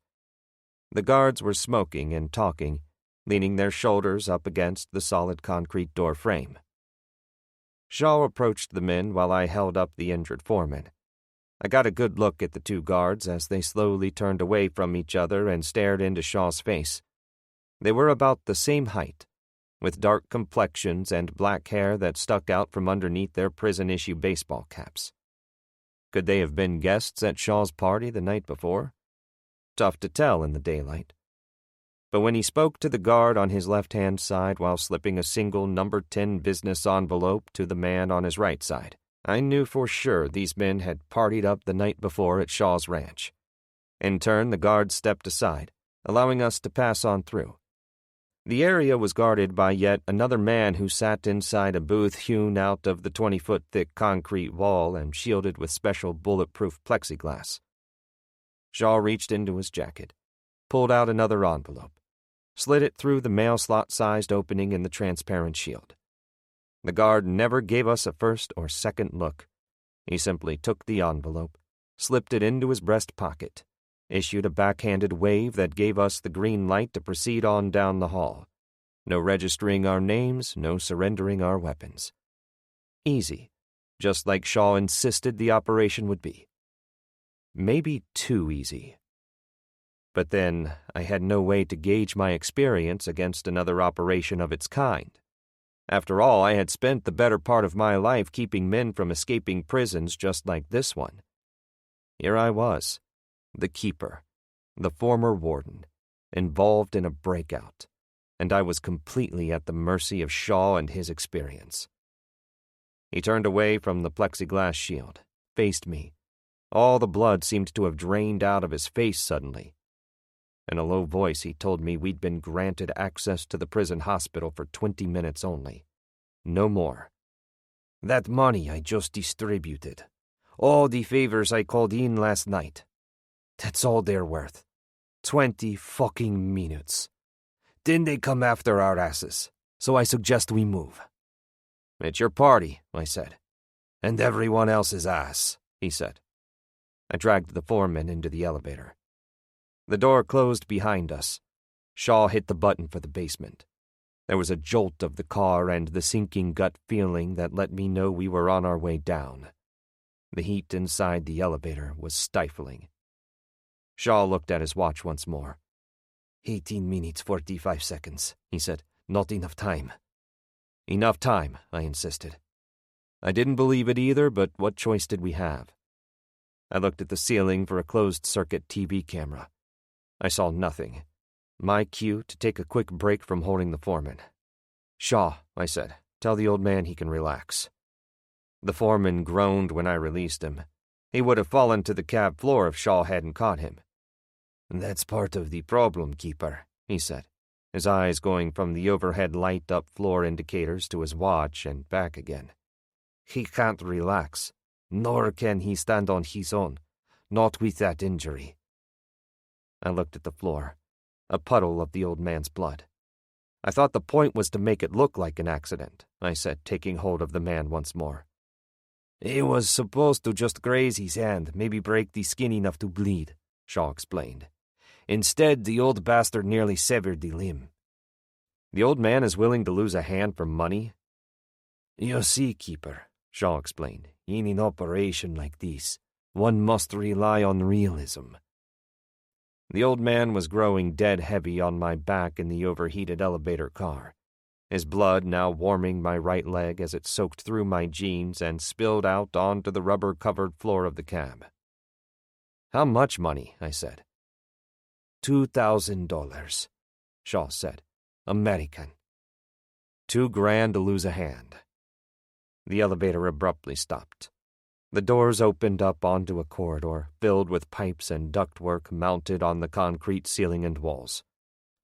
$2,000 is more money than this man or his children and grandchildren have ever seen in their lives. That makes it right? I said. Save the moral lecture for later on, amigo. He pulled out his six-shooter, stepped out into the hall. Now, do you want Renata or not? I dragged the old man out into the basement corridor of Monterey Prison. What I really wanted was the bald man, but Renata would have to come first. I want her, I said. Shaw looked at his wristwatch once more. Good, he said. You're not back in 15 minutes. You find your own way out. 37. I shot down a narrow corridor that I hoped would connect the basement of administration to the basement cage area of A block. In my right hand, poised at shoulder height, my Colt 45. Both walls of the low-ceilinged corridor were lined with metal conduits and cast-iron pipes stacked horizontally along metal racks. The caged light bulbs mounted on the ceiling lit up the place in an iridescent half-light, the air damp and clammy, the moisture beating along the surface of the pipes and dripping to the concrete floor.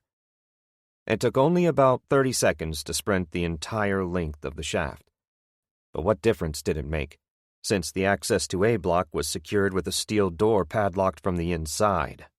I took a step back from the door, positioned the barrel of the 45 an inch away from the padlock, triggered off a round. The bullet blew the lock into 3 pieces. That was the good news. The bad news was that the explosion surely served as one hell of a wake-up call for the guards on the other side. I stood shielded by the metal door, both hands clasped around the 45, my breaths coming and going more rapidly than the beating of my heart. I tried to swallow. I wiped the sweat from my eyes with the backs of my hands, filled my lungs with the warm, wet oxygen, and exhaled only half of it.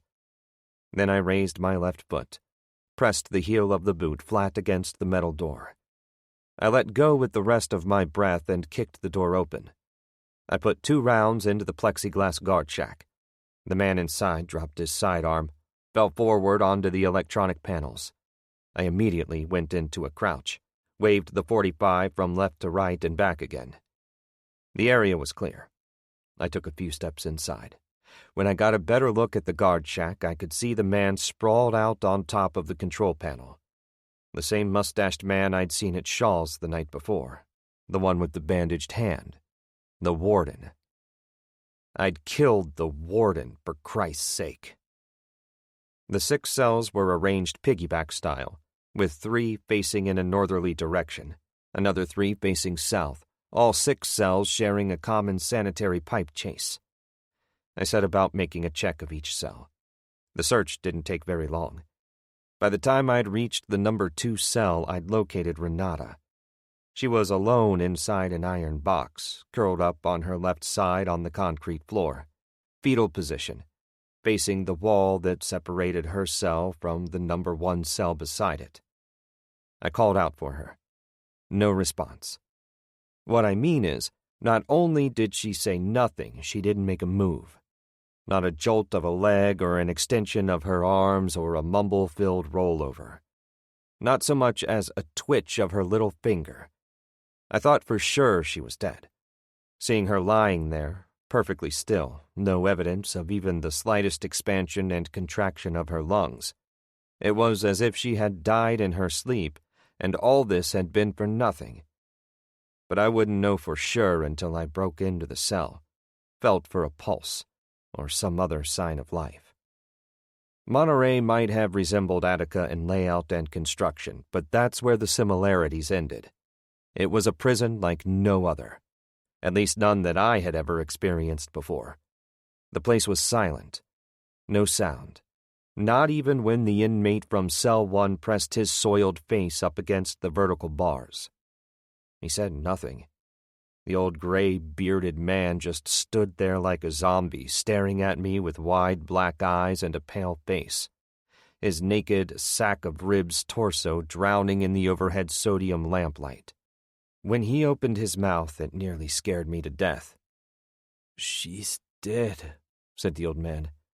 "The poor girl is dead." Don't you see, mister? It's me you want now. She's a good girl, but they shot her up with too much shit and now she can't go nowhere. Take me with you, mister." I did my best to ignore him. "Renata!" I shouted once more. "Renata Barnes!" Still no response.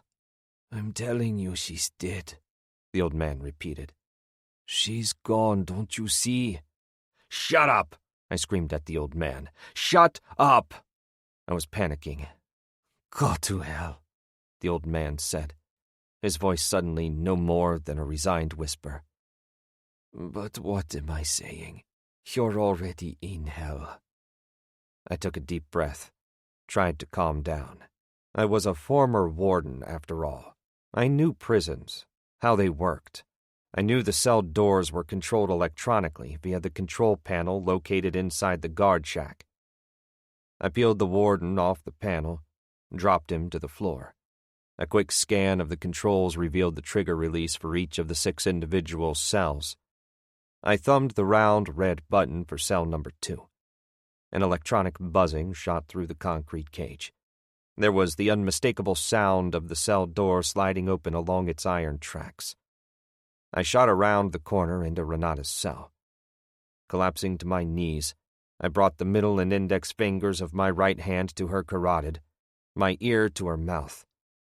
I felt a pulse, however slight, and her warm breath against the skin of my ear. "There's no helping that poor girl," the old man insisted. I rolled Renata onto her back, took hold of her hands, swung both her arms over my right shoulder, hefting her up in a fireman's hold. She was as light as air. I carried her out and made a beeline for the open tunnel. I didn't have to look at my watch to know that no more than 9 minutes could possibly remain before Shaw's deal with the Monterey prison guards went bad. The old man called out for me just as I made it to the steel door. "Take me," he pleaded. "You can't leave me here. My son died yesterday. I must see my wife. You can't leave me here." I felt the light weight of Renata draped over my right shoulder. I sensed what little time I had left slipping through my fingers like so much desert sand. "God damn it," I said to myself. "Please," the old man shouted. "For God's sake, they'll kill me too. Please." For a few more seconds than I could spare, I stood there at the opening to the tunnel, hesitating. I didn't want anything from anybody anymore. Why should I give out? Until I finally said, "Screw it," to myself, and headed back to the guard shack with Renata slumped over my back, stepping over the dead guard, coming down hard with a clenched fist on the general switch that would release every single cell door. The place exploded in alarms and the violent clanging sound of iron against iron as the doors on all the remaining 5 cages opened up. "May God bless you," came the voice of the old man as I turned once more and carried Renata into the tunnel toward Shaw and, God willing, our getaway. 38. She dreams of riding a horse across a busy street. A horse, of all things, in New York City. It's hot, summer, but raining. The rainwater pouring out of the gray clouds that hide the tops of the skyscrapers. But then she is awake. Not completely, half awake. She opens her eyes, just a crack. She swears she's being carried. Not on a horse, but on a man's back. Through a brightly lit tunnel, warm water dripping from the ceiling onto her head. She can feel the warm wetness on her hair, on her scalp. Maybe she's not awake at all. Maybe she's dreaming again. The next thing she knows, she's cradling Charlie in her arms. She has him dressed in a pair of little overalls and a t-shirt that says Baby Gap, and little white sneakers and ankle socks. She stands all alone, holding her baby in the wide-open cemetery with the green grass and the leaves shaking on the trees in the wind. She knows this day. She has lived it and died on it once before. The warm spring day they should have buried Charlie. 39. Renata slung over my shoulder, sprinting the tunnel from A Block to the administration building, praying to Christ that Shaw would still be waiting. There he was when I reached the end of the passage, standing inside the open elevator car, holding the sliding door open. "How are we doing on time?" I said, stepping inside. "Less than 6 minutes. He released his hold on the button, the elevator door sliding closed. "Tell me she's alive." "A little," I said, shifting Renata's dead weight on my shoulder. The elevator, rising. A bucket placed in the far right corner of the square car. A small, bright yellow bucket with the words "Hazard, Medical Waste" printed on the side in orange day-glow letters. "What about the old man and his hand?" I said. "We're going to just leave him?" The upward thrust of the elevator pushing against the inside of my stomach. "It's too late for him," Shaw said, forever glancing at his wristwatch. "What's the matter with you?" I said, now grabbing his right arm with my left hand. "The goons will kill him." Shaw broke my hold. I nearly dropped Renata. "If the old man's not dead now, he will be any minute," he said. "The proof is right there." "Where?" "In the bucket." The elevator approaching the first floor. I steadied Renata while, bending at the knees, I peeled the lid off the bucket. Inside, the old man's hand, severed at the wrist. Jagged edges of the white bone sticking through the red and white flesh, like it had been hacked away with a dull hatchet. Hot bile shot up from my stomach, filling my mouth. I tossed the lid back on the bucket, turned away, swallowing. The car came to an abrupt stop. The doors slid open. "Emergency amputation," Shaw said. "You let the doctor do that?" "Not a doctor. Just some jerk. Works in the clinic. Part of the price we're paying for Renata." "Part of the price," I said. "What price?" "I didn't let the drunk bastard do anything," he said. "I was standing out in the hall waiting for you." The doors of the elevator opened wide. "We have to move," he said. My hold on Renata, tight, solid. "We've got about 5 minutes," Shaw said, stepping out onto the empty administration corridor. "Maybe less." "What if we don't make it?" I said, following him toward the front gates. Renata suddenly growing heavier on my shoulder. "We die," he said. 40. I can't say exactly when the first shots were fired or who fired them or if the guards began shooting at us before our negotiated 20 minutes were up. Or maybe the entire plan had been bullshit from the very beginning. But the guards were already shooting at us when we bolted out the front gates. Shooting to kill, as if Shaw had never made a deal with them to begin with. Maybe he hadn't. At least half a dozen Mexican guards, all of them down on one knee, combat position, spread out in semicircle formation atop the grassy prison turnaround. Some sporting prison-issue .38s, others using black M16s. All of them firing on cue as soon as they saw the whites of our pretty little eyes. How they missed us was a miracle. But as I threw Renata into the back of the Land Rover and hopped into the passenger seat, it dawned on me that no miracle whatsoever had been involved. As soon as Shaw got behind the wheel and calmly turned the engine over, I knew there was no other explanation for it. They missed us on purpose, which was why the gunmen set atop of the cliff face hadn't returned their volleys. The guards had given Shaw a break after all, held fast to their bargain while pretending to perform their sacred duty.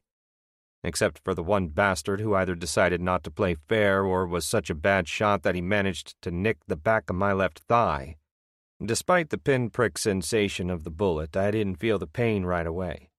Just a prick, like a bee sting, and the telltale wet warmth trickling down the back of my leg. As soon as we were on the road, I reached into the back seat, pressed the index and middle fingers of my right hand up against Renata's carotid. Her pulse was still weak, but somehow steadier, like her condition had actually improved during the craziness. What's more, she had begun to mumble in her unconscious state. "Charlie," she said over and over again like a chant. "Charlie." "Who's Charlie?" Shaw asked while I turned to see if we were being tailed. I turned back around, slipped down into the bucket seat. "Her son," I said, trying to catch my breath. He reached across my legs for the glove box and the fifth of tequila he had opened earlier. "She wrote a book about it, am I right?"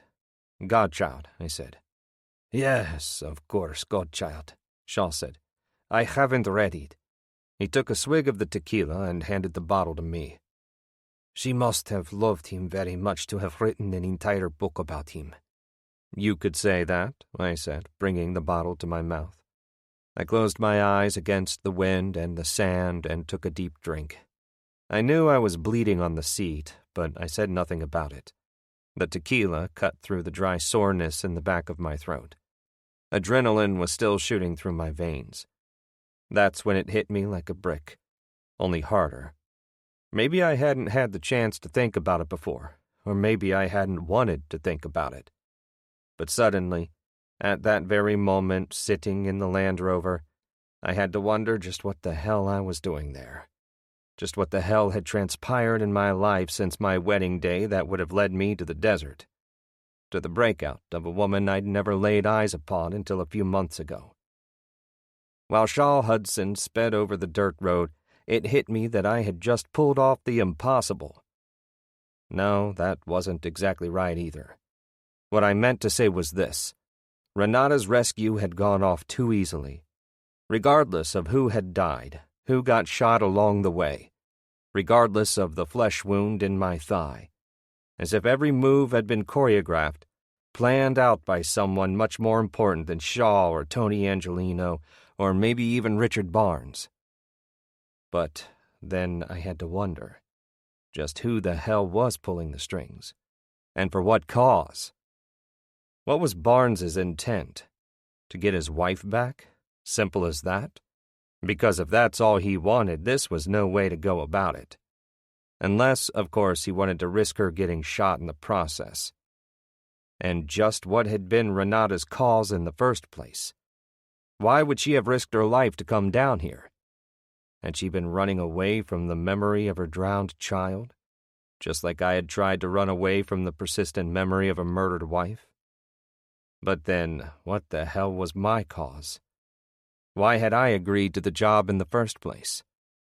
Let's face it, my cause had nothing to do with Renata or money or getting my feet back on solid concrete. It had everything to do with finding the bald man, finding him once and for all, then killing him.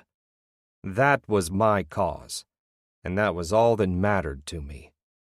It was while wrapping a torn-away section of my shirt tail around the flesh wound on my thigh that Shaw asked me to hand over my Colt.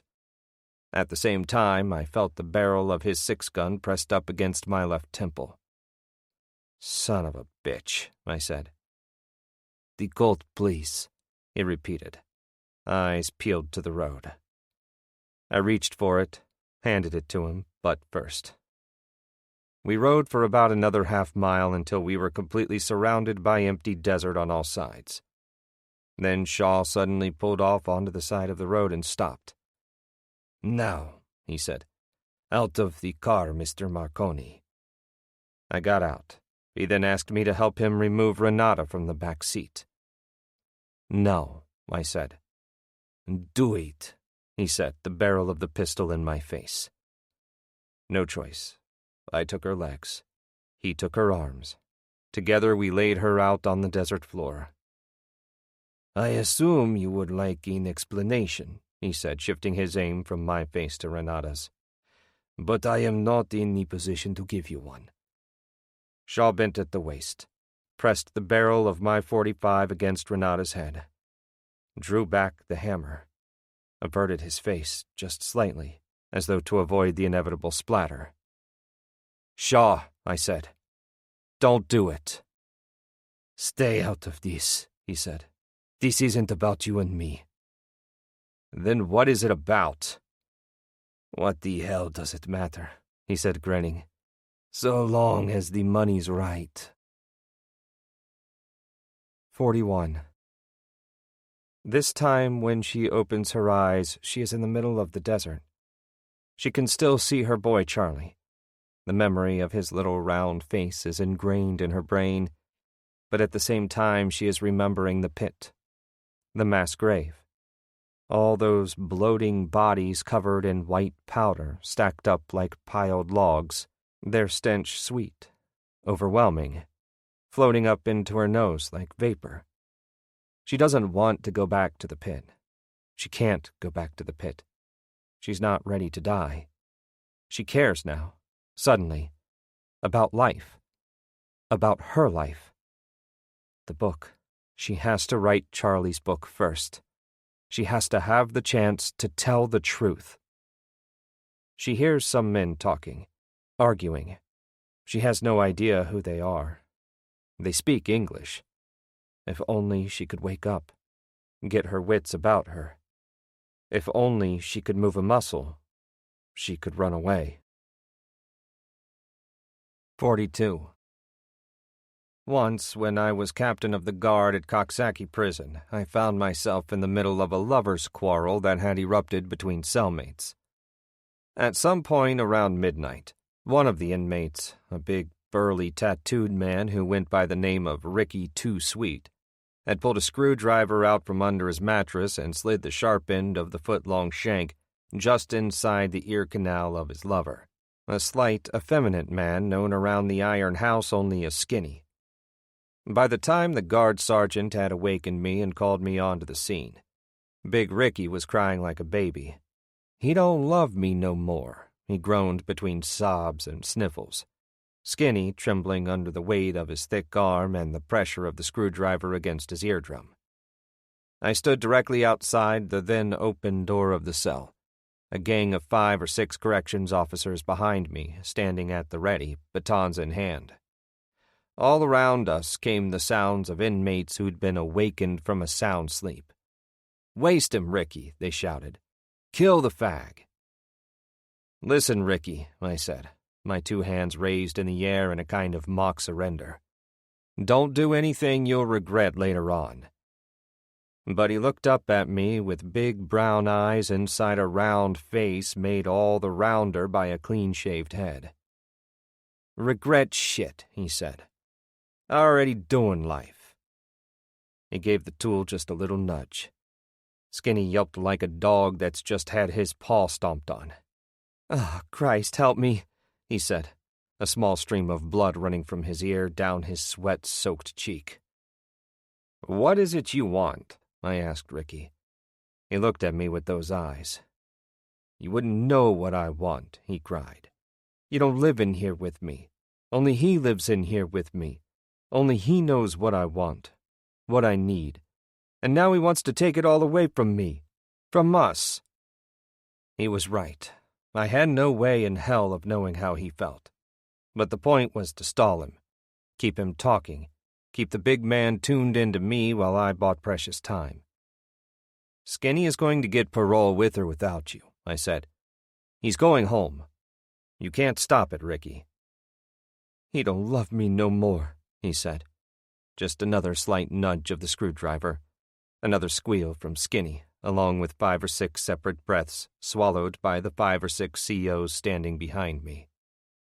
Ricky's eyes seemed about to explode out of their sockets. Those wide, glassy eyes that told me there'd be no talking him out of whatever he wanted or what he needed to do with that screwdriver. Words alone would have no effect, since he'd already made up his mind long before I'd come into the scene. But that didn't give me the right to give up. As the captain of the guard, it was my job to protect society from the likes of Ricky Too Sweet.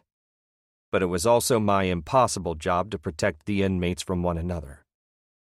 I took another step inside the cell, held out my hand. "Give me the shank, Ricky," I said. But the gesture was useless. I took 2 more steps forward. But in all reality, I might have taken 5 steps back. A split second later, Ricky plunged that metal shaft through Skinny's brain just like I knew he would right from the start. Right from the second I'd stepped inside the cell. The chrome-plated, foot-long screwdriver plunged in one ear, sticking out the other, the silver shank now coated with blood and brain fluid. Call it a blessing, call it a curse. But it was a talent I had, an intuition or an instinct I'd developed after years spent inside the walls of an iron house as the other inmate, the corrections officer. Knowing a man had made up his mind was never evident in his words or in his actions or even in his threats.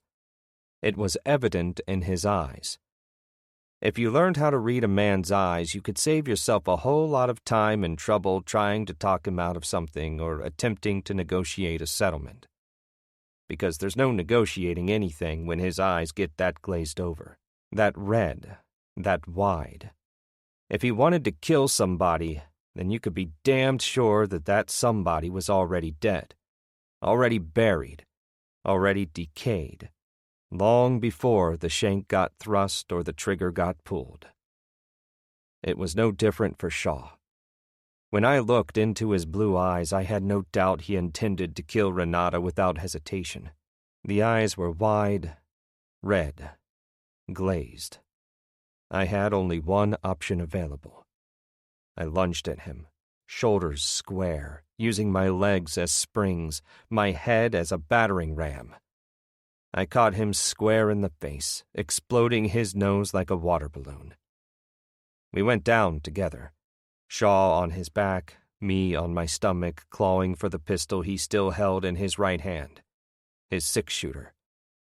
I reached out for it, but that was when he thrust the heel of his palm up against my forehead.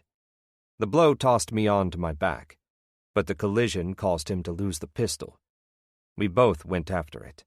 At the same time, the crowns of our heads collided, the sun going down on me for just a split second, the sound of breathing replaced with a loud interior buzz, the quick flash of blackness.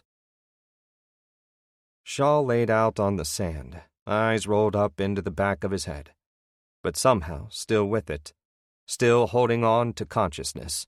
The two of us crawling on our hands and knees toward the pistol just 3 or 4 feet in front of us in the sand like a bad dream. "Who wants her dead, Shaw?" I shouted, voice dry and raw. "Is it Barnes?" Shaw said nothing. He just turned to me, looked me in the eye, spit a mouthful of blood into my face. I woke up then. The dizziness drained from my head while his blood dribbled down my lips and chin. I got up on my knees and let him have it where it hurt, in his broken nose. He fell back, the pistol still barely out of reach. I knew if I lunged for it, I could get to it before he did, which is exactly what I did. I cocked the hammer on the revolver, pressed the barrel against his forehead. "Who ordered the kill?" I said. He smiled and rolled over onto his hands and knees, eyes glazed and wide but somehow happy. "Go to hell, Mr. Marconi," he said. I fired a round over his head, cocked the hammer again. "Maybe, Mr. Marconi," Shaw said, as calmly as he had spoken to me in his office the night before. "I just want to kill her for the fun of it."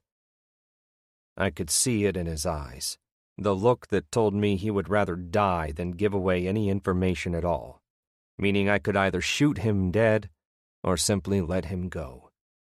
While Shaw vomited his breakfast onto the desert floor, I opened the chamber on the 6-gun, spun the cylinder, spilled out 1 round at a time, one by blessed one, onto the sand. Then I tossed the piece as far away as I could. I limped over to Renata. She was rolling around on the ground now, still mumbling something about Charlie when I picked her up, cradled her in my arms, laid her once more in the back seat of the Land Rover. As for Shaw, he was finished heaving his guts. He had turned onto his left side, propped himself up on his left elbow during the time it took me to hobble back into the driver's seat and fire up the engine. "Hey, Marconi," I heard him say above the engine noise. "You're not going to just leave me alone in the desert like this?" "You got feet," I said, pulling my piece out from under the driver's seat, setting it on the empty seat beside me. How can you be sure I'll make it, amigo? He said, the creases of his face filled with blood, both wet and dry. You've inflicted one hell of a beating on me, he smiled. Walk, I said, pushing on the clutch with my left foot, but not before seeing him reach down toward his right ankle. Now, that's heartless, he said, ripping the Derringer out of his ankle holster, firing off a shot that made a nickel-size hole in the windshield. It was then that Renata sat straight up. It was then, just as Shaw got set to let off that second round, that she blew 2 holes into his chest with my .45. Shaw rolled onto his back, mouth and eyes wide open as if his soul had taken off for hell before his body knew it was dead. Miracle of miracles, I exhaled. Without a word, Renata handed me the piece, grip first, then fell back onto the seat. This time I slipped the pistol into my holster and threw Shaw's Land Rover into gear. I felt a throbbing in my left thigh when I depressed the clutch, the first time I noticed the pain coming from the flesh wound. Not bad for a dead woman, I said, looking at Renata by way of the rear view. I saw her run both hands through her short hair while lying flat on her back. If you don't mind, she said, I'm going to pass out now. She did. I pulled the truck onto the dirt road. It was already 10 o'clock in the morning. I had to haul ass. The resurrected Renata and I had a plane to catch in less than an hour. Part 3. No intact bodies found at site as forensics experts continue search. Monterrey, Mexico. AP. The FBI has established a command post in downtown Monterrey, where it is expected to begin analysis of over 196 remains recently uncovered in just one of what are suspected to be at least a half-dozen as-yet undiscovered mass graves located along the vast Mexican border. Nearly all the missing have disappeared after having been detained by Mexican federal police and Monterrey prison officials. Evidence compiled by the association suggests that in some cases, the victims were arrested and later tortured and or killed by Mexican police or soldiers hired by drug traffickers to eliminate a rival or punish a debtor. In other cases, the victims appeared to have vanished when they were detained for questioning by Mexican narcotics agents. 43. She closes her eyes at the very moment she feels the liftoff inside her stomach. She wakes up then, in a bucket seat. Her ears pop. The cabin of the plane is warm. There is a blanket covering her lap. The man beside her is asleep. His jeans are dirty. There is a spot of blood on his left thigh. She can hear his snores. She wants so badly to say something to him, this man who came for her in the desert. She wants to wake him, but she can't. She's so exhausted she can't move, can't speak. She can only sleep. And yet she could still feel the weight of that pistol in her hand, feel the solid buck of the shot. But first, one last look out the window onto the heavenly blue sky. I'm flying, she whispers. But no one hears her. And that's okay with her. 44. I was on my back on a double bed inside the same second-floor room I'd rented at Coco's Motor Inn before my excursion to Mexico a little more than 48 hours ago. My honeymoon motel. I was staring up at the red neon light that reflected off the white popcorn ceiling, the dog-eared copy of Godchild by my side on the mattress. Barnes's job was finished, even though I had no cash to show for it. But then I hadn't exactly lived up to my side of the bargain. Not yet, anyway. As far as Barnes or Tony knew, Renata and I were still in Mexico. My leg ached. At least I was alive. Renata was alive, too, lying on the bed opposite my own, asleep. My deal with Richard had been to return his wife as soon as I brought her back, no questions asked. But things had changed since then. It had been one hell of a 24 hours, the last 14 of those particularly long. Renata and I left Shaw lying on his back in the middle of the desert. Left him for the buzzards. For whatever reason, he had betrayed the cause. Maybe he had acted on his own, as he'd indicated while on his knees in the desert, for the benefit of his own pocketbook. Kill Renata, kill me, then call Barnes, tell him he could have his wife back, but not until he raised the ante a bit. Meanwhile, Barnes would have no choice but to wire another $1 million or two, and all that time his talented young wife was dust anyway. Renata could not have conjured a better plot herself. But then maybe Shaw had acted on Barnes's direct request. Maybe Barnes wanted his wife dead. And if he wanted his wife dead, he could very well want me dead. I had been a witness, after all, to the entire operation. Let's face it, I would have to go. The thing is, why bother sending me after his wife in the first place if, in the end, he wanted her dead? Why not simply let her rot in prison? The answer was easy, because there was always the possibility that she could get out. Always the possibility that she could go public. That the public would find out about her predicament and how her rich husband hadn't lifted a finger to get her out. By rescuing his wife, Barnes could make himself look like the good guy. At the same time, he could make sure, once and for all, that she was dead. 8 p.m. The red neon light flashed on and off. My leg throbbed. Maybe my homemade bandage had been applied too tightly. Maybe I needed a codeine, maybe 2 codeines and a drink. Another drink would definitely help the pain, help me decide what to do next.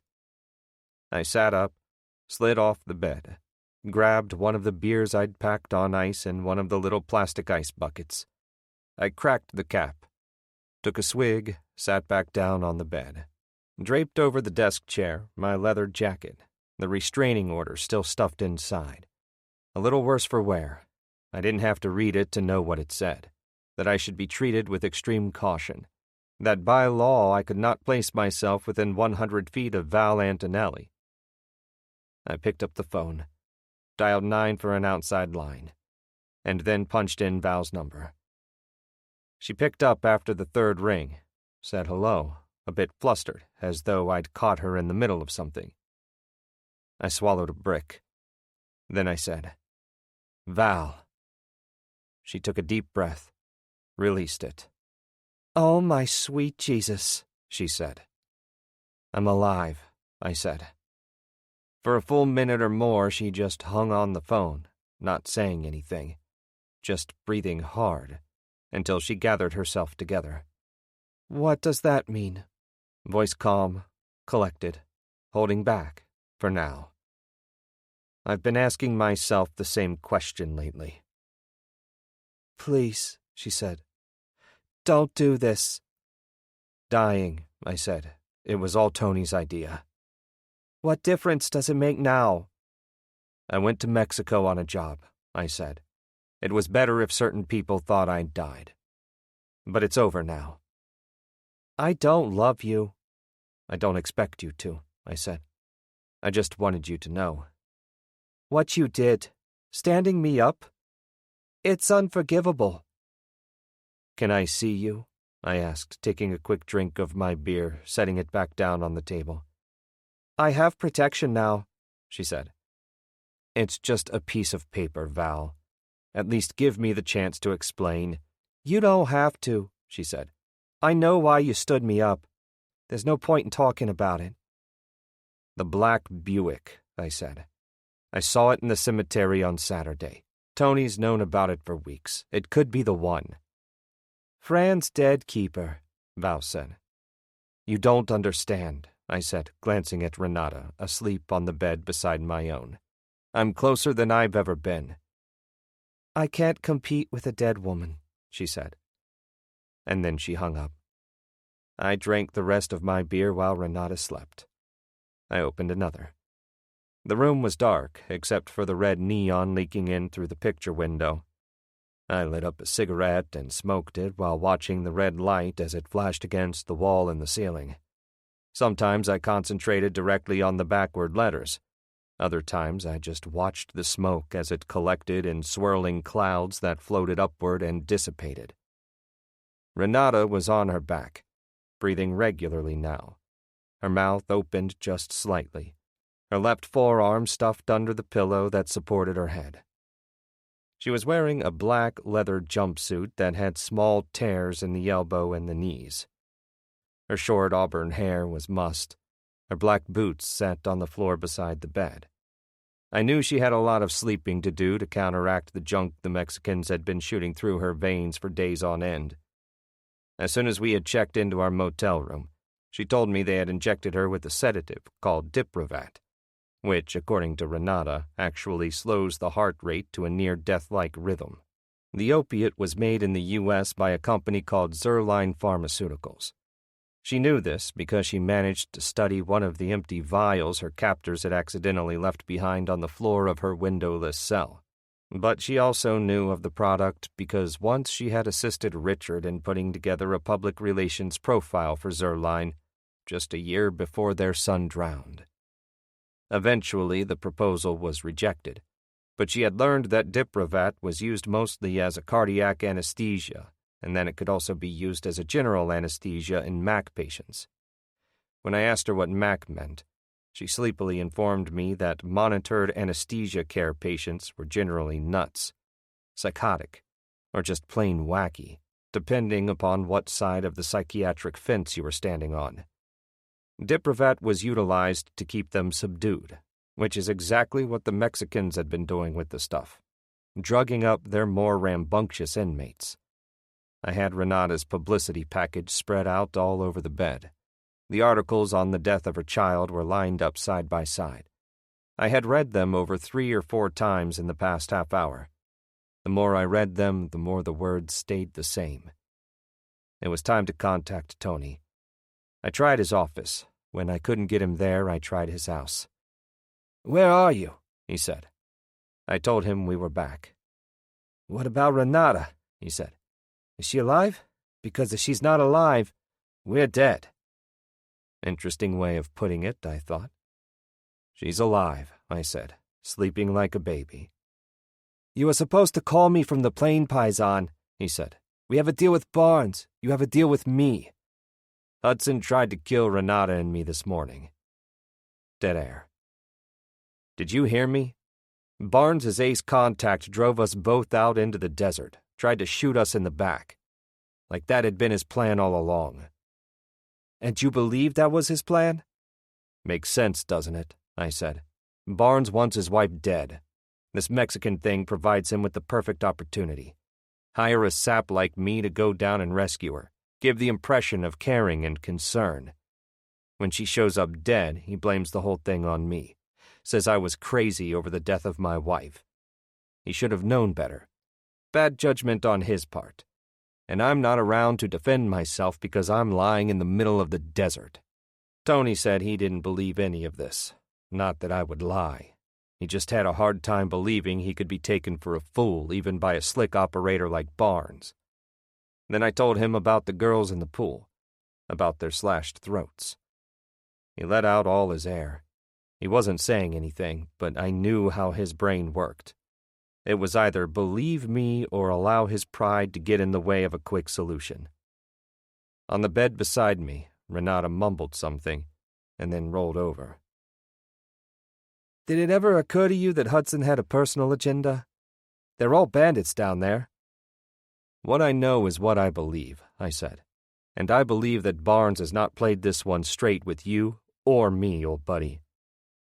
"You don't know that," Tony said. "Not yet." "He wanted her dead, Tony, and he wanted to blame it on me, just like he would have blamed the deaths of those 2 women on me to prove what a psycho I am, and I think you know something about it." "You don't think for a moment I would have betrayed our trust.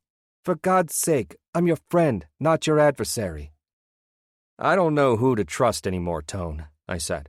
"I don't know who to trust or where the hell to go for that matter. The guy screwed us over. Do you hear what I'm saying? Shaw screwed me and Barnes screwed you. That's what it comes down to.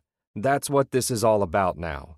I picked up the little article, the one with Renata and Richard walking out of the church. the bald man, or a bald man, walking out along with them.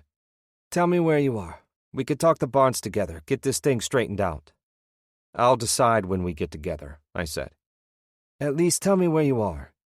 "I'll tell you when I think you need to know, Tone," I said, my eyes fixed on the bald man. "What about the girl?" "She stays with me," I said, hearing Renata's deep sleeping breaths, "until I get a better idea of what's happening." "Keep her, wait," Tony pleaded. I cut the connection. 45. Renata and I had to move. Other than my apartment in Stormville, Coco's Motor Inn would be the first place Tony looked for us. I knew we had to get the hell out, find a new safe house, do it quick. First, I packed up our things, set everything by the door. Then I called out for Renata. She stirred and propped herself up on her elbow. "We have to leave," I said. She sat up straight, slid herself off the mattress. No arguments. I stood by the door, looked out the window. Nothing in the parking lot other than a Ford pickup, a Chevy Malibu, and the Ford Explorer I'd rented at the Hertz counter at the Albany International Airport. I turned and allowed the curtain to fall back. She was sitting on the edge of the bed now, groggily bending over her boots, zipping them up. Although we had hardly spoken at all on the plane, she slept for almost the entire 5 hours. We'd spoken enough for her to know I'd been hired by her husband to get her out of Monterey prison. But did she know that it had all been a charade? That he may have wanted her dead at my expense? "If he wanted me dead," she had said from her window side seat in our 747 from Monterey to Albany, "why would he send you after me?" "Maybe to make it look like he wanted you rescued," I told her, and let it go at that. She asked me what I planned on doing next. I told her I wanted to keep her with me. What I didn't tell her was that I was prepared to force her to stay, at gunpoint if necessary. "Until you figure something out?" she asked, her words coming slow and slurred, her head bobbing. "Until I know it's safe," I said, "and that goes for both of us." But that's as far as I got before the captain asked us to fasten our seat belts and whatever Dipravat was left in her bloodstream knocked her out cold. I grabbed my leather, slipped it on. I had a crew-neck sweater in one of my honeymoon duffel bags. I tossed it on the bed for Renata to wear. She asked me where we were going. "New motel," I said, hitting the overhead light, drowning out the red neon that leaked in through the small space between the curtain and the window. "So are you like my unofficial bodyguard now?" she asked, her eyes squinty in the white light. "Something like that." "Who exactly is it we're hiding from at this point?" she said. "Like I already told you," I said. "We're hiding from your husband. And another man." "What man?" "My best friend." "Doesn't sound like much of a best friend to me," she said. I felt my heart sink when she said it. "Doesn't sound like much of a husband either," I wanted to say. The setup of the second-floor room at the Airport Days Inn was basically the same as the room at Coco's Motor Inn. Same twin beds, same color TV mounted to a black plastic swivel stand, same bathroom off to the left as you came through the door, same coin-operated bed vibrator, same free HBO. We sat down on the bed beside each other. Me in my leather jacket, Renata in my oversized gray sweater. I knew we were running out of time.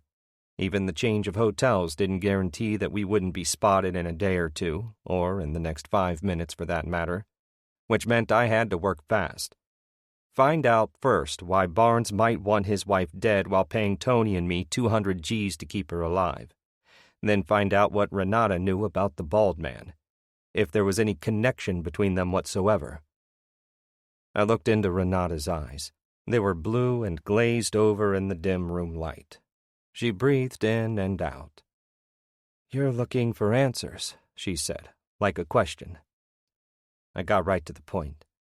I asked her if she could think of any reason in the world why her husband might want to have her killed. She broke all eye contact with me, choosing instead to concentrate her gaze on the wallpaper directly in front of her. wallpaper patterned with colorful fruits, oranges, pears, lemons.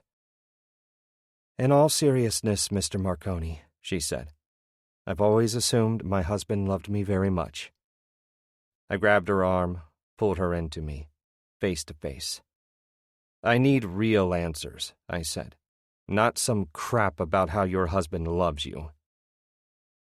"I saved your life," she said, her voice trembling, verging on tears. "That's got to be worth something." "I saved yours, too. That makes us even." I let go of her arm. She put her head in her hands. The skin on her hands was pale as her face, anyway. Or maybe it was the way the skin looked in contrast to the black leather jumpsuit. I went for my bag, set it up on the bed. I unzipped it and pulled out the publicity package. I opened the envelope and pulled out the article with the photograph of the grieving Barneses and the bald man following them out of the church. "What can you tell me about this man?" I said. I handed her the clip. She dried her eyes and sniffled. She stared at the black and white photo. "What man?" she said, pressing the tip of my index finger against him. "The bald man with the sunglasses," I said. "What do you know about him?" She stared at it a little longer. "No idea," she said. She tried to hand the clip back. I stepped away from her. "The man was at your son's funeral service, Renata," I said. "You must know who he is." I was trying to stay calm. I didn't want to scare her any more than I wanted to force her into admitting something that may not have been true. She looked at the clip once more, brought it close to her face as though she could actually see into the photo. Then she set it down on the pile of publicity material on the bed. "I'll say it again," she said.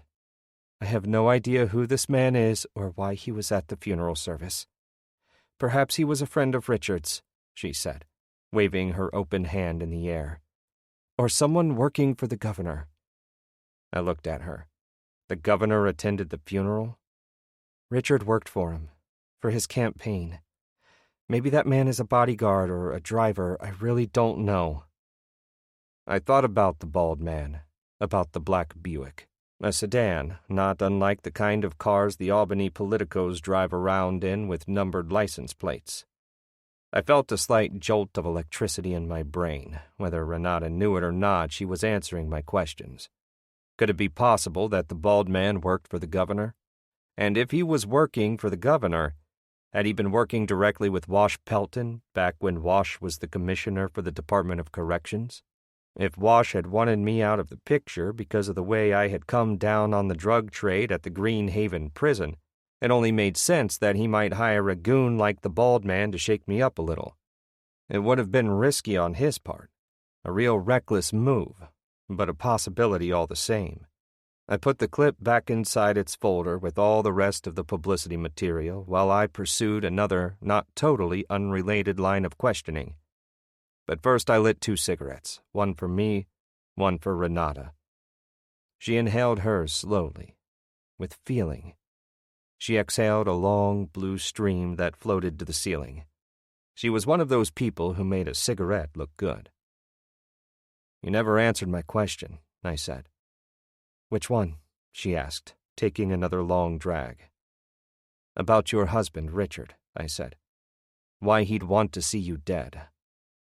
She smoked for a while longer, once again staring at the wallpaper, until she looked up to me with those glazed blue eyes.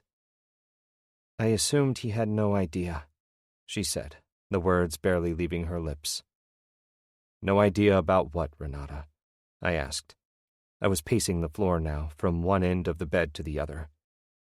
"About the book I've been writing," she said. "The follow-up to Godchild. The true story behind Charlie's death." "What story?" I said, spinning my right hand around and around as if to coax her into telling me more. "Mr. Marconi," she said, her hands set in her lap, the cigarette held between 2 fingers on her right hand. "Would you believe me if I told you my son's death was not an accident?" I walked over to the small desk at the far end of the room. I looked at Renata's image in the mirror. Her pale face seemed swollen now, her eyes filled with more tears. "Tell me about it," I said into the mirror. "Richard!" she screamed. So suddenly I felt the shock of her voice shoot up and down the length of my spine, like a French knife, only sharper. I turned, looked her in the eye. "Richard what?" I said. "Richard is the key to the whole thing, the answer to all your questions." She was openly crying now, sobbing. "What key, Renata?" I shouted, slamming my fist against the desktop. "What key?" She let her head drop, chin against chest. "I am so tired," she said. The cigarette between her fingers had burned all the way down, but it didn't seem to matter to her when she raised her head, slowly, and whispered, "The son of a bitch. He killed Charlie." 46. She sees him now, in her sleep. He is kneeling on the floor of the bathroom, the water splashing against his clothes as he holds the child down with outstretched arms. But then, suddenly, he senses someone coming up behind him. She knows he must feel her presence, because he turns fast and spots her, his wife, just before she smashes him in the head with the claw hammer. 47. After a time, Renata stopped crying. I tried to talk her into room service, burgers maybe, or a pizza from the joint across the street. Anything. She looked like a bag of rags and bones in that jumpsuit, but she refused. "How the hell can I eat?" were her exact words. She smoked another one of my cigarettes, then curled herself up and went back to sleep. An hour later, Renata was awake and sitting on the bed staring into the TV at CNN headline news. Rather than risk leaving the room, I had found a nearby deli that delivered. I laid out a couple of rare roast beef sandwiches with Russian and horseradish and deli pickles, a can of Diet Coke for her and a bottle of Bud for me. When we were finished, I went to the window and checked the parking lot. The lot was full of cars I didn't recognize, but that didn't mean Tony or any of his guinea pigs weren't watching us right at that moment. I lit a cigarette from the pack on the small desk and leaned back against it. "Tell me more about this new book," I said. Renata leaned back against the headboard of the bed. Only the wall-mounted fixture above her head had been turned on, bathing the room in a dim half-light. Maybe it was my imagination, but she looked better since she'd eaten. A little color had returned to her face. "There's not much to tell other than what I've already said. Richard killed him, and that's what I've planned on writing about." "Why keep it from the police for so long?" She inhaled and then let the air out. "For a long time I wouldn't accept the truth, that my husband was capable of doing what he did to our little boy. The only way I could actually deal with it, on a personal level, was to write Godchild." I smoked a little and drank some beer. "I actually saw myself as a fictional character," she went on. "A woman who accidentally drowns her child." She breathed again, her face flushed. "Don't you see? I was blaming myself in the place of Richard, because I allowed him to get away with murder." We were quiet for a time. Then I said, "Can you tell me how it really happened and why?" She twisted her head. "Not now," she said, lighting up another one of my smokes. "It's why I've been writing it down. It's how I deal." "You can reveal the truth by writing it," I said, "but you can't get yourself to talk about it." "Something like that, Mr. Marconi."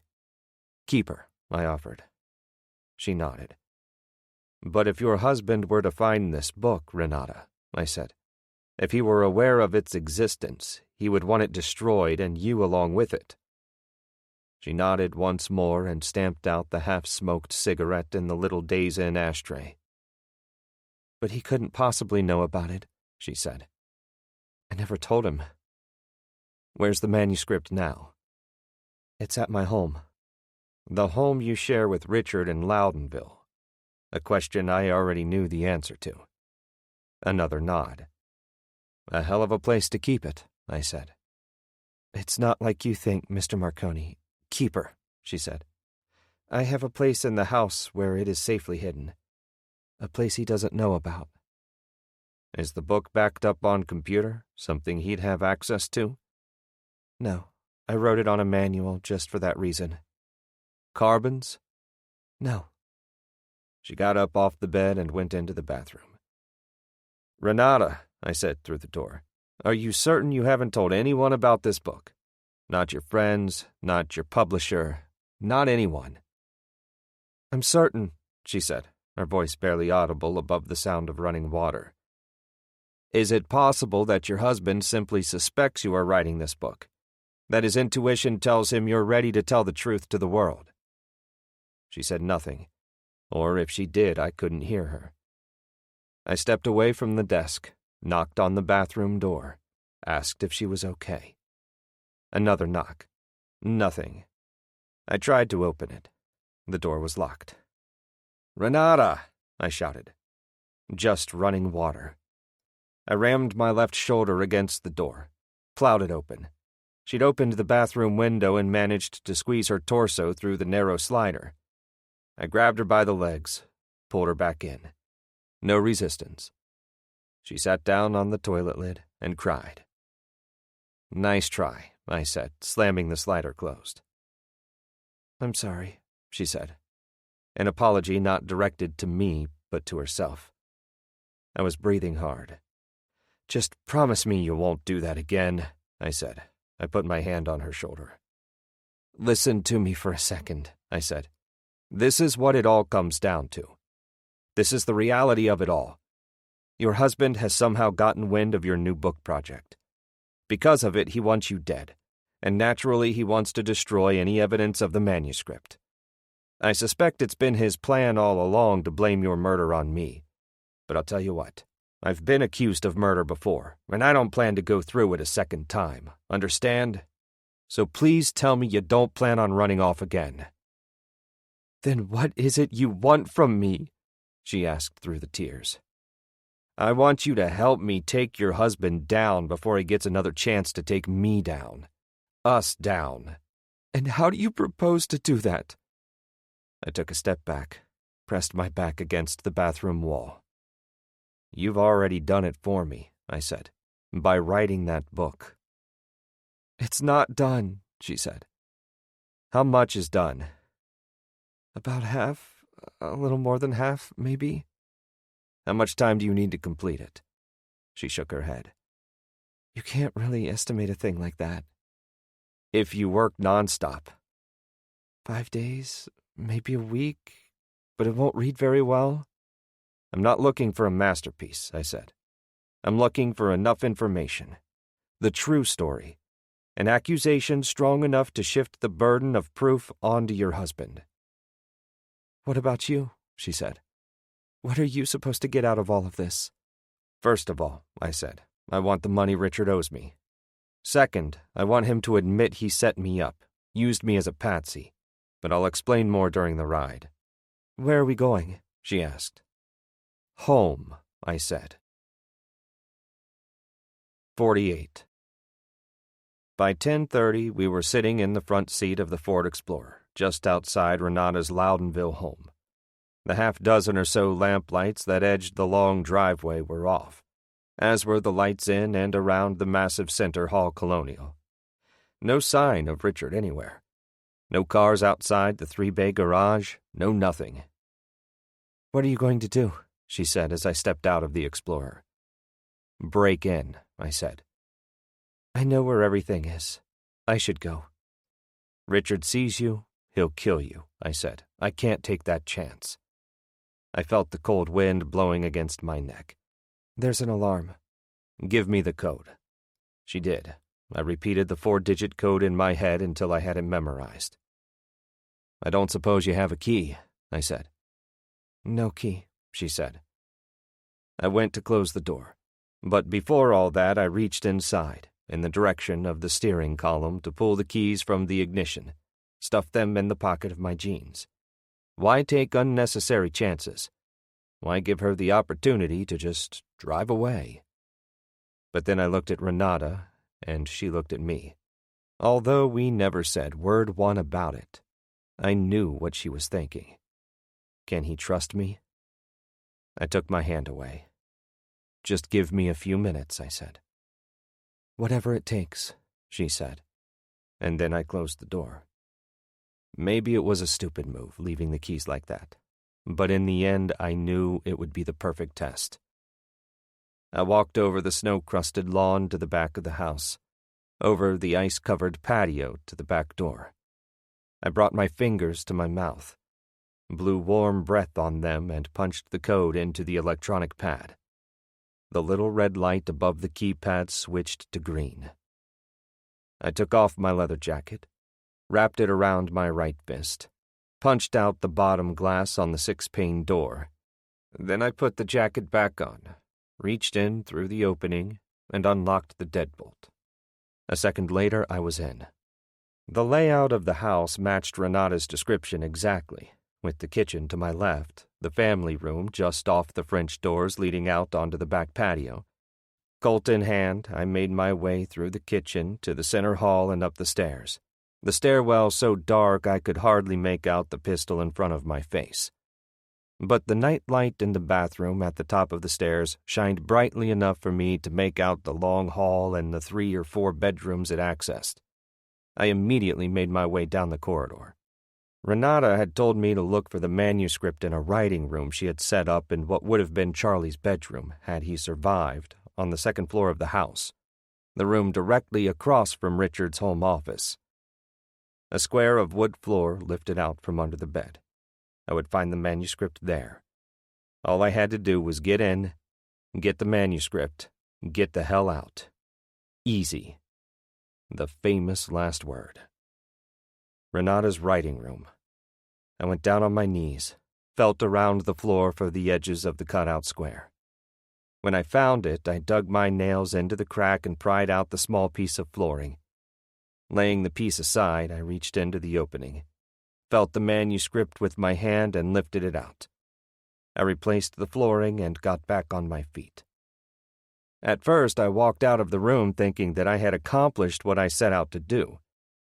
But then I couldn't stop myself from drifting into Barnes's home office, directly across from Renata's.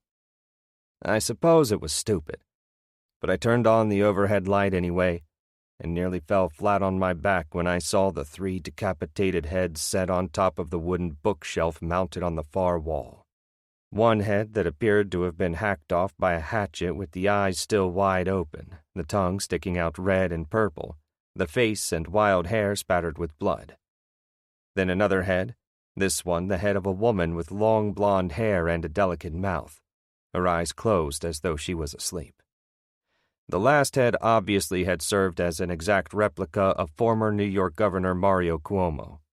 Of course, the heads were nothing more than very well-done special effects. The hauntingly real Cuomo head most likely coming from the 1995 and 1996 slash-and-burn campaign Barnes had orchestrated for Cuomo's Republican challenger.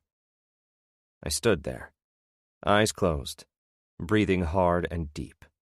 Turning away from the heads, I tried my best to survey the rest of the office without taking a second look. I caught my breath, tried like hell not to be reminded of Fran. The decapitation. The place was clean and neat. Too neat, as though it had never been used as an office at all. There was a long wooden desk and a file cabinet and some floor lamps. There was a green leather couch and matching club chair and a coffee table. I walked around the desk, tried the drawer. It was locked. I tried the file cabinet. Also locked. Toward the back of the rectangular room was a large screen television that took up the majority of the wall space. Mounted to the floor, about a half-dozen feet in front of the television, a chair with a heavy retractable bottom and thick cushions like movie theater seating. The locked cabinet sat there in front of me. I thought about shooting away the lock, going through the video library, but time was getting tight. I turned the light off in the room. I felt a dryness in my mouth. There was a buzzing in my head. I had to leave this house. Renata had to get to work on the manuscript. She claimed it would take 5 days to finish it off. I could give her 3 days, no more. I walked out of Richard's office, went back into Renata's room. I picked up her portable typewriter, cradled it in my arms, like a mother and her godchild. 49. She sits in the passenger seat of the Explorer. The car is still warm from the heater, but now that it is turned off, she knows it's only a matter of time until the cold sneaks its way back in. She is staring at the set of keys dangling from the ignition. As soon as Keeper is out of sight, around the back of the house, she finds herself opening the door. Without even thinking about it, she has her hand on the door handle so that she can get out and back in. Only this time in the driver's seat. All she has to do to get out of this mess is start the engine, pull out, and head south. Or west. Or north. What difference does it make so long as she's far away from this place? She almost goes through with it. But then something stops her. Something makes her take her hand off the door handle. She doesn't know if it's this man who rescued her, this raggedy salt and pepper man who calls himself Keeper, who claims he is being set up right along with her. This man who insists she knows some bald man who just happened to attend Charlie's funeral. She's never met any bald man. She does not know any bald man. What she does know is that somehow Richard has gotten wind of her new book. And because he knows, he will stop at nothing until he sees her dead. He can make it look like an accident, too. Richard Barnes, marketer extraordinaire, has that kind of power, that kind of connection to the right people. Or is it the wrong people? Maybe that's why she takes her hand off the door handle. Maybe that's why she only stares at the car keys, never bothering to so much as place a fingertip to them. This is not about her, or Richard, or this raggedy man who is after the truth. This isn't about her life or anyone else's life other than Charlie's. About telling his life and death story. And if Keeper Marconi is willing to keep her safe so that she can write the story, if he's willing to help put Richard away for what he did in the bathroom of their apartment, then she'd be dead wrong to stop him or to run away from him. What she needs to do is stay with him. Work with him.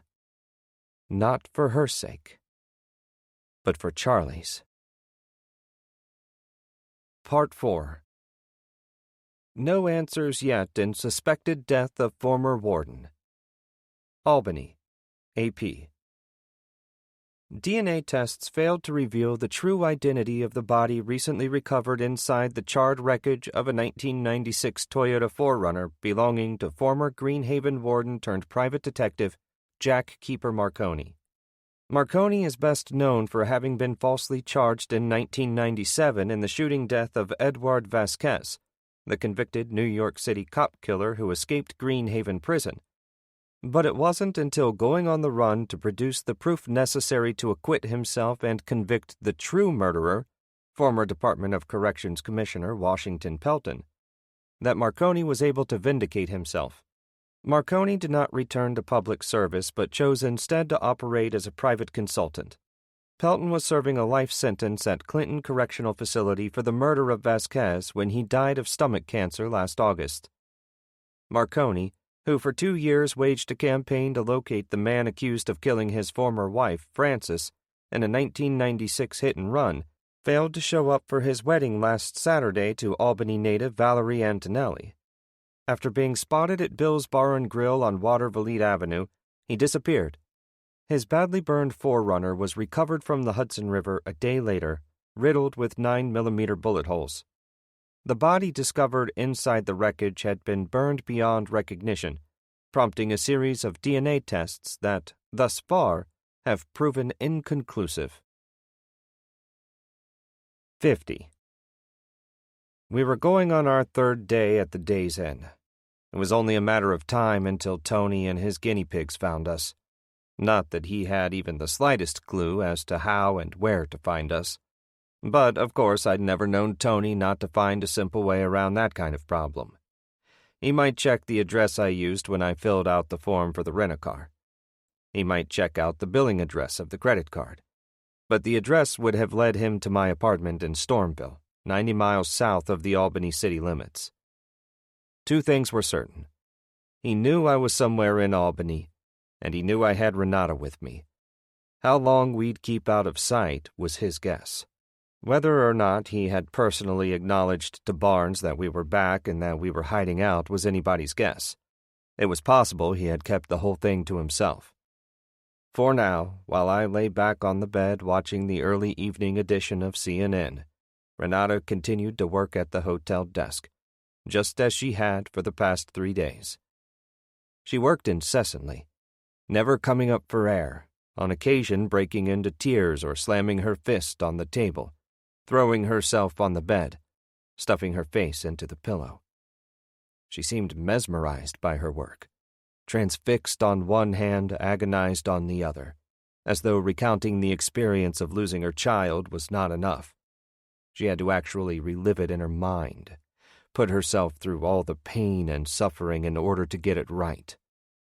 Why was she putting herself through the misery? Had she decided to finish the manuscript just because I'd asked her to? Why hadn't she just split? In my mind, I knew she was finishing the job she had started simply because it had to be done. What's more, I knew that deep down, she feared for her life. She already knew her husband was capable of murder. But in the end, so what if the manuscript could not be used as admissible evidence against her husband? As long as it got written, it could be used as an accusation. Anyone with a law and order background could tell you that when it came to murder, the accusation counted almost as much as the burden of proof, until the guilty were proven innocent. Renata hardly ate or drank. She had been taking time out only to shower, which she did as often as 4 times a day. She hardly slept, catching only the occasional power nap for an hour or so at a time. She rarely spoke. The life she lived inside the motel room with me didn't seem to matter. It was the life she was living inside her mind that mattered. The past she shared with her 2-year-old son and the father who allegedly killed him.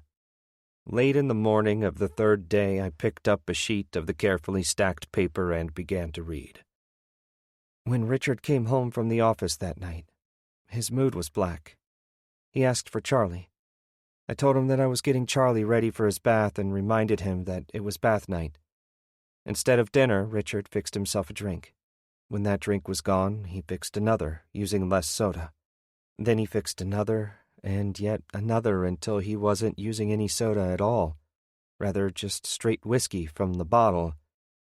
That's as far as I got before she ripped the page from my hand, looked at me with eyes that weren't eyes at all but mirrors that reflected her pain and hatred.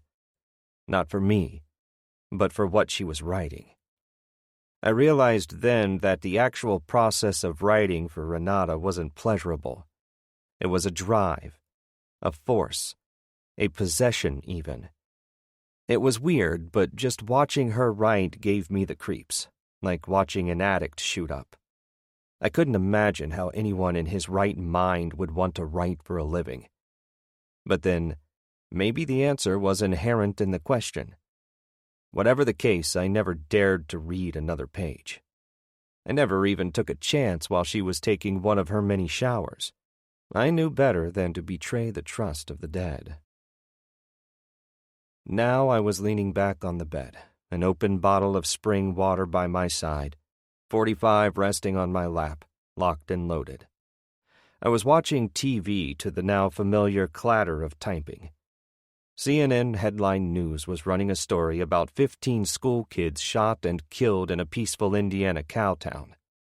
Another story on mass graves uncovered in Mexico. I drank some water. CNN broke for a commercial.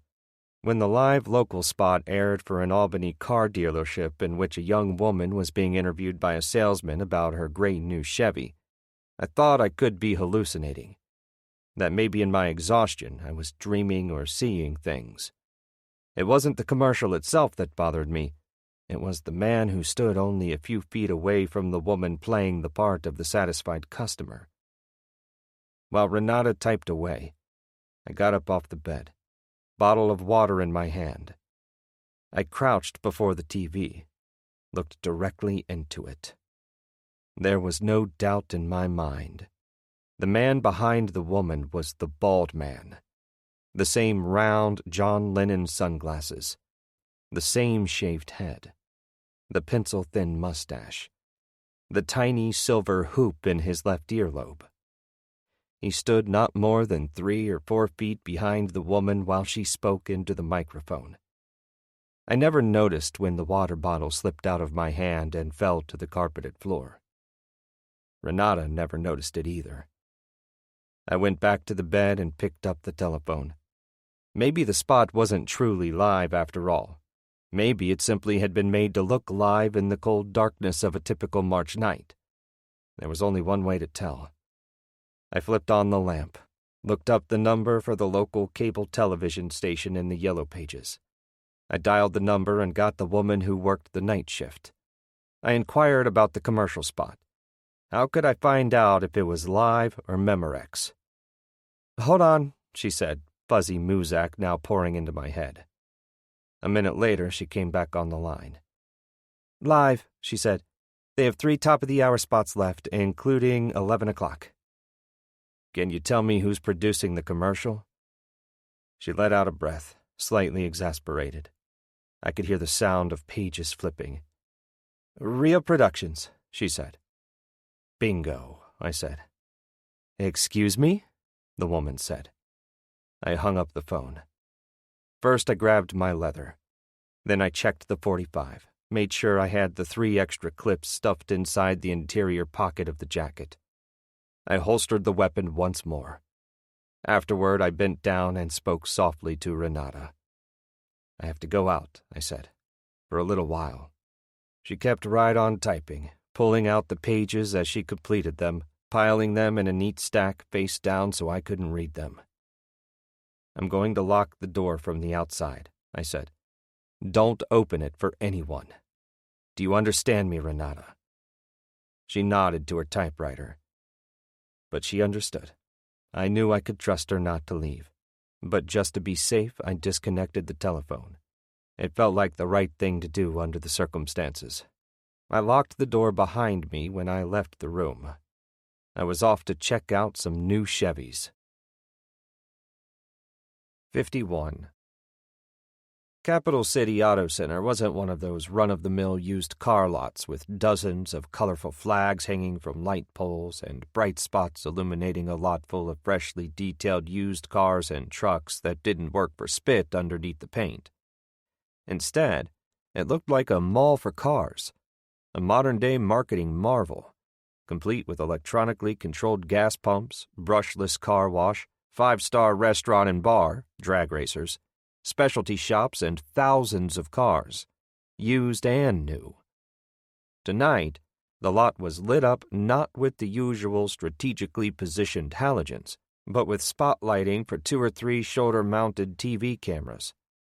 Parked in the lot beside the huge metal and glass building that housed the showroom was a large van with a satellite dish mounted to the roof. Printed on the side of the van were the words "Real Productions." A man approached me just as I stepped out of the Explorer at the edge of a sea of brand-new Chevy cars, trucks, and vans. A tall, thin man with the face of a rat who wore a tan polyester suit, loafers covered with black rubbers, and a hooded Kmart parka for an overcoat. "I'm Bob," he said, bare hand extended, smile plastered from ear to ear on his gaunt rat face. "How can I help you?"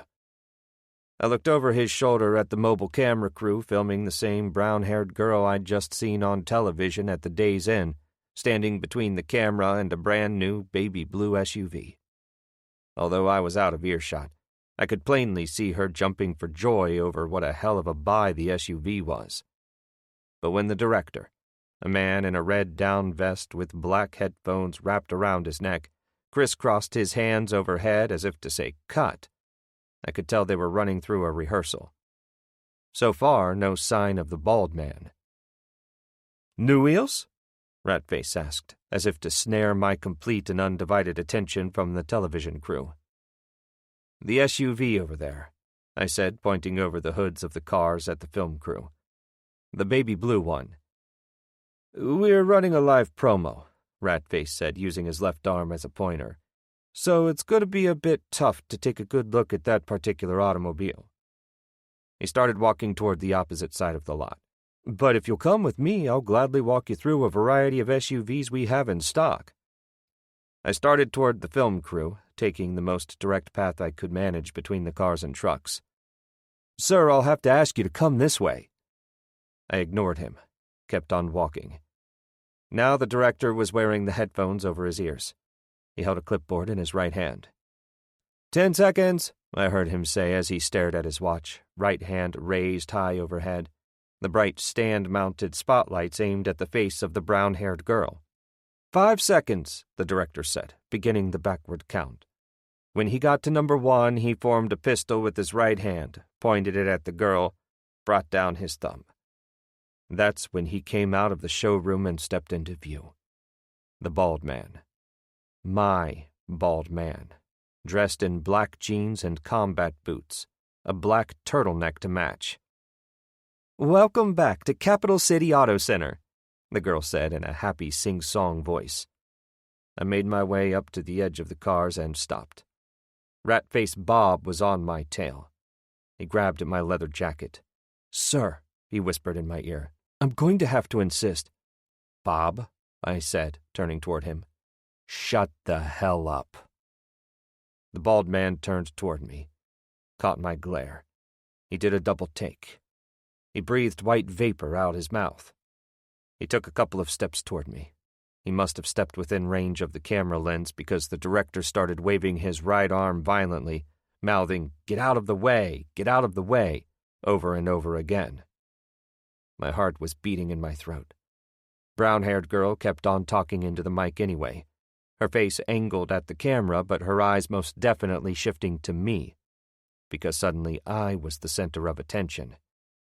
Until the bald man turned, bolted. I took off after him, knocking one of the bright mobile television lamps to the pavement, the huge bulb exploding like a grenade when it hit the frozen blacktop, forcing the director and the brown-haired girl to hit the pavement. Both of us sprinted, dodging around the parked cars and trucks until I hopped up on the hood of a green Chevy Malibu, then onto the hood of the cherry-red Malibu beside it and the tan Dodge Dakota beside that. I sucked the cold wind and I ran as fast as my legs would take me, and I narrowed the space between us to 3 cars, maybe 2. One more and I could have cut him off before he got to the end of the lot. I would have made it, too, if it hadn't been for the white-hot explosion against the back of my head, and the cold darkness that followed. 52. The first thing I saw when I came to was the blurry outline of 2 people standing at the foot of a bed. After a few seconds of blinking and breathing, I was able to get a better fix on them. Tony Angelino and Detective Mike Ryan. 4 walls surrounded me. Capital City Auto Center had disappeared. So had the bald man. My head hurt. A lot. At least my leg didn't hurt anymore. If it did, it hadn't registered yet. "Look who's awake," Tony said, as if I were a toddler waking up from a mid-afternoon nap. He had on his dark blue, double-breasted suit underneath a charcoal overcoat, a matching navy blue fedora resting back on his head. In the corner of his mouth, a toothpick bobbed up and down when he moved his lips. 2 hours, Ryan said. Not to me, but to Tony. Not bad. He crossed his arms at his chest, a gold Claddagh ring visible on the 3rd finger of his left hand. He was still wearing his leather blazer, even indoors, his thin black tie pulled down a few inches on his chest. When I tried to lift my head, it felt like it had been run over by a squad car. I decided not to lift it again. "You got one hell of a lump," Tony said. "You've been unconscious for a couple of hours." "Baseball bat," Ryan said. "Some guy named Bob, salesman at Capital City." I breathed a little. "They also took care of that little flesh wound in the back of your left thigh," Tony said. They had to reopen it. As a lawman, you should know better than to attempt aggravated assault in front of so many witnesses, Ryan said. And you should also know better than to fake your own death. He tossed a folded newspaper onto the bed. I could get you 2 to 5 for that little charade. Or maybe a nice little stay in the nut house. I'm not even going to ask where you appropriated the cadaver. I looked at Tony. He was looking at the floor. Apparently, Ryan hadn't guessed his role in the staging of my sudden and unfortunate passing. I suppose it all made a hell of a lot of sense. No doubt about it, I had to suck this one up. A nurse walked in. She slipped a battery-operated thermometer under my tongue. I looked at Tony and Ryan while the plastic thermometer did its job. They both gave the nurse a couple of up-and-down looks. When the thermometer beeped, she pulled it back out, stared at the readout, and set it beside the sink in the little alcove near the bathroom. Good, she said. Are you going to be giving him a sponge bath? Tony said. We could step outside if you like. Or perhaps it would be better if we just averted our eyes. Ryan couldn't keep from laughing. He brought his fisted right hand up to his mouth to hide a smile. The nurse ignored Tony. She went out into the hall and came back with a little paper cup, which she handed to me. Inside the cup were 2 bright red sugar-coated caplets. Tylenol, I assumed. It hurt to look at them. I swallowed them while she filled up a plastic jug with water from the sink and then set it on a portable stand beside the bed. She began filling a cup with the water, but I grabbed the pitcher right out of her hand, taking a long, deep drink. When I'd had my fill, I wiped my mouth with the back of my hand and set the pitcher back down again on the portable stand. Oh my, she said, are we thirsty? Lady, I growled, you have no idea. She turned to Tony and Ryan. Gentlemen, she said, I suggest you make your conversation a quick one. Mr. Marconi has suffered a mild concussion and he needs his rest. When the nurse was gone, Tony pulled a hip flask from his right-hand overcoat pocket. He unscrewed the little sterling silver cap, took a deep drink. Then he handed the flask to Ryan. Ryan drank and passed the flask to me. I decided to pass. Tony took the flask back, shoved it into the side pocket of his overcoat. In my head, I pictured Renata. I prayed to Christ she was still safe and sound inside the motel room. I looked at Tony. The bald man, I said. I saw him. Tony ran the index finger on his right hand across his throat like a knife, stopping me mid-sentence. Might guess something to tell you, Paisan. Real Productions wants to press assault charges, Ryan said.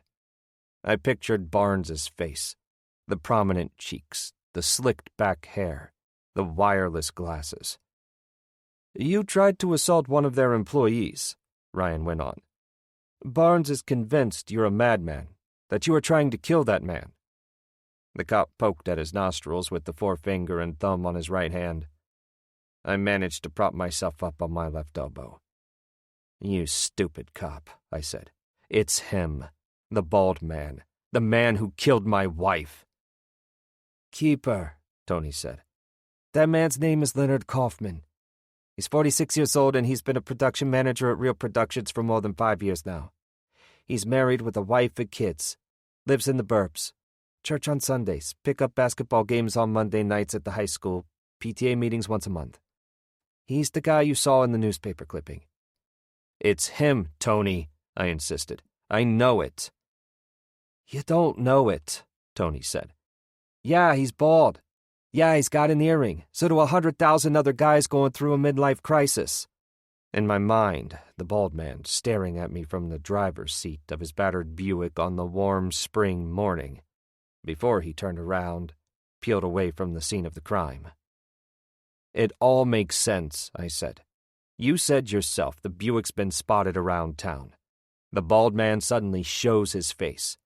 He works for Barnes. Barnes tried to have me killed. Ryan looked cross-eyed at Tony. What in the world is he talking about? Must be the head injury, Tony said. I sat up straight. You listen to me, I said. That bald man killed my wife. He drives a black Buick. I looked into Tony's eyes. He recognized me, Tony. Don't you get it? That's why he ran away. He recognized me when I showed up at the lot. Maybe you should calm down, Keeper, Tony said. You've had a tough—" "It doesn't change what I saw," I shouted.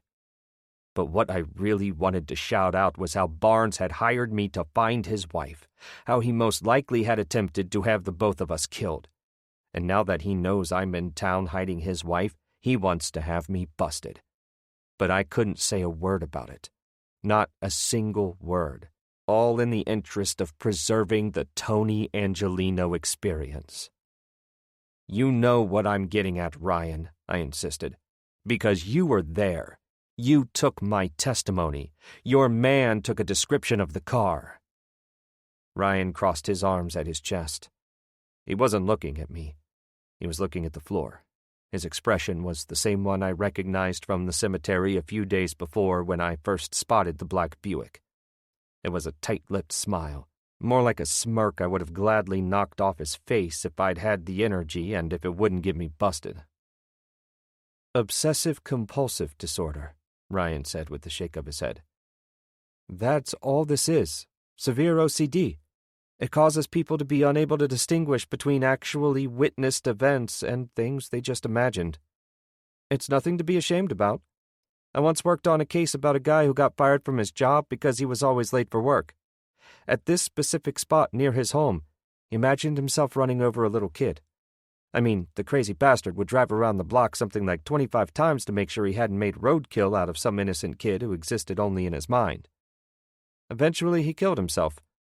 And that's what worries me more than anything. The mock staging of your death this time can simply be the prelude to something slightly more real and certainly more permanent next time."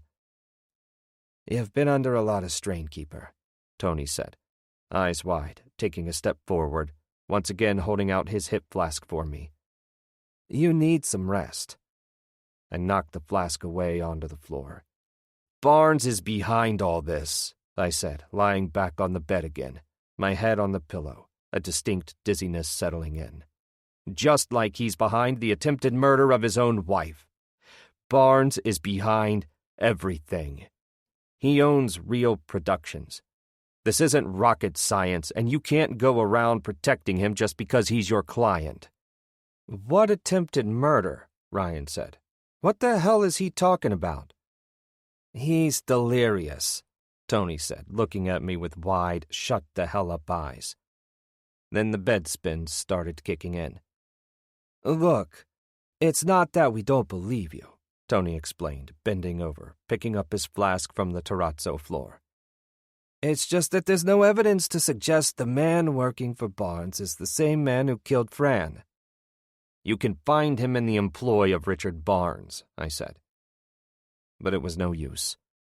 If Tony, my advocate, didn't believe me, then you could bet Ryan wouldn't believe me either. So what's the point? And besides, the room had begun to spin like crazy, my head getting suddenly heavy. The red pills, I thought. The red pills weren't Tylenol after all. The red pills must have been sedatives. Ryan took another step forward, closer to the bed. "All we know about Barnes's wife is that she is officially reported missing. Richard seems to believe you know of her whereabouts. Now, why in the world would he make such an accusation, Mr. Marconi?" He slid his thumbs inside his black belt. "We have witnesses at the airport and at the Hertz rent-a-car who claim they saw two people matching your descriptions only 3 days ago. We have what looks like your signature on the credit slip." "Now, just a moment, Detective Ryan," Tony said. "There's no reason in the world to believe my client has any knowledge whatsoever as to the location of Mr. Barnes's wife." There, I thought. Finally, Tony said something I wanted him to say. No, that's not right either. For a change, he said what I needed him to say. Maybe he was covering for me after all. He knew goddamned well I was hiding Renata. And yet there was still the possibility that he was going to bat for me. Maybe in the end he was playing Ryan like a well-tuned fiddle, sometimes stroking him lightly, other times playing him hard as hell. Despite my trouble focusing, I kept my eyes on Tony as though he were running a shell game. And in a way, he was. "I've personally managed to persuade Barnes to hold off his dogs on the assault charge for now, Keeper," Tony went on. his voice sounding as though he were talking through a cardboard tube. "But I won't be able to keep him at bay for long. There are time limits to these things." He turned to Ryan. "But as far as your accusations on the location of Renata Barnes, Mike, I find them outrageous and unfounded." "We'll see," Ryan said, in that same through-the-tube voice. "Until Barnes presses charges, you're off the hook, Keeper. For now, I've asked Tony to stay on your ass, until whatever is going on with you calms down a little." "Perfect," I mumbled, but I couldn't be sure if I was dreaming the words or not. Ryan started for the door, but then he stopped. "Oh," he said, "and there will be one more thing." I stared up at the ceiling. I felt like I was falling, but not afraid to fall. "I'll need your weapon and your license." The wall-mounted lights behind the bed reflected off the smooth white surface of the ceiling like two shiny circles. Out of the corner of my eye, I saw Tony walk over to the closet near the door to the room. He reached inside, grabbed my shoulder holster and the .45 it held from the hook. Then he approached the bed and the nightstand beside it. He opened the drawer, pulled out my wallet, slid out the laminated pistol permit, and shut the drawer. "Why don't I hold on to this stuff until this blows over?" he said to Ryan. "There's no reason to make this official until we have to make it official. Capiche?" Ryan thought about it for a minute. "Okay," he said. "But if anyone asks, it's your ass I'm going to point my finger at, Angelino." "Fair enough," Tony said, giving me a wink. I was too tired to wink back, but not too tired to see Tony go through the pockets of my leather jacket, taking my car keys, stuffing them into his pocket along with a book of matches that had Airport Days Inn printed on it. He made eye contact with me, coughed into his hand, and gave me a telltale wink. I became convinced then that he was playing along, going as far as he could to keep Ryan amused and satisfied. I was also convinced he had to play the game as delicately as possible in order to save his own ass and, in the long run, mine. He turned to the young cop. "Look, Mike," he said, "this is just a temporary setback for Keeper. You have to understand all he's been through. For instance, did you know he wasn't even 18 years of age when he survived the Attica uprising?" He went on, just like that, explaining and detailing the more violent portions of my life, from the 4-day and night Attica prison siege in 1971 to Fran's hit and run, to my trouble with former Commissioner for Corrections Wash Pelton only a few years ago. He started in on it all, as though it would explain why I'd officially gone off the deep end. But as Tony's voice thinned out and trailed off into silence and the circles on the ceiling joined together, I fell off the edge of the world. 53. It's hours before she realizes he's gone. No, that's not right either. It's hours before she actually misses him. She knew he was gone from the moment he left, from the very second he claimed he saw the bald man on the television, then grabbed his jacket and his pistol and left the room, locking the deadbolt behind him. What is it, this obsession with a bald man? She is nearly done with the manuscript, just a few fleeting pages away from the ending of her story. Charlie's life and death story. Just in time, too, because she hears footsteps now coming down the exterior hall. More than one set of footsteps. It's 2 a.m. It's got to be Keeper. But who else could be with him? At this hour? She knows she should get up from the desk, walk over to the window, pull back the curtain just enough to get a glimpse at them. But she's only got a page to go. One more page. The page on which Charlie dies, all over again. 54. This time when I woke up, I was in a completely different room. This room colder than the last, smelly, like a pile of rain-soaked worms. A big, narrow room full of beds, like an infirmary. The head of my bed was pressed up against a wide window. A sunbeam shone in through the uncovered glass, making a bright yellow parallelogram on the floor between my bed and the one directly to my right. In the near distance, the voice of a man begging for a cigarette. "Give me a cigarette," the man repeated over and over. "Give me a cigarette." My head wasn't hurting anymore. It just felt heavy, like my brain had been replaced with wet cement, but no real pain to speak of. I moved my hands, my feet, my legs. I breathed in and swallowed when I sat up and turned to look out the window. The bright sun stung my eyes. But then my eyes adjusted and I could make out a wide piece of glass reinforced with chicken wire. I also made out the vertical iron bars that covered the window on the outside. Because I'd been placed on the top floor of the building, I saw only the highest level of the concrete parking garage directly across from the lot and what I immediately recognized as New Scotland Avenue, the main north-south artery that ran smack dab down the middle of what had to be the capital city psychiatric center campus. The bastards must have transferred me overnight while I was passed out. I knew that they kept us here under lock and key in constant observation. House arrest. In a loony bin. "Excuse me, sir," came a voice from beside my bed. A meek, mousy voice. I turned back around. The man to my right was sitting up. "Do you know what time it is?" A middle-aged man with a round, clean-shaven face, thin lips and a hooked nose. His hair was thin, if not balding, cut over stick-out ears parted with precision on the left-hand side of his round skull. He was rubbing his left wrist where a wristwatch should have been. I went to look at my own watch. The watch was gone. All my things were gone. Clothes, watch, jacket, shoes, all of it. The only things I had left were my boxer shorts and a white dressing gown that tied down the front. I remembered Tony taking my gun and my license, but what I had no recollection of was him taking the clothes off my back. "Time," the man said again. "Do you know what time it is?" I turned back to him. "No, pal," I said. "I don't." "What would you say then," he asked, "if you had to guess? The time, I mean." A slight sickness bubbling up from my stomach. A distinct nausea that went with waking up in a nut house. I had to breathe to get my bearings. I tried to turn off the Mickey Mouse voice of the little man and concentrate on the dozen beds pushed up against the hospital white wall directly across from me, the half-dozen or so beds to my left, and the equal number to my right. Dozens of men laid out either on their backs, snoring away, or curled up in a fetal position, all of them still caught up in the midst of some drug-fed sleep. "Please," the mouse said again. "The time." I turned to him. "For all I know," I said, "it could be 4 in the afternoon."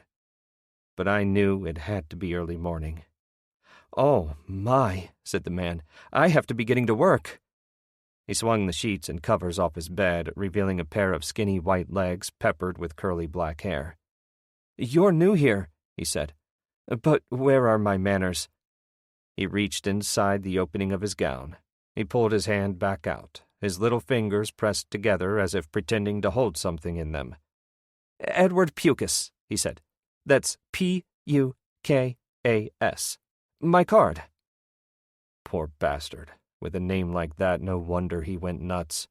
I pretended to take the pretend card in hand and stuff it into the pretend pocket of my pretend suit jacket. "I'm a stockbroker," Pukas said, lifting a pair of eyeglasses set in heavy black frames from the table between our beds. He slipped them on. "What's yours?" he asked, the muscles in his face doing all sorts of contortions, constrictions, and contractions as though to get used to the weight of those glasses. "What's my what?"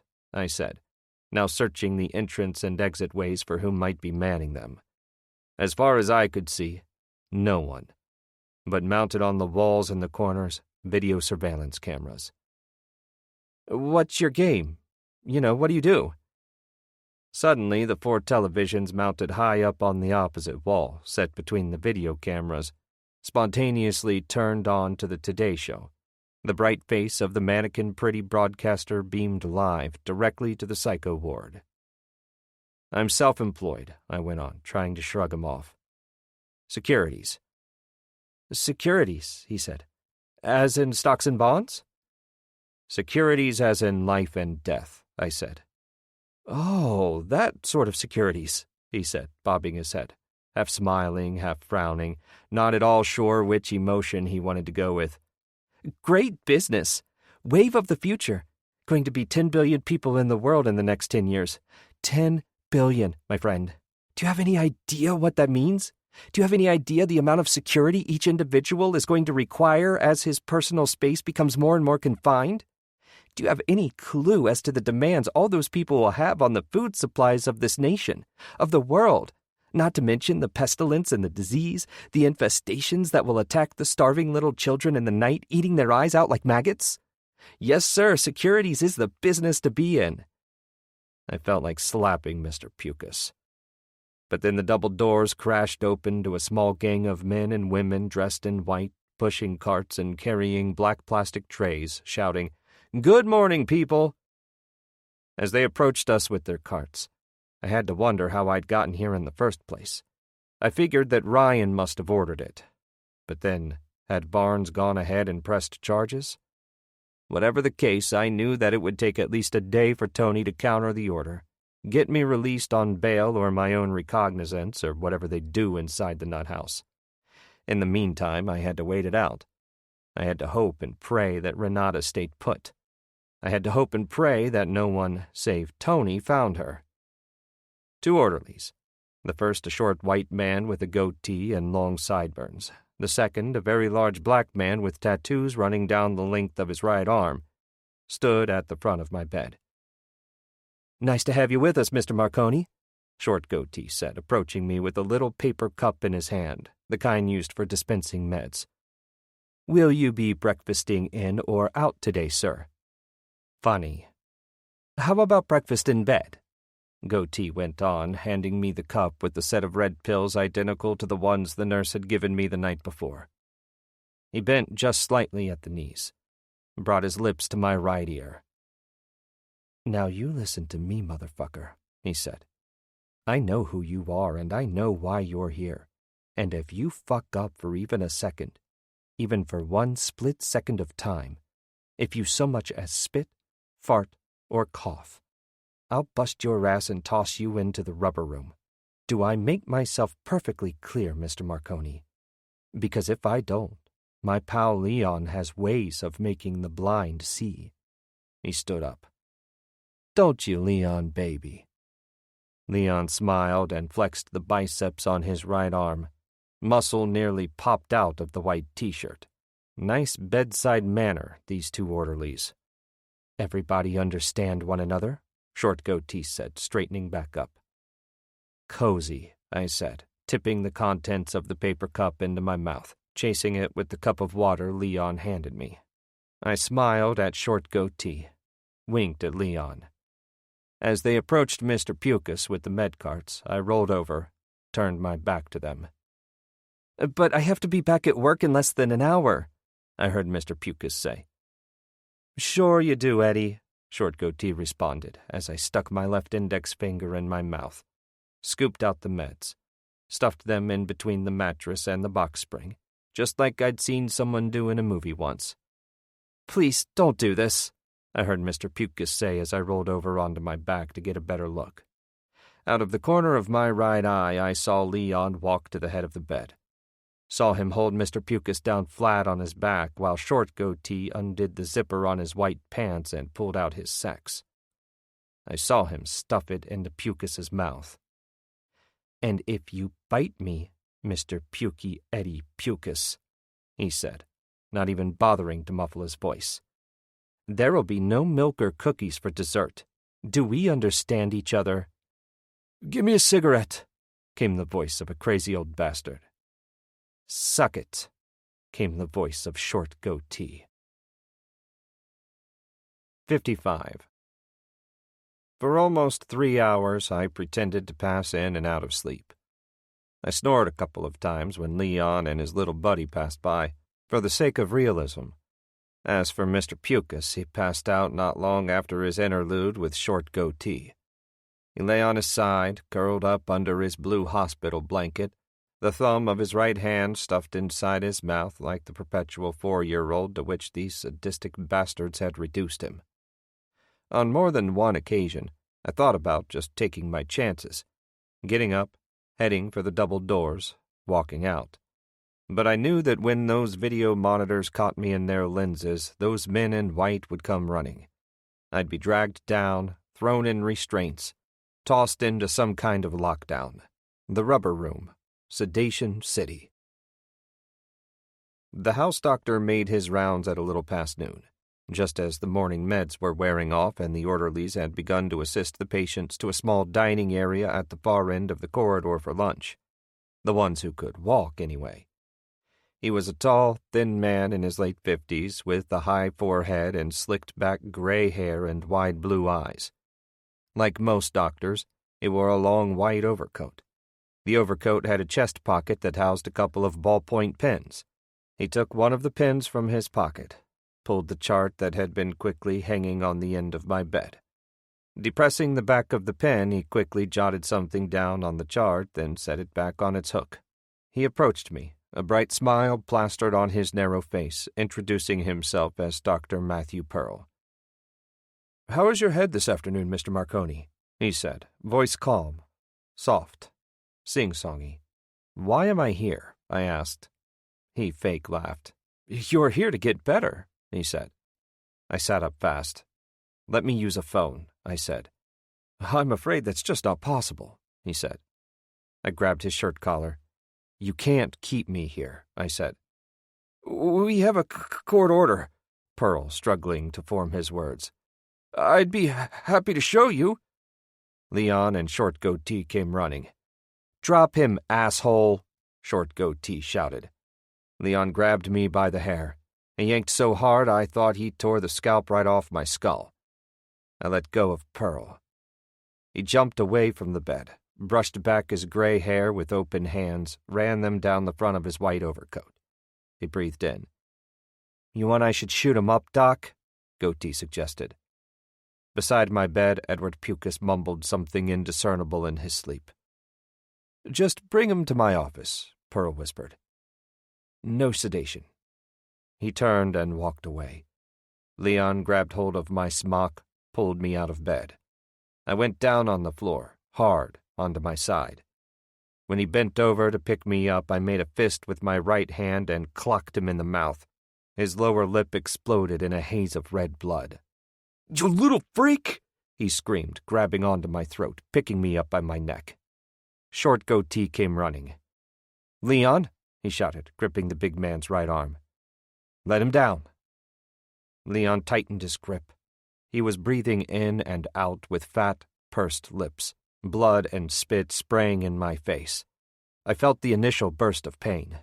Then I felt my Adam's apple get set to pop. I started to black out. But just like that, Leon released his hold. I fell back down to the floor.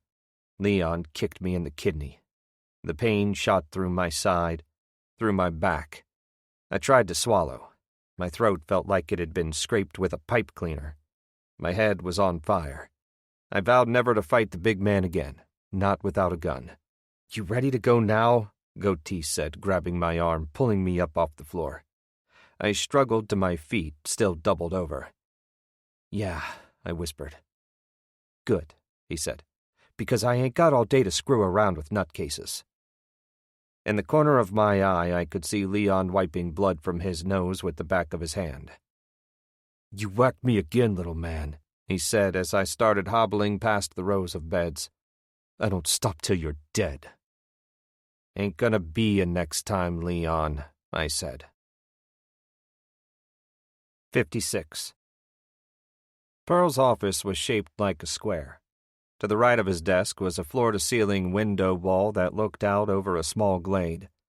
I knew the glade must serve as a sort of peaceful walking area for patients during the warm months of the year.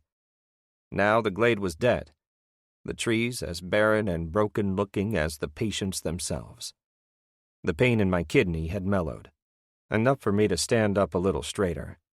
A brown leather couch had been pushed up against one wall decorated with custom framed prints. One print depicted 3 white Adirondack chairs set on a peaceful-looking plot of overgrown grass surrounded by shrubs.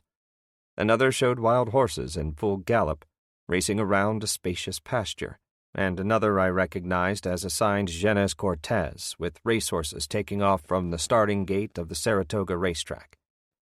I sat down on the couch, still groggy, head throbbing, staring directly ahead at the numerous framed medical diplomas tacked to the wall behind Pearl's leather swivel chair.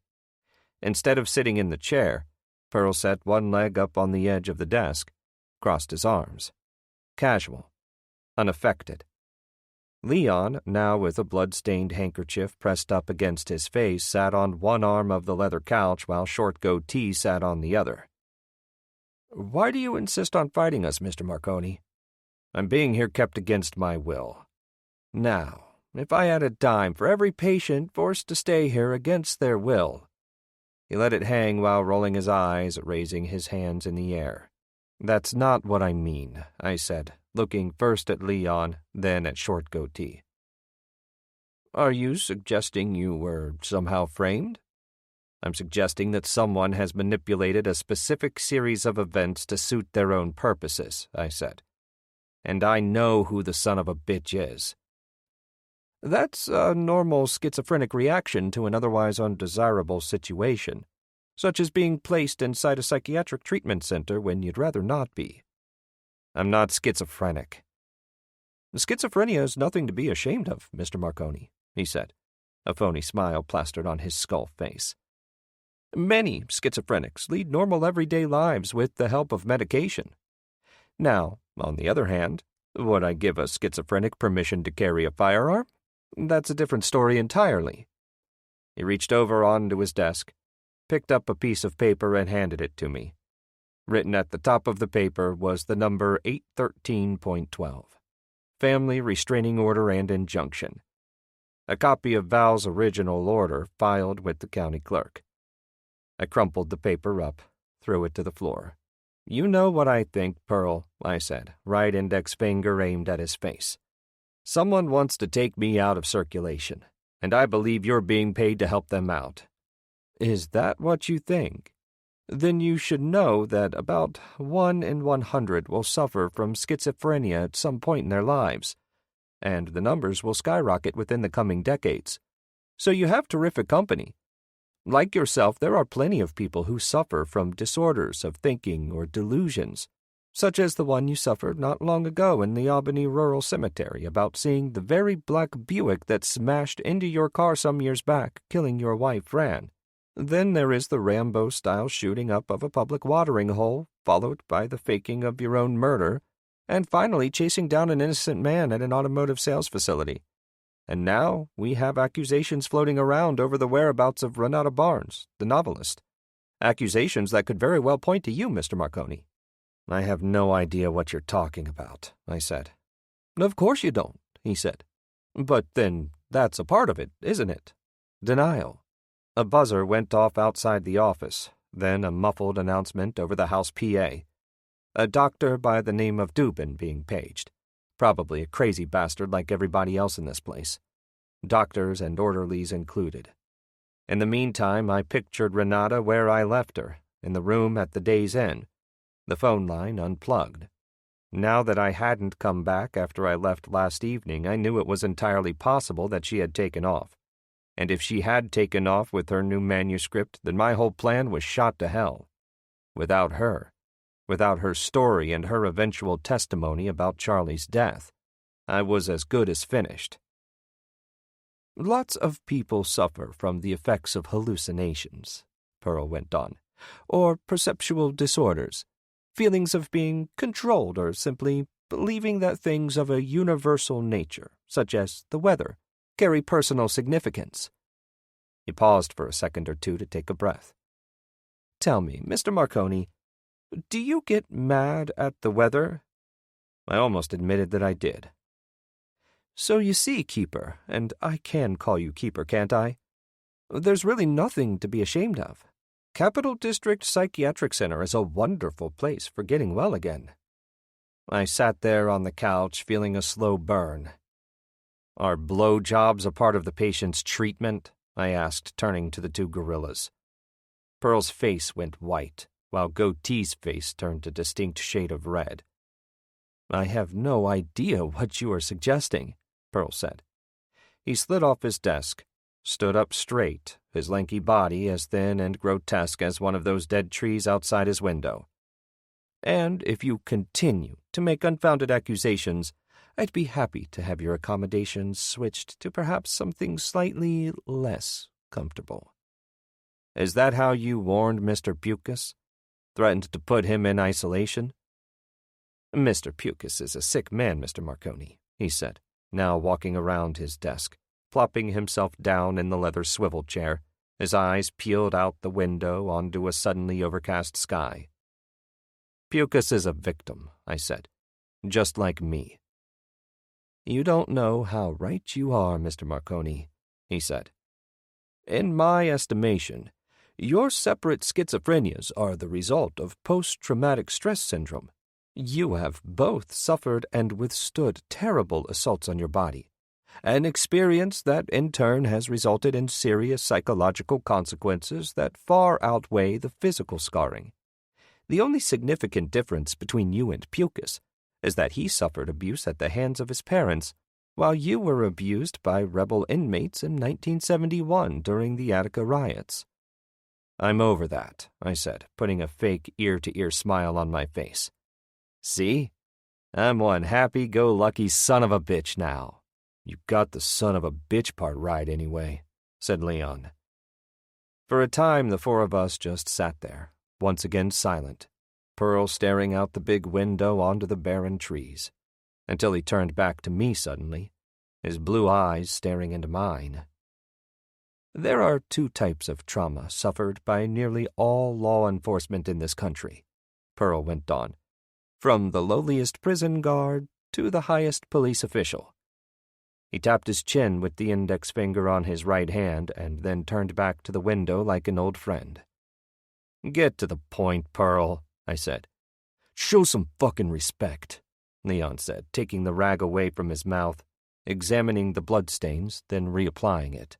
"The first is a kind of episodic stress," Pearl went on, "in which case a traumatic incident, like a sudden fist to the teeth, occurs to a lawman or his partner.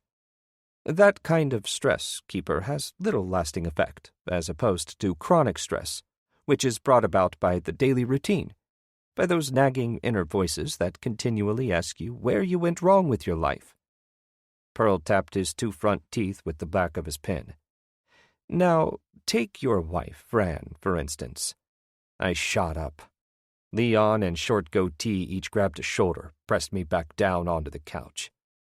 "You blame yourself for her death, and the fact that she was decapitated is particularly disturbing and gruesome. All that blood, all that mess. Tell me, Mr. Marconi, did you know that victims who suffer clean and instantaneous decapitations retain consciousness for nearly 20 seconds before the oxygen and blood run out of their skulls?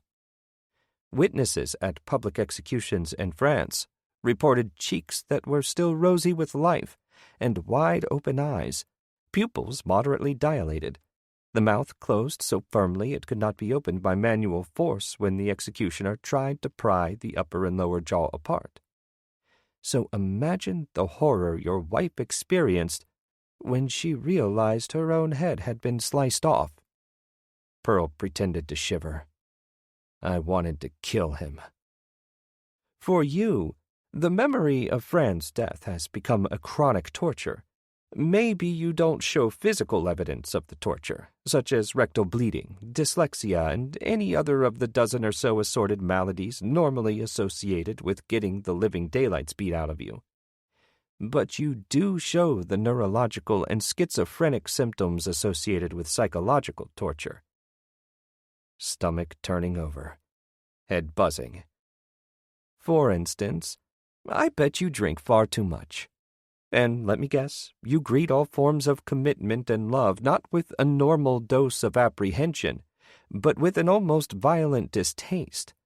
In some cases, your reaction may be interpreted as almost psychotic. Does the death of those two women in Monterrey, Mexico, or perhaps the kidnapping and attempted murder of Renata Barnes ring a bell?" I felt like the linoleum was being pulled out from under me, the hole opening up onto some kind of bottomless cavern, black and so very cold. I had to wonder if the session was being filmed or recorded. I knew the cameras and microphones had to be hidden. "Keeper," Pearl said, "sources close to me have obtained a statement from the owner of a certain ranch in Monterey where the murders took place. An owner, I might add, who himself was shot twice in the shoulder and left alone to die in the desert by you. Now, I'm not accusing you of having carried out the actual murders. I'm just saying it is possible for a man in your condition to perform such a heinous act and not even realize it. But if you were to produce Miss Barnes unharmed, that would be an entirely different story. You do know where she is, don't you, Mr. Marconi? Can you provide me with an exact, detailed location?" That was it, then. They still hadn't located Renata. She had stayed put after all. That's what they wanted from me. A location. If not, they were going to make me out as a killer.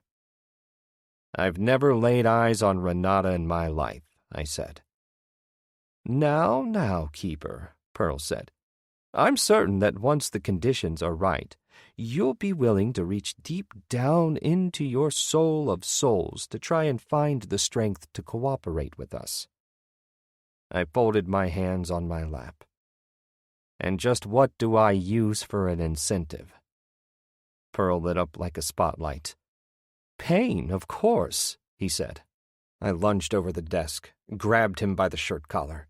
I got in 2 quick blows to the mouth before Leon and Short Goatee jumped me, pulled my hands around my back, dragged me off the desk and onto the floor, slapping a plastic shackling device around my wrists, cutting the skin when they yanked it tight. From my position, lying on my chest on the carpeted floor, I saw Pearl slide himself back into his chair. His mouth was bloody. "Okay, Mr. Marconi," he spat, his voice thick and sick. "You're going to see just what kind of wonderful work we can do at our little hospital." He nodded to his boys. Leon left the room, quickly closed the door behind him. When he came back in, he was carrying a wooden straight-backed chair which he quickly set in the middle of the floor. He wasn't alone. The man who followed him into the office was someone I recognized right away. A man not much older than me, taller and bulkier, with the sleeves on his T-shirt cut off at the shoulders even in March, and faded Levi's jeans and worn-in combat boots. He had a hoop earring in his left ear and a thin mustache that barely covered his upper lip and round, John Lennon sunglasses that completely hid his eyes. He was smoking a cigarette. As for his head, it was completely bald, clean-shaven, a total egghead. Finally, I'd come face to face with the bald man. 57. What can I say?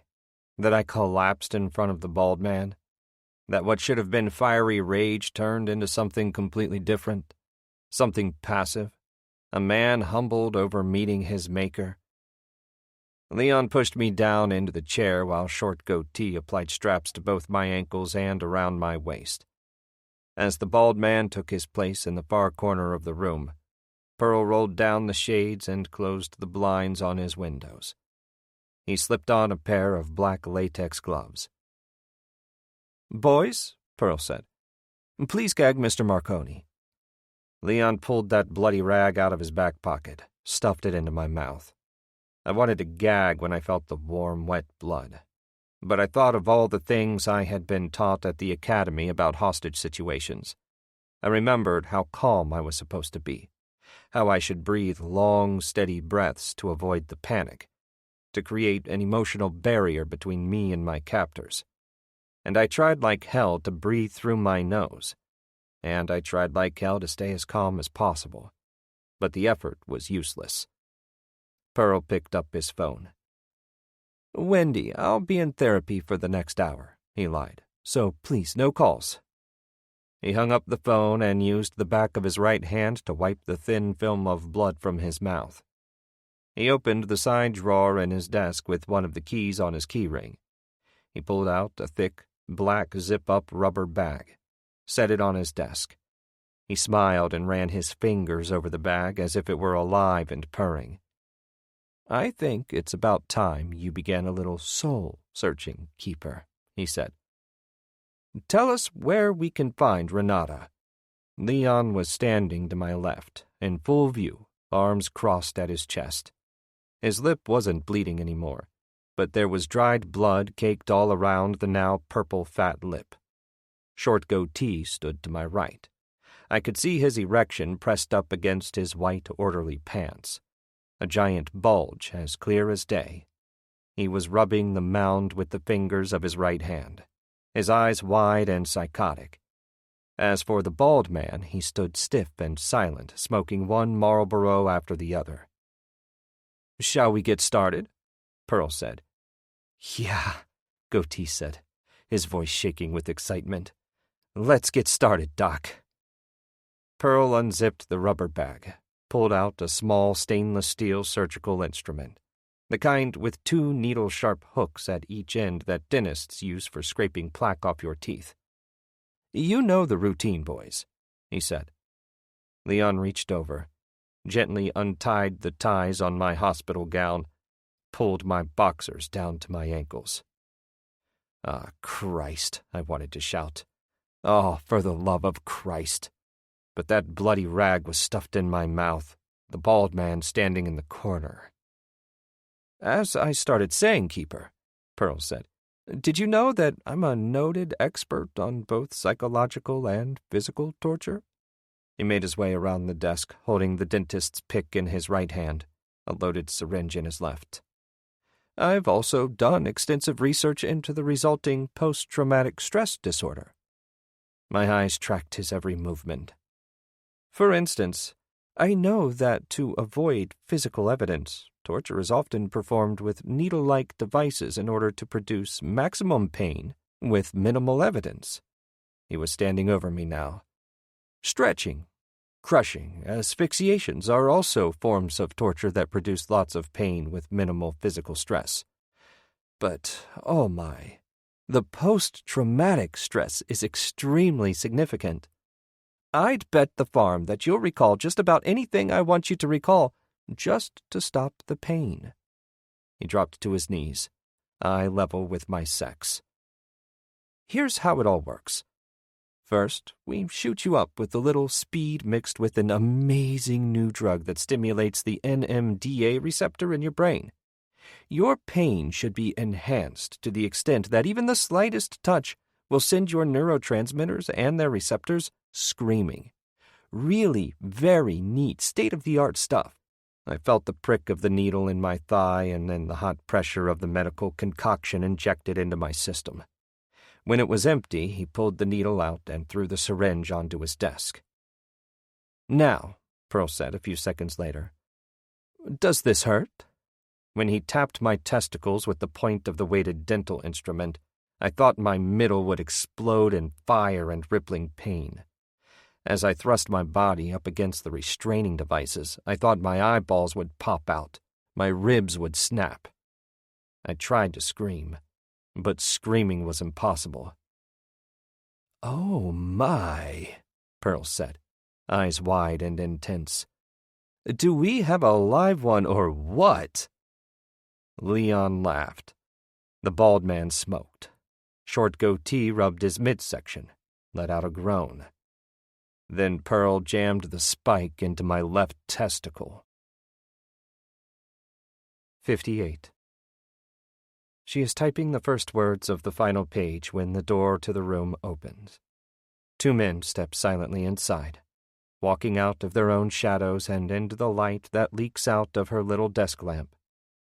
One of them in a leather blazer, a pistol in his right hand, the other in a long charcoal overcoat and navy blue fedora. "Where are you taking me?" she asks the men. The man in the fedora takes a step forward. Without a word, the man in the leather blazer makes his way to the phone, picks up the receiver, brings it to his ear. When it registers that the phone is dead, he pulls on the thin white wire, sees that it is not connected to the jack. He bends down and connects it, letting out a grunt as he extends his arm under the bed to his right. In the meantime, the fedora man picks up the travel bag that sits in the corner of the room by the desk. He sets it on the bed. "Get ready to travel," he says. She stands, pulls the last page from the manual typewriter, sets it on the stack of pages to her right. Charlie's story. It is finished. "Give me homicide," the man on the phone says. "Yeah, it's Ryan." He turns and looks Renata in the eye. "Put out a missing persons on Renata Barnes." "That's right. Nowhere to be found." "Marconi?" "Yeah, we questioned him." The man hangs up the phone, lets out a breath.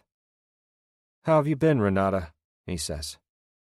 "Not too good, Mike," she says. 59. I woke up on my back in a room so black I could not see the shape of my hand when I held it up in front of my face. How do I explain the pain?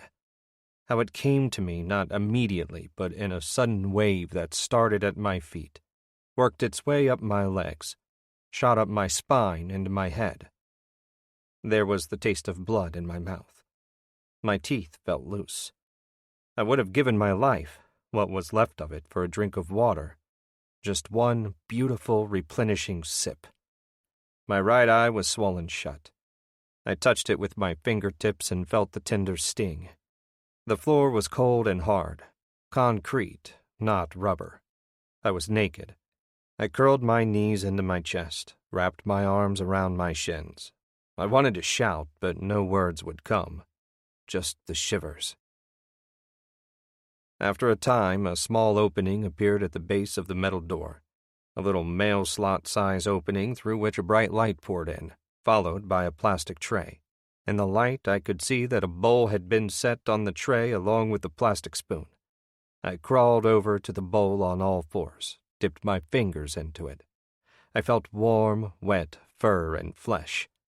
I pulled my hand back. In the little bit of light, I could see blood on my fingers. I could smell the blood, feel the warm stickiness. In the bowl, a dead rat. I kicked the bowl away with my bare feet, pressed my back up hard against the wall, laughing coming from outside the door. Then the mail slot slammed closed. I curled up on my side. After a while, I went to sleep. Startled awake again. This time the silhouette of a man standing over me, syringe in hand. Me using all my strength to crawl back into a far corner, trying to hold out my hands, trying to scream at him to get the hell away, but so weak the effort was useless. Pathetic. First I felt the plunge of the needle, then the warmth of the fluid as it shot up my veins. When I woke up a third time, I was shivering. But here's the strange thing. All the pain had subsided. In the darkness, I rolled over onto all fours, felt the floor with my hands, and carefully ran them over as much of the concrete as I could until I came to the perimeter walls. The bowl with the dead rat inside it had disappeared. From what I could gather, the square-shaped room was maybe 7 by 7, with a wire drain in the center of the concrete floor. The concrete walls were covered in places with rubber padding. I knew the ceiling was likely constructed out of concrete planks with 2 holes bored out of them, the first for ventilation, the second for a video monitor fitted with a night vision lens. How did I know this? I was a former maximum security warden.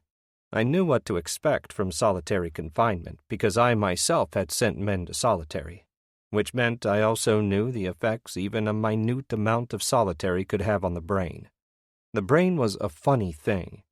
It loses its efficiency when it's deprived of stimulation, and as for those 5 famous senses, they just go all to hell. Take away the environment and suddenly you can't remember your name anymore. Suddenly you begin to hallucinate like a crazy man. You withdraw into yourself. Your IQ melts away. You become a babbling moron. All within days. I had no way of telling how long I'd been in the hole. A day, 2 days, A week, maybe. 5 minutes, I don't know. I had no way of telling time, no way of knowing day from night. I felt my face with my hands. A day's worth of beard growth, but not much more. Maybe whoever injected me had shaved me too, cleaned me up a little. It was possible. Anything was possible in the dark. I curled up on the concrete floor, a dull, throbbing pain beginning to develop in my midsection and in my head. When the little sliding door opened, I expected to see another tray appear, but then the entire metal door opened up. The light outside in the hall burned my eyes. I held out my hand to shield it. I squinted, but that didn't help. I didn't need eyesight to know that Pearl and his boys had arrived for round 2. The 3 of them stood over me in the cell. "How are we feeling?" Pearl asked. "Who sent in the clowns?" I said, my voice dry, cracking. Pearl let out a laugh. "That's the spirit," Pearl said, bending at the knees while Leon and Short Goatee stood poised behind him. "Does this still give you pain?" When he thrust his hand between my legs, flicked my balls with his fingertips, I thought I would go through the concrete roof. My eyes rolled up into the back of my head. There were the telltale signs of passing out, the blurred vision, the slurring of the voice, the feeling of falling into a bottomless well. "Still very tender," he said, pulling out that dental prick from his pocket along with another syringe. I shot back against the wall. Pearl came close, ran his open palm down the side of my face. There, baby," he said, slowly standing up. He informed me that in one hand he held an instrument that required no explanation, and he was right. In the other, he said, he held a syringe filled with a painkiller so potent it would eliminate my troubles in less than 30 seconds. My troubles, meaning my pain. I was breathing hard through my mouth. "You must understand, Keeper," he said. "We've been very patient with you. All we need is an address. Give it to us, and you get the painkiller. If you resist, well..." He held up the dental pick. "Die," I said through my tears. Pearl shook his head. "You should know that every man has his limit," he said, shaking his head. "And I thought we were making progress." He dropped the syringe to the floor, crushing it with the heel of his shoe. "Boys," he said. The 2 goons came at me, grabbed my arms, held on tight while Pearl went down on his knees. Okay, I screamed, suddenly seeing Tony's face in my head, cursing him to hell for having abandoned me. "I know where Renata is. I swear I'll tell you the truth. I swear to God Almighty I'll tell you anything." "Of course you will," Pearl said, bringing the cold, sharp tip of the tool to my left eyeball. "I'm certain you'll tell the whole truth, and nothing but the truth. So help you God." 60. "Are you taking me home?" she asks from the back seat of the cop cruiser. "Or are you taking me to jail?" The man in the fedora turns around in the passenger side seat to look her in the face. "Neither," he says. There is another woman in the cruiser, sitting beside her in the back seat. She is a thin woman, dressed in a short wool skirt and a black turtleneck sweater. Her hair is shoulder length and sandy. The woman smiles with her lips pressed together. "I'm Val," she says. "We need your help," the man called Ryan says from the driver's seat. He is looking at Renata in the rearview mirror. She turns away from Val and looks at the reflection of Ryan's eyes in the little rearview mirror. "Lately, I'm a popular girl," she says, clutching the manuscript against her breasts. "It's not you we want," the fedora man says. "It's Richard," the driver explains, his eyes holding hers in the rearview mirror. 61. I woke up knowing she was next to me. I didn't have to see or feel or call out for her. All I needed was her sweet smell, a perfume I forever associated with her, no matter where I was or no matter who else was wearing it. When I opened my eyes, I looked directly up at a white cathedral ceiling. I panned down, grabbed an eyeful of the black bookshelves that lined the walls. Tony's condo. Sitting on the edge of the couch, Val was dressed in a short wool skirt with tan leggings, little brown shoes with buckles, and a black turtleneck sweater. No jewelry. Her hair was cut just above her shoulders and parted down over her forehead, just above her brown, sometimes hazel eyes. When she reached out to place her hand on my leg, I noticed she was wearing the engagement ring I had given her more than a year ago. I wondered if she had ever taken it off. I filled my lungs with air, then let it out. I was sore all over. Propping myself up on one elbow, I looked into her eyes. She took my hand, squeezed it. "I was wrong," she said. Someone cleared his throat. Tony, standing in the center of the living room. He wore gray slacks and a white button-down, the sleeves rolled up to the elbows. "You've been in and out of consciousness for almost 48 hours. I ran my hand down my leg, over my midsection. There was some padding under my sweatpants and an ice pack. "I thought you forgot about me," I said, my voice cracking, the back of my throat parched. Tony nodded. "The damage is nothing permanent," he said. "Albany Med discharged you almost immediately. You have no recollection." "How'd you find me?" "Barnes decided to press charges," he said. "There was nothing we could do other than buy you some time in Capital District Psychiatric. We counted our blessings. At least I did, because the alternative was county lockup. But what Ryan and I both didn't realize was that Barnes has a friend who runs the show there. A freak show. Ryan wanted to go after them immediately when he saw the condition you were in," Tony said. "But I talked him into taking care of them later, once he had your fully executed statement in hand. The important thing now is that you're out." "And alive," Val said. "The bald man works for Barnes," I said after a time. "I know, but Barnes is your client." "Was my client. He was using me to get to you." "What about Renata?"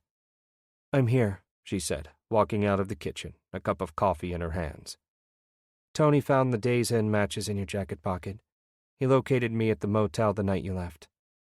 "And the manuscript?" "The manuscript explains it all," Val interjected.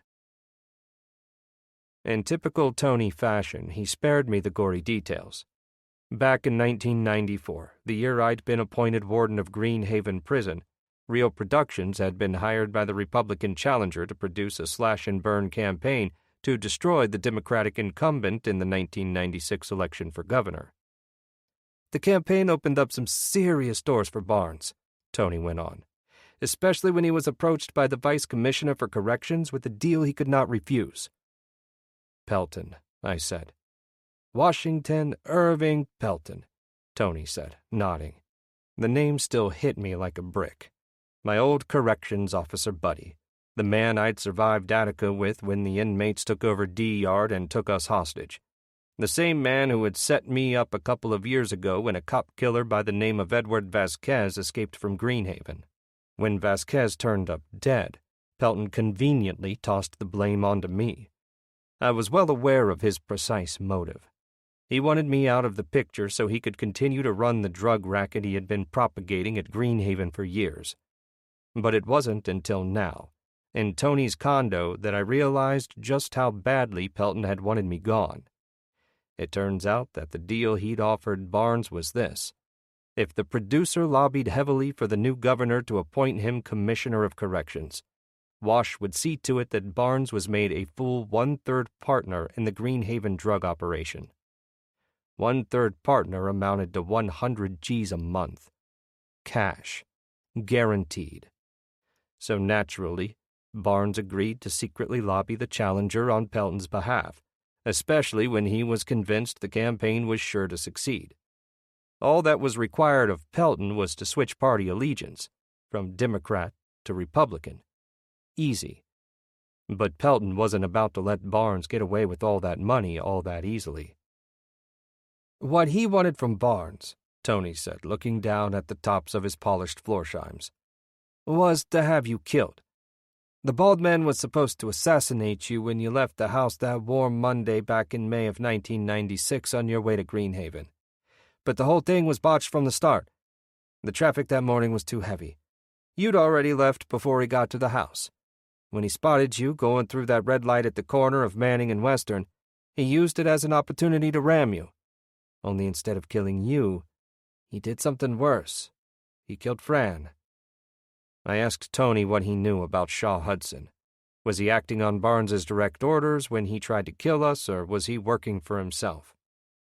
We don't know for certain, Tony said. What we do know is that Hudson really is a hired gun for Barnes and that he went along with his order. To a degree, anyway. You see, Barnes knew that if you did not break out Renata, then the Mexican government might have extradited her to the States. That was a chance he could not take. But what do you think? I asked. What do I think? Tony said. I think Barnes used you to break her out. Then he used Hudson to kill her. The resulting blame would be placed on your head. I was beginning to understand everything because my motivation was crystal clear. I'd been going progressively nuts, seeing things in cemeteries. I skipped my wedding, shot up a bar. I even may have left a trail of murder. I thought again of those two young women at Hudson's ranch. I ran my hands through my hair. I wasn't sure whom I wanted dead more, Barnes or the bald man. Both, I told myself. I wanted them both dead. It made me feel good to admit it. If Pelton wasn't already dead, I would have added him to the wish list too. I got up from the couch, slow as hell. Where are my clothes? I said. I need my clothes.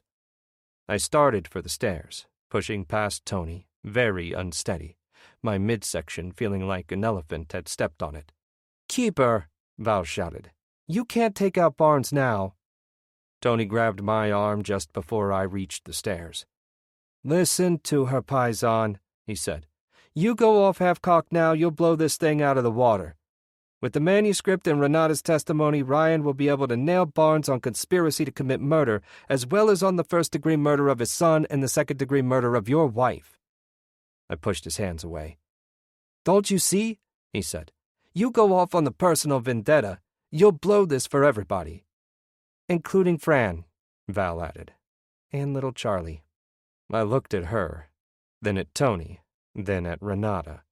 Looked them all in the eyes. When have you ever abided by the law? I said to Tony.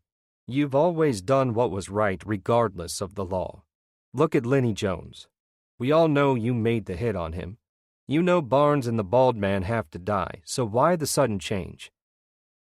Because this one is different, he said. Jones was already in prison. He was beyond due process. The only alternative was active vengeance. For Barnes and the bald man, it's different. Law and order will take them down for good. Tears ran down Renata's cheeks. You have to do this for my son, she said. Val wrapped her arms around the rider's shoulders, led her back into the kitchen. I turned and took another step up the stairs. Whatever you say, counselor. I felt a sharp jolt of pain in my groin with every step I took up the stairs. But I didn't care about the pain. All I cared about was revenge. Maybe I'd assured Tony that I would play by his rules. Maybe I'd made the same reassurance to Renata. But it was my wife we were dealing with. My wife, her death, my life. What was left of it. So the physical pain didn't really have that much effect. What I felt inside was anger. No, that's not even close. What I felt was anger. But what I wanted was blood. Screw it, I told myself as I made the final stair to the landing. For now, I'd do what everyone expected of me.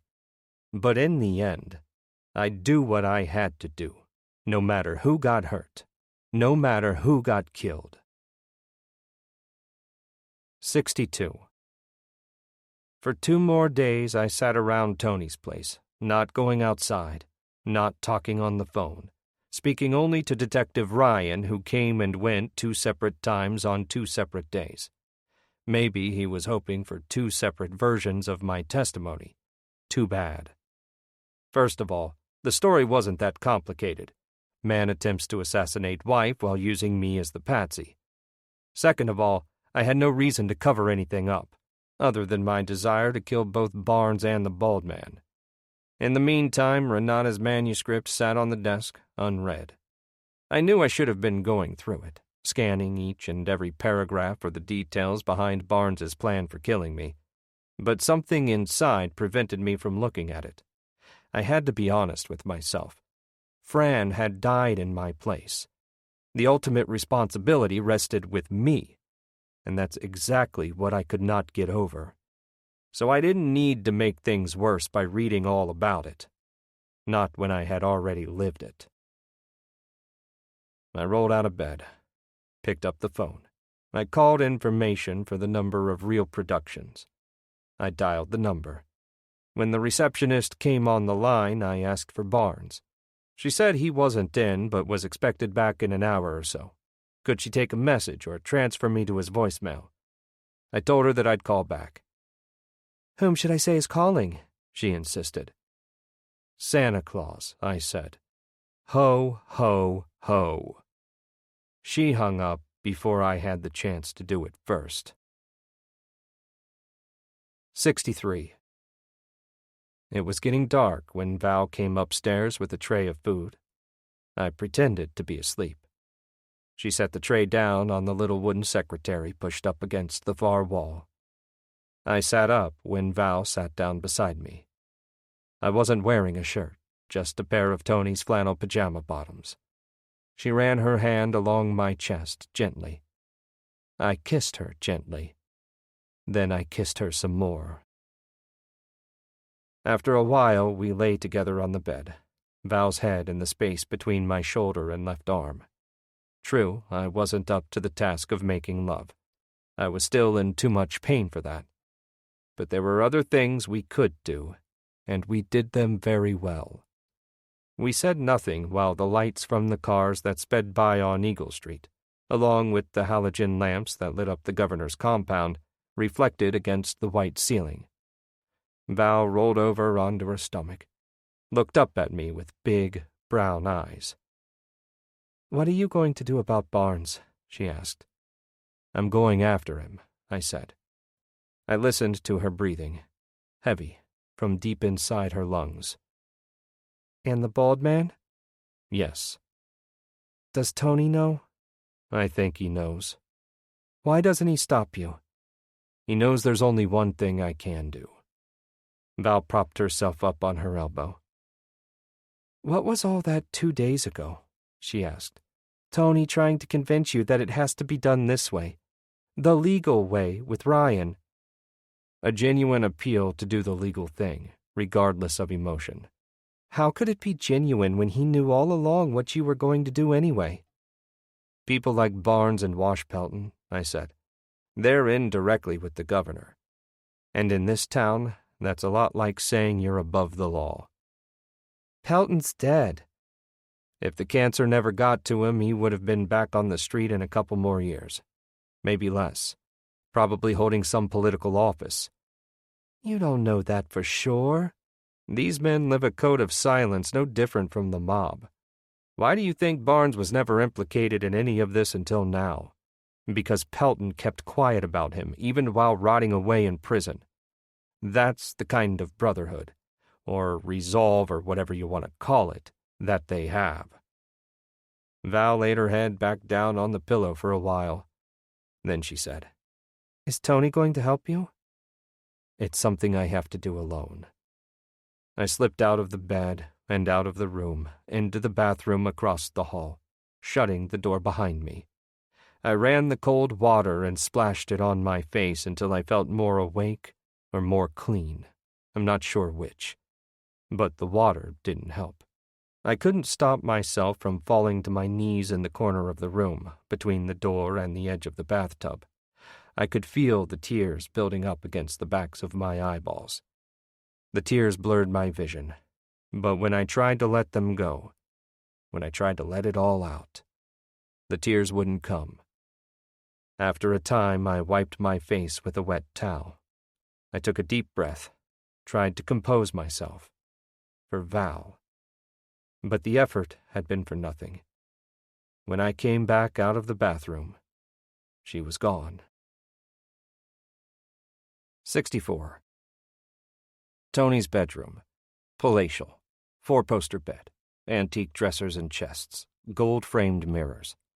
Inside the walk-in closet, my Colt 45, wrapped up in the leather holster, set on the top shelf beside the 3 extra ammo clips.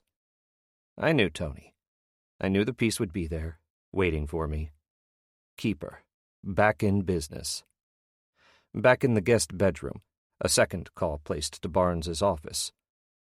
"Whom should I say is calling?" The same receptionist as before. "Wash Pelton," I said. Just a minute, please." The stuttering voice was replaced by smooth Muzak. "Who the hell is this?" Barnes, pissed as hell. "Hell of a way to treat an employee," I said, "especially one you haven't paid yet." "Marconi," he said, suddenly bright, suddenly cheerful. A break in the clouds on an early spring day. "Why didn't you say so in the first place? I thought it was a prank." "No prank," I said. "I trust you have my wife?" he said. "You know I do," I said. "And you want to be paid," he said. "Is that it? You want your money?" "You put me in that psycho ward," I said. "I have no idea what you're talking about." Fake laughing, as if the charges he'd pressed against me weren't legal record. "I've assumed you were in Mexico on the job." "How did I know you'd deny that?" Heavy breathing. "My turn to play Let's Make a Deal." "I'm listening," his voice suddenly soft and low. "You know that manuscript Renata was going to write and publish? The one you never told anyone about? The real one, describing how you drowned your own child? The one you tried to have Renata killed for?"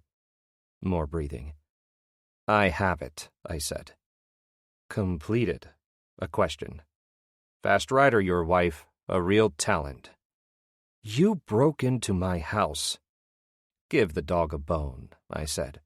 "But you haven't asked me what I want yet." "Maybe I don't care what you want." "I think you do," I said. "From where I'm sitting right this very second, I can hear Tony Angelino and Detective Michael Ryan going over their plan to nail you on the strength of this document alone. Face it, Barnes, you can either be screwed the legal way or you can be screwed my way." Dead air.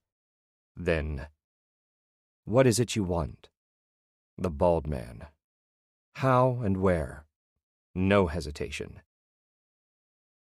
On the nightstand beside the bed, the Capital District section of the Albany Times-Union, the headline reading, "Cohoes Falls Overlook. An accident waiting to happen." "You know Cohoes?"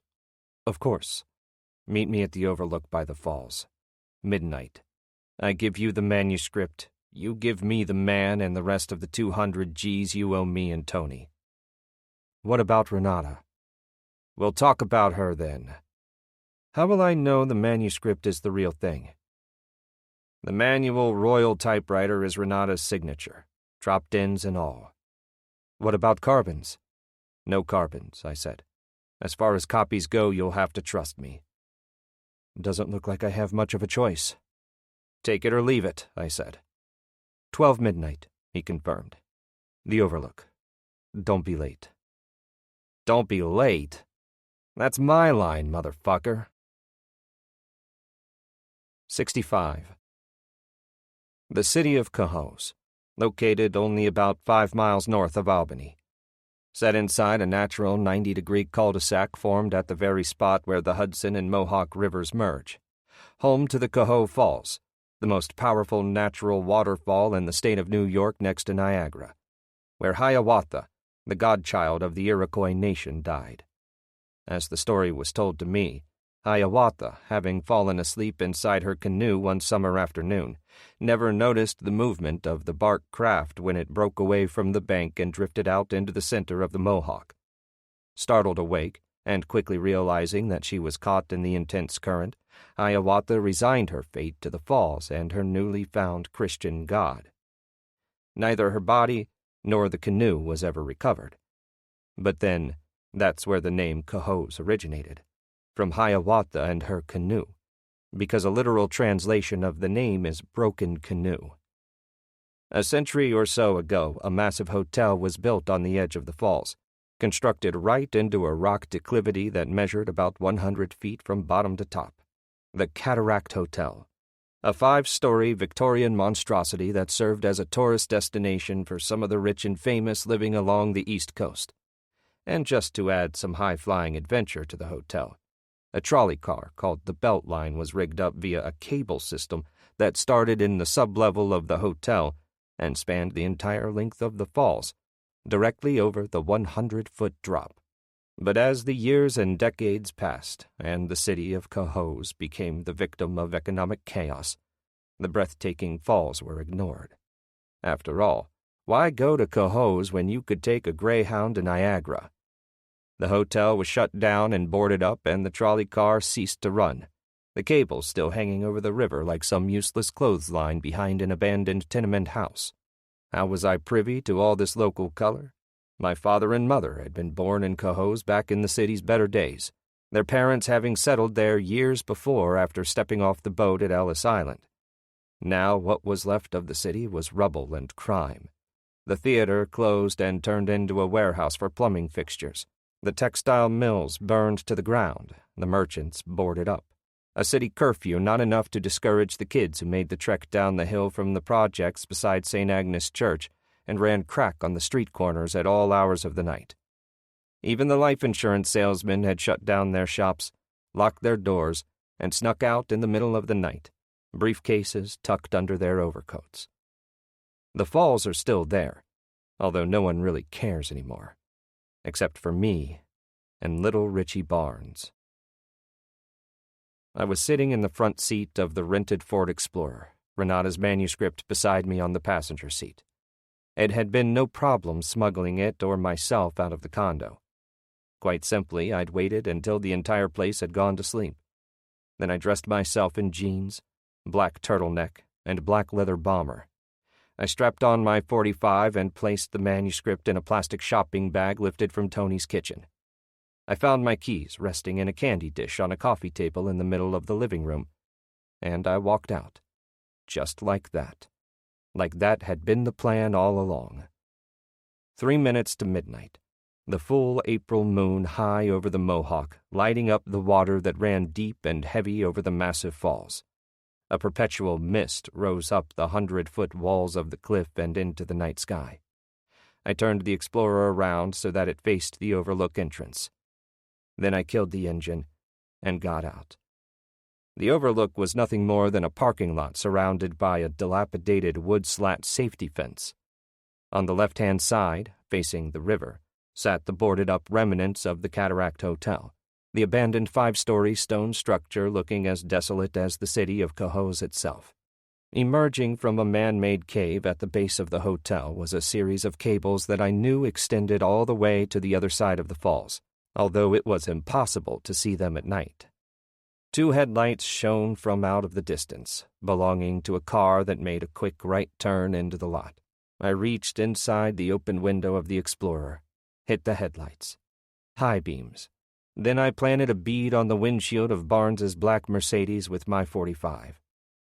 2 doors opened, driver and passenger side. 2 men.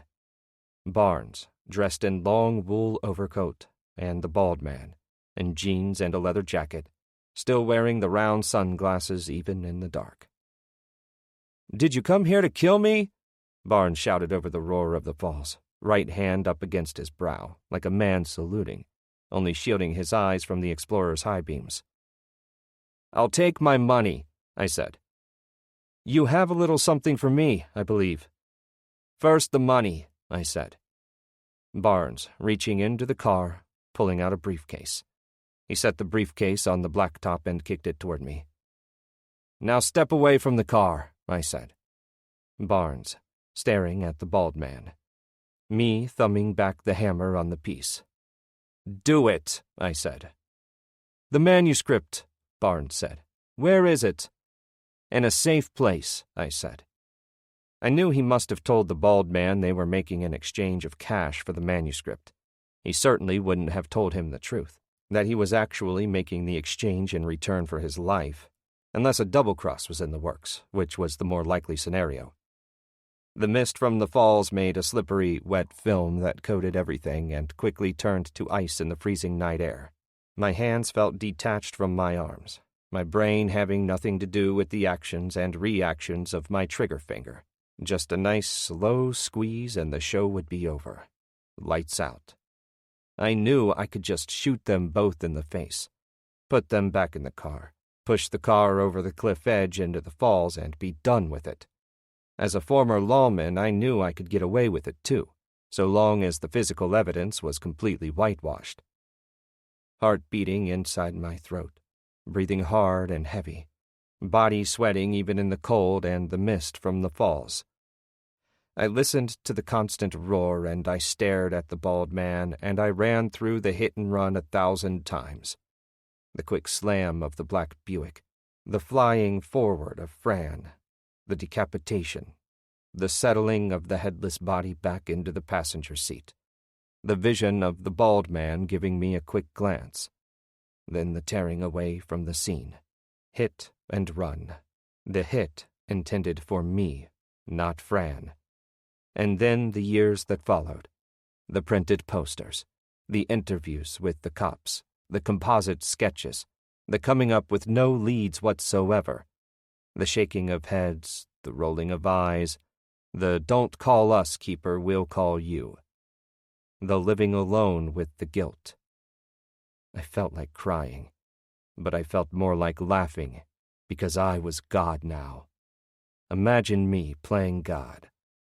But I should have known better than to allow my emotions to get in the way. I should have played it straight like a reasonable person, a man who has all his marbles in order, because I waited too long. In the waiting, I gave Barnes the upper hand. Rather, I gave the bald man the upper hand. He had to be a trained killer.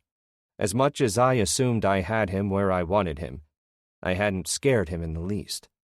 In the end, he had been waiting for the right moment to pull the pistol out from under his jacket, aim it at my chest, fire the cap that plugged my right shoulder. 66. I hit the macadam, hard, the .45 bouncing out of my hand and sliding across the entire lower lot. No pain. Not yet. I rolled under the Explorer, dodged the shots that blew little chunks of frozen blacktop out of the lot. From down there I could see Barnes and the bald man using the soles of their shoes like ice skates, skidding down the length of the Overlook parking lot. When I knew the bald man's clip was empty, I slipped out from under the Explorer and jumped up. I opened the passenger side door, grabbed the manuscript, ran for the fence, the blood running down the interior of my arm onto my hand. Flat on my stomach, I slithered under the fence. Nothing there but 3 feet of cliff edge. Beyond that, a 100-foot drop down into the river, and then another 100-foot ride down the falls. 2 more rounds blasted through the wooden fence, one at my feet, one at my head. Not an easy thing, skating and shooting blind through a wooden fence, not even for a pro like the bald man. I got my balance and crawled along the 20 or so feet of rock ledge, using the fence as cover, the roaring water shooting up into my face. Nowhere to go other than straight ahead through the dark, the plastic shopping bag in my left hand. I inched my way toward the hotel and the now visible ladder made from iron rungs embedded in the portion of cliff face that served as the old hotel's foundation. It took only a few seconds to make it on my belly to the cliffside ladder.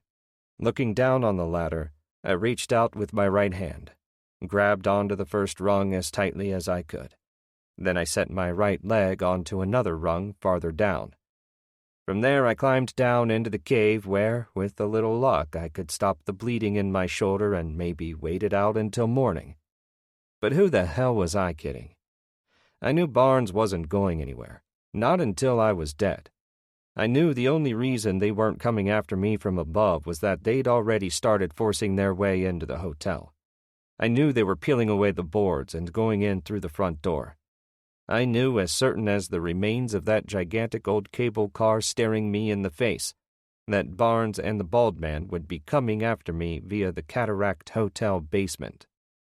It's exactly what I would have done had I been in their shoes. 67. Two choices. Make a dive into the falls, or fight them off without a gun and with a slug buried in my shoulder. No choice either way. But then, I did have one more choice. The old cable extended to the other side of the river. The cable was still strong. If it wasn't still strong, it would have collapsed under its own weight. If I used my legs and my good arm, I could snake my way to the other side. There was a stack of old tires and chains jammed into a corner of the cave behind the old cable car. I pulled back the first 3 tires, stuffed the manuscript inside, and then covered them back up. You'd never know the book was there unless you were looking in it. I zipped my leather jacket up tight. Then I climbed up onto the roof of the cable car by way of a narrow ladder soldered to the side panel. I grabbed onto the cold, tightly wound cable and wrapped my legs around it. I took a deep breath and started inching my way forward just as they came out the basement door and started blasting their way through the tunnel. Hand over hand, foot over foot, over the cliff ledge, making the mistake of looking down, the mist blowing up into my face so hard and so cold it took my breath away, and all my strength along with it. I froze right there. What the hell was I thinking? I felt the spray and the razor cold cutting right through me. I raised my head, tried to spot the cave lit up in the moonlight and now the flashing lights of the cop cruisers and ambulances. The bald man was on his way, no more than 20 feet behind me, crawling with all the strength of a man who had 2 good arms, 2 good legs, and a whole lot of hate, closing the gap between us fast. I tried to get a full breath. Impossible with all the mist and all the cold, the falls sucking the oxygen right out of the night. I raised my head again, looked past my feet. I saw the bald man's face. His face, with this wild glow in the moonlight, coming for me so fast you'd swear he was a spider maneuvering upside down along his web. A second or 2 later, he caught up to me, grabbed onto my right foot, tried to pry it off the cable by twisting it at the ankle. I pulled my leg away, kicked him in the face, in his mouth and nose. He smiled at me. 3 separate, well-placed blows with the heel of my boot against his face, and he can still smile. He clung to the cable with his right hand, reached up toward his right ankle, pulled out a Bowie knife, the stainless steel glistening in the moonlight. When he stuck the knife into my left calf, I felt the fire shoot up my leg into my head. But I held on. I kicked him again, landed one square between the eyes, jarring his head back, sending his sunglasses down into the mist. He was bleeding from the mouth. Me, just holding on, knowing I couldn't possibly move. With every movement, I felt myself slipping. And then it happened. It was like the pain had seeped out of my body, and the falls had shut off. It was as if the night had become day, all things suddenly crystal clear. I looked at the bastard, Bowie knife poised high in the air, ready to slash at me again. I took a deep breath and held it. Just as he came down with the knife, I dropped my legs, held myself to the cable with both my arms. The knife missed me.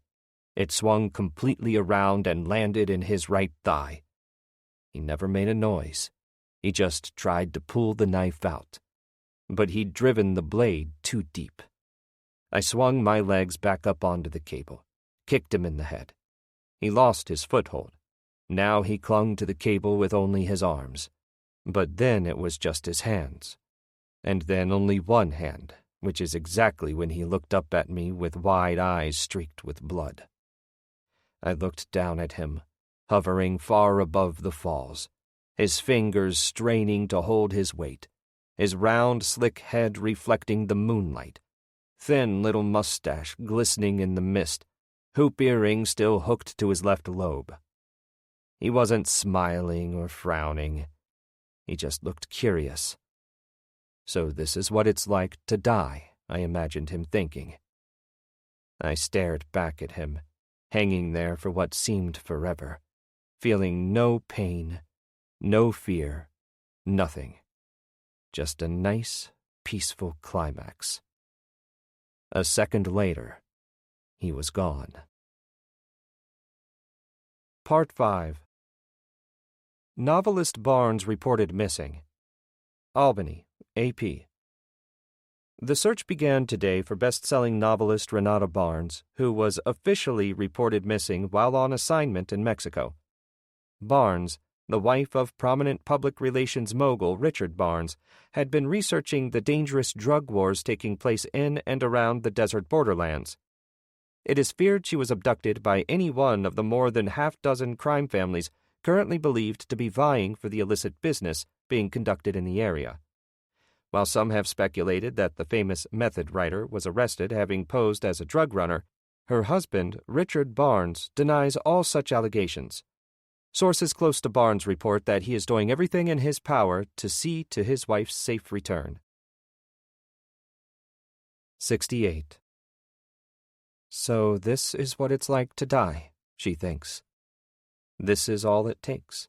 Just a nice, peaceful drive in the dark of night to the river's edge, park Tony Angelino's Porsche at the cliffside overlook, and get the hell out. Don't even pocket the car keys. Leave them in the ignition. Keep the engine running. Let the radio play. Don't bother to close the door behind you. Like the song says, just slip out the back, Jack. Set yourself free. Here's what she does to be free. She takes a deep breath, begins the long, slow march across the parking area.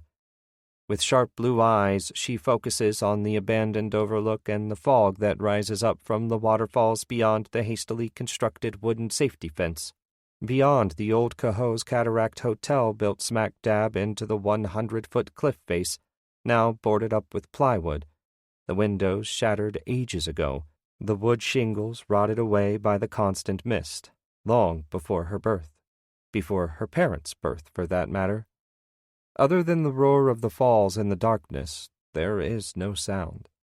Not the sound of the car engine, not the sound of her soles on the ice-covered blacktop, not her quick but steady breaths, not the beating of her heart.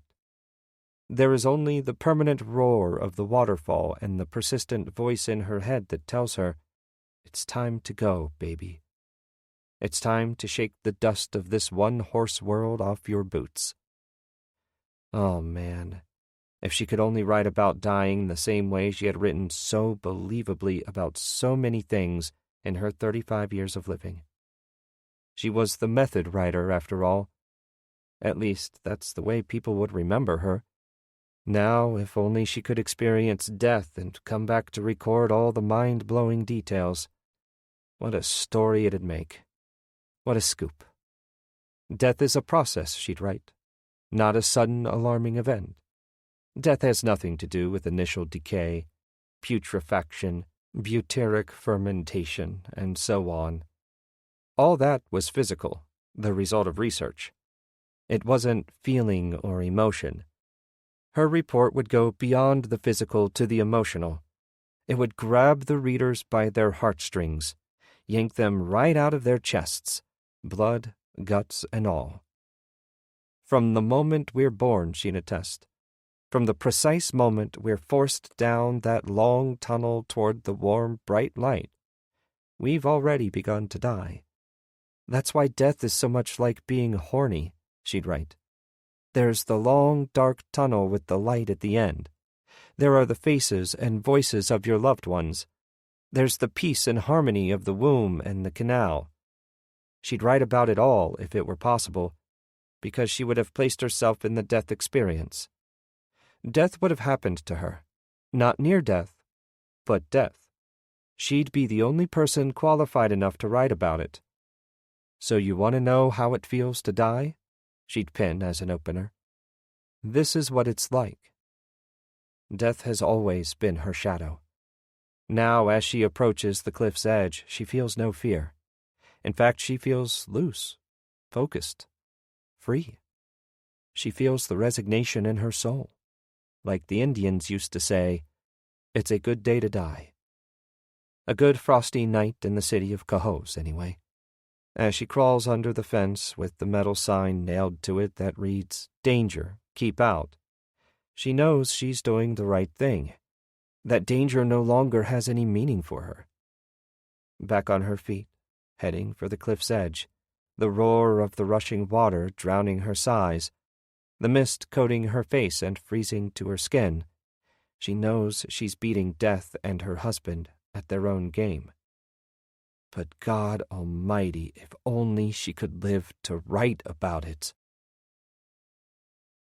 69. I didn't feel even an ounce of pain when I died. Darkness surrounded me, but then there was the sensation of moving slowly upward through a thick cloud of mist toward a brilliant overhead light. Some people might attribute the experience to my rescue by a helicopter rigged with spotlighting and to the way the safety harness lifted me through the heavy mist of the Cahos Falls to the safety of the chopper deck. But it still felt like dying, as though my soul had left my body and was heading upward to heaven. There's other evidence. Nothing hurt. Nothing at all. And there was an amazing warmth that wrapped itself around my body like a security blanket. But then, here's the truth of the matter. From what they tell me now, I'd lost so much blood that I actually died in clinical terms. As soon as I let go of the cable and hit the river, I died. And I believe it, because I'm a changed man now, not because of the death, but because of who I saw in that death. As soon as I crossed over into the light, I saw Fran, just waiting for me, as if I was coming through the door of the home we shared in Albany only on weekends, a drink in her hand and a smile on her face. She came to me smiling and laughing, her black hair as smooth as her soft voice and as deep as her dark eyes. I asked her why she was laughing, and she said that I'd made a mistake, another whopper of a blunder, that it was so typical of me to just go ahead and get dead before my time, that missing her was one sorry excuse to cut my life short. She'd always be there waiting for me. Get on with living my life. Stop living in the past. She loved me, she said. Then she reached out her hand to me, and just as I reached out to her, at the very moment I was about to touch the tips of her fingers, I felt myself floating back fast and abruptly, like going in reverse on a roller coaster. I stood outside my body and I saw myself as a man, and then as a teenager, and then as a little boy with a bright smile on my face. I breathed, and I was back. The doctors had a name for it. NDE, near-death experience. Also referred to in some circles as the Lazarus syndrome for obvious reasons. The symptoms are the same for everybody.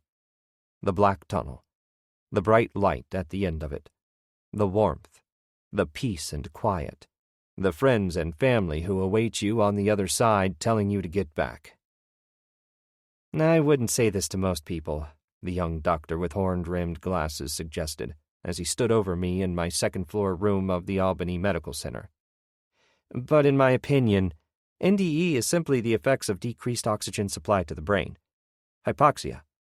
While some fanatics believe they are actually entering the realm of the unknown, what is simply occurring is suffocation of the temporal lobe. I tried propping myself up a little on the 2 pillows the nurse had stuffed behind my head earlier, careful not to disturb the plastic drain that had been inserted into the wound in my left shoulder, the pain now reduced to a constant dull throb. There is, of course, another explanation, the doctor said, turning back to me just as he was about to leave the room. Some might say that NDE is simply the latent memories of the birth experience come back to us in our final moments in full technicolor glory. Because being born is an experience we all share. Hands down. No one is exempt. Think about it. The long, dark tunnel, the bright light at the end of it, the elation and warmth of your mother's face. And all this time, Doc, I thought I had something to look forward to, I said.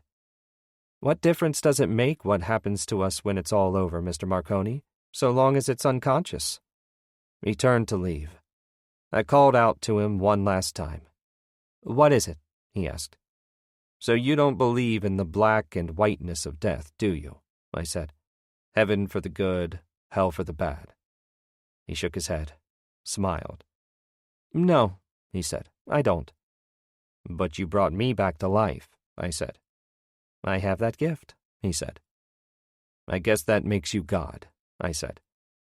Correction, Mr. Marconi, he said. Science is God. I was glad that he left the room before a thunderbolt exploded and fried us both. 70. 2 days later, they dragged Renata's body from the Mohawk River, not far from the spot where the bald man was supposedly killed when he fell from the cable into the falls. Unlike me, his body took the ride over the falls and was never recovered. Having given her testimony to Detective Ryan, Renata simply drove to the Cohoes Falls overlook, slipped under the fence, and leapt off the side of the cliff. No explanation, no warning, just a nice, peaceful water landing. But she had left something behind. A letter sealed in a number 10 business envelope with my name written on it in ballpoint pen. While I lay on my back in the hospital bed, Tony stood against the far wall of the room beside the small vanity and sink. Val sat on the bed beside me. At my request, she opened the letter and began reading. Dear Keeper Marconi, she read aloud, clearing her throat once or twice before continuing. By the time you read this, I will be dead. I don't know if you are capable of understanding the way I feel about Charlie, or about the love I have for him still, or about what I am willing to do in order to make amends for what I have done. I know you don't have any children, so maybe you've never experienced the love for a child as I have. Let me tell you, it is a bond you cannot imagine unless you've experienced it. At the risk of sounding sentimental, I feel I must express how happy Charlie's birth made me. I was simply happy to hold him, play with him, feed him, sleep beside him, be a mom to him in every sense of the word. He was everything to me, so much so that I did not have to write any more to feel fulfilled. And I must say, even now, it was the same for Richard. We both loved Charlie, which makes it all the more difficult to explain what I'm about to tell you now. I'm not exactly sure when it happened, or how it happened, or what forces were at work. But after a time, the love Richard had for our son began to turn into a kind of fear. It was as if Richard had been possessed one night by something in his sleep. He began to obsess over the baby's fate. What if something terrible happened to Charlie? Something he had no way of preventing? What if one of us dropped him or left him out in the cold? What if, God forbid, he contracted cancer? There was no end to the possibilities. And because there was no end, it began to seem logical to Richard that losing Charlie somehow, some way, was inevitable. Can you possibly conceive of what I'm trying to tell you, Keeper? For Richard, Charlie's death had become a self-fulfilling prophecy, and in the end Richard felt that the only way fate could be fooled was to take control. If he was powerless to keep Charlie, then he had no choice but to take matters into his own hands. Of course, I begged him to get help. If not for himself, then certainly for Charlie. So he had a series of appointments with, it makes me shudder to even type his name, Dr. Pearl at Capital District Psychiatric. To my surprise, Richard seemed to come around after a while. Whatever treatment Pearl had been prescribing worked. For a full year, all talk of taking care of Charlie in order to beat fate was dropped.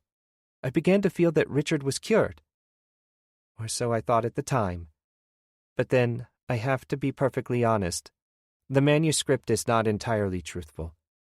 I guess after all this time and after all that had happened, I just couldn't bring myself to tell the whole truth until now. One warm afternoon in May, I ran the bath for little Charlie. I got out all his toys, his favorite boats and rubber animals, and I set him inside the bath with them. Then I waited for Richard to come home.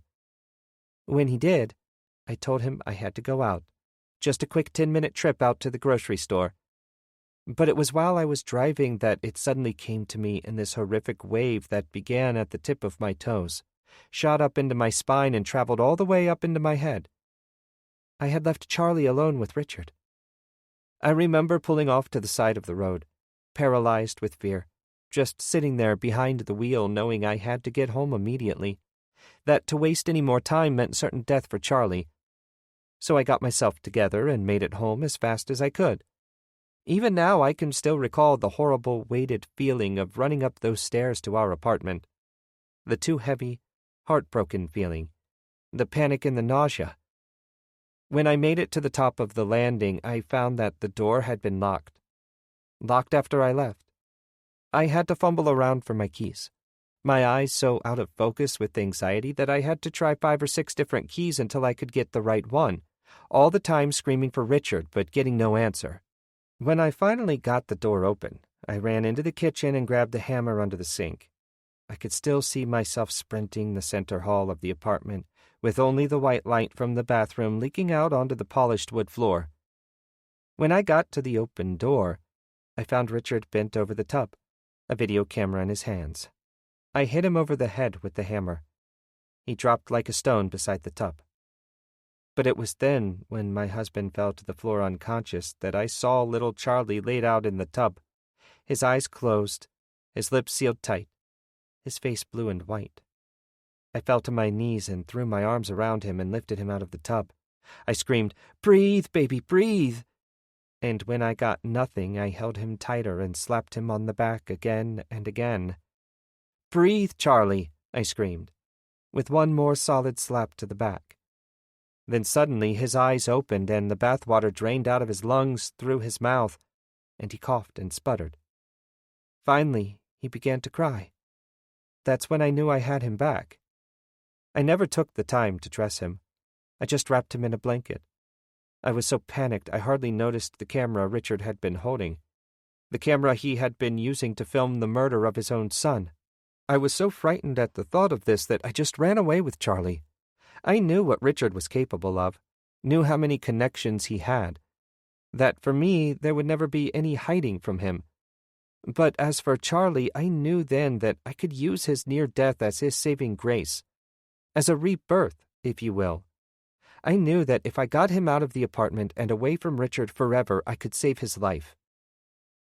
So I did something no mother should ever have to do. I called Detective Ryan, told him I wanted Charlie put up for immediate adoption, that I would explain later and that for now the arrangement had to be strictly between him and me. You see, Ryan had worked closely with Richard and Washpelton and the governor on the campaign, strictly as a private consultant and strictly unbeknownst to his superiors in the state. He had been hired to address issues of safety and security, to deal with the constant telephone and letter threats that had been coming in since the campaign's inception. And with a drug deal going down in the prisons, he stayed on for something completely different. I could not immediately explain my motives to Ryan other than to suggest that if he attempted to speak to Richard about it, I would immediately blow the lid off his little agreement with my husband. That I didn't care what happened to me so long as Charlie was safe and hidden from his father for the rest of his life. As far as Richard went, he would never know what happened to his son. As far as he knew, he had completed whatever psychotic task he had set out to accomplish. I told him I simply panicked, hit him over the head with the hammer, and then called someone to take Charlie's body away. I never told him who took the child, only that the person could be trusted, and no matter how much he threatened or beat me, he could never get it out of me. From this day forward, I told him, we have no marriage. Maybe he could keep my body because he had that kind of power, but in the end he would have no real power over me. Val took time out for a steady breath. I could tell she was holding back tears, that it would be only a matter of time until she could not hold them back any more. But the story is not necessarily a sad one, she went on, slow, steady, controlled. Because in the end, Charlie lived despite his father. I'm quite certain that to this day he has no idea that Detective Ryan and his wife are not his natural parents. Because how much will a child recall from his first 2 years? Not even Richard knows it's the same child. To this day, he just assumes that I had the body disposed of quickly because deep down, I feared being implicated too, which is partly the truth. The irony is that, at Richard's request, Ryan arranged the funeral and burial for our child, and as you might have already guessed, there is no body in Charlie Barnes's grave. At the same time, and this is what causes me the most grief, there is, in a sense, no more Charlie. So I wrote Godchild, thinking that perhaps by writing about the sadness and grief I could make it all go away. I thought it would be okay because I implicated only myself in that novel. What I didn't realize was that people would consider the fiction to be so real. It was only a few months after publishing the book that I learned of Richard's plot to harm you in exchange for a piece of the action at Greenhaven Prison. Wash Pelton and the governor, along with Richard's public relations help, had big plans for expanding and for building more prisons under the guise of increased arrests and a dismantled parole system. They were in the process of expanding their operations south of the border in Mexico, having already begun on a deal with the Contreras brothers for the drug trade existent inside and around some of Mexico's prisons. It was their plan to open up a whole new lane of drug traffic between Mexico and New York. The projected profits would have been huge.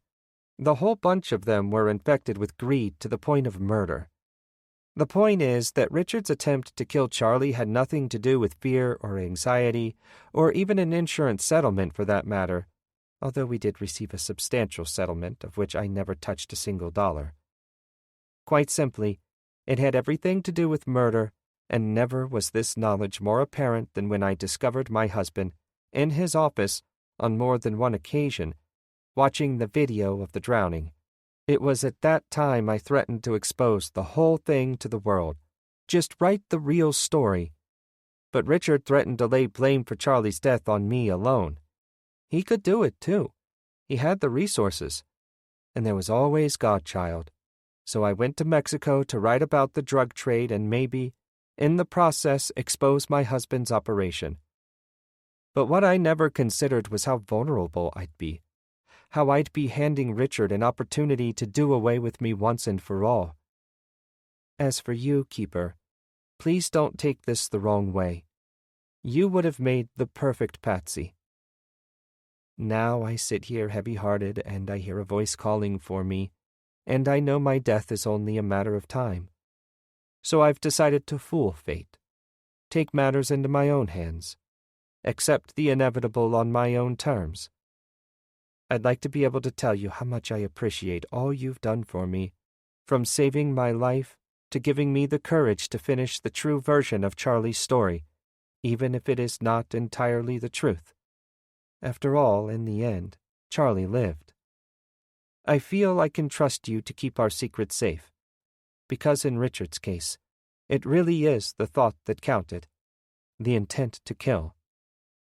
So I won't thank you at all. But rest assured, it was worth the effort. Somewhere along the way, a soul was saved, and for that, someone will surely thank you. Sincerely yours, Renata Barnes. The room was consumed in a blistering silence, each of us just waiting for the other to be the first to speak. And when Val folded up the pages of the letter, stuffed them neatly back inside the envelope, and said, "Well, I guess that's that," I could have wrapped my arms around her and kissed her. I might have done it, too, if it hadn't been for the drain in my shoulder. But the feeling of relief was as short-lived as it was deceptive, because those were the only words that any of us spoke. After a while, Tony released a breath. "So Ryan's the real winner in this thing," he said. "I still don't know how he did it, but he managed to play 3 separate sides. Little Charlie's side, Barnes's side, and the side of law and order. He knew full well he could be implicated once he was let in on Richard's plan to kill Renata. On the other hand, he knew he could profit big time from sticking with his old boss too. But in the end, he decided to protect the kid." "In the name of the law," I said from the bed. In the name of all that's right and decent, Tony said. If you can imagine such a thing. He set his blue fedora gently on his head and walked out. That left Val and me. We had very little to say to each other. In the end, she simply slid off the bed, made her way to the picture window that looked out over the medical center parking lot, and proceeded to have a good, long cry for the both of us. 71. 3 more days passed before I got medical permission for Val to drive me home. Not downstate to Stormville, but back to Tony's place. The guest room. The same room that overlooked Eagle Street and the telephone poles stapled with the faded image of the bald man. The same room that looked out onto the top floor of the governor's mansion and the white-marbled Governor Rockefeller Plaza beyond it, where state workers flocked day in and day out like lemmings to the sea. I was to be Tony's guest for as long as it took, because, after all, he felt responsible for the entire affair. He'd been duped by Barnes just as I had been. What's more, he was out quite a few bucks and had been made a fool of in certain circles that must go unmentioned here. The room was a spacious one, with twin beds, its own bath, and a picture window that also looked out onto St. Mary's Cathedral, the oldest Roman Catholic church in Albany, the church where Val and I were to have been married 2 Saturdays ago. A nurse had instructed Val how to change the dressings on my wound, and by the second day on our own she had become an expert, silently peeling back the gauze and the tape, bringing her nose to the oily dressing, giving it a slight sniff to make sure infection hadn't set in.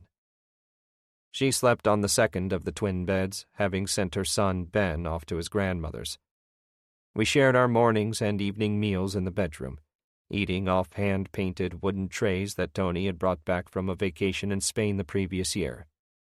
We didn't talk much about the case, only about the fact that Barnes was facing a grand jury in a week, the charges against him ranging from murder 1, for the supposed death of his toddler son, to 2 counts of conspiracy to commit murder, the plots to have me and his wife assassinated, to murder in the 2nd degree, Fran's murder, to at least a half dozen or so assorted charges that would place the man behind bars for many more years than he had left to live.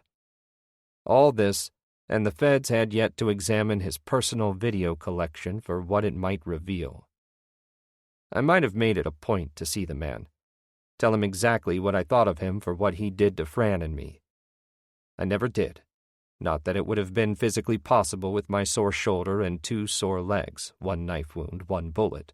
But I lay back on the bed at night, and I dreamed about how a meeting like that might go down.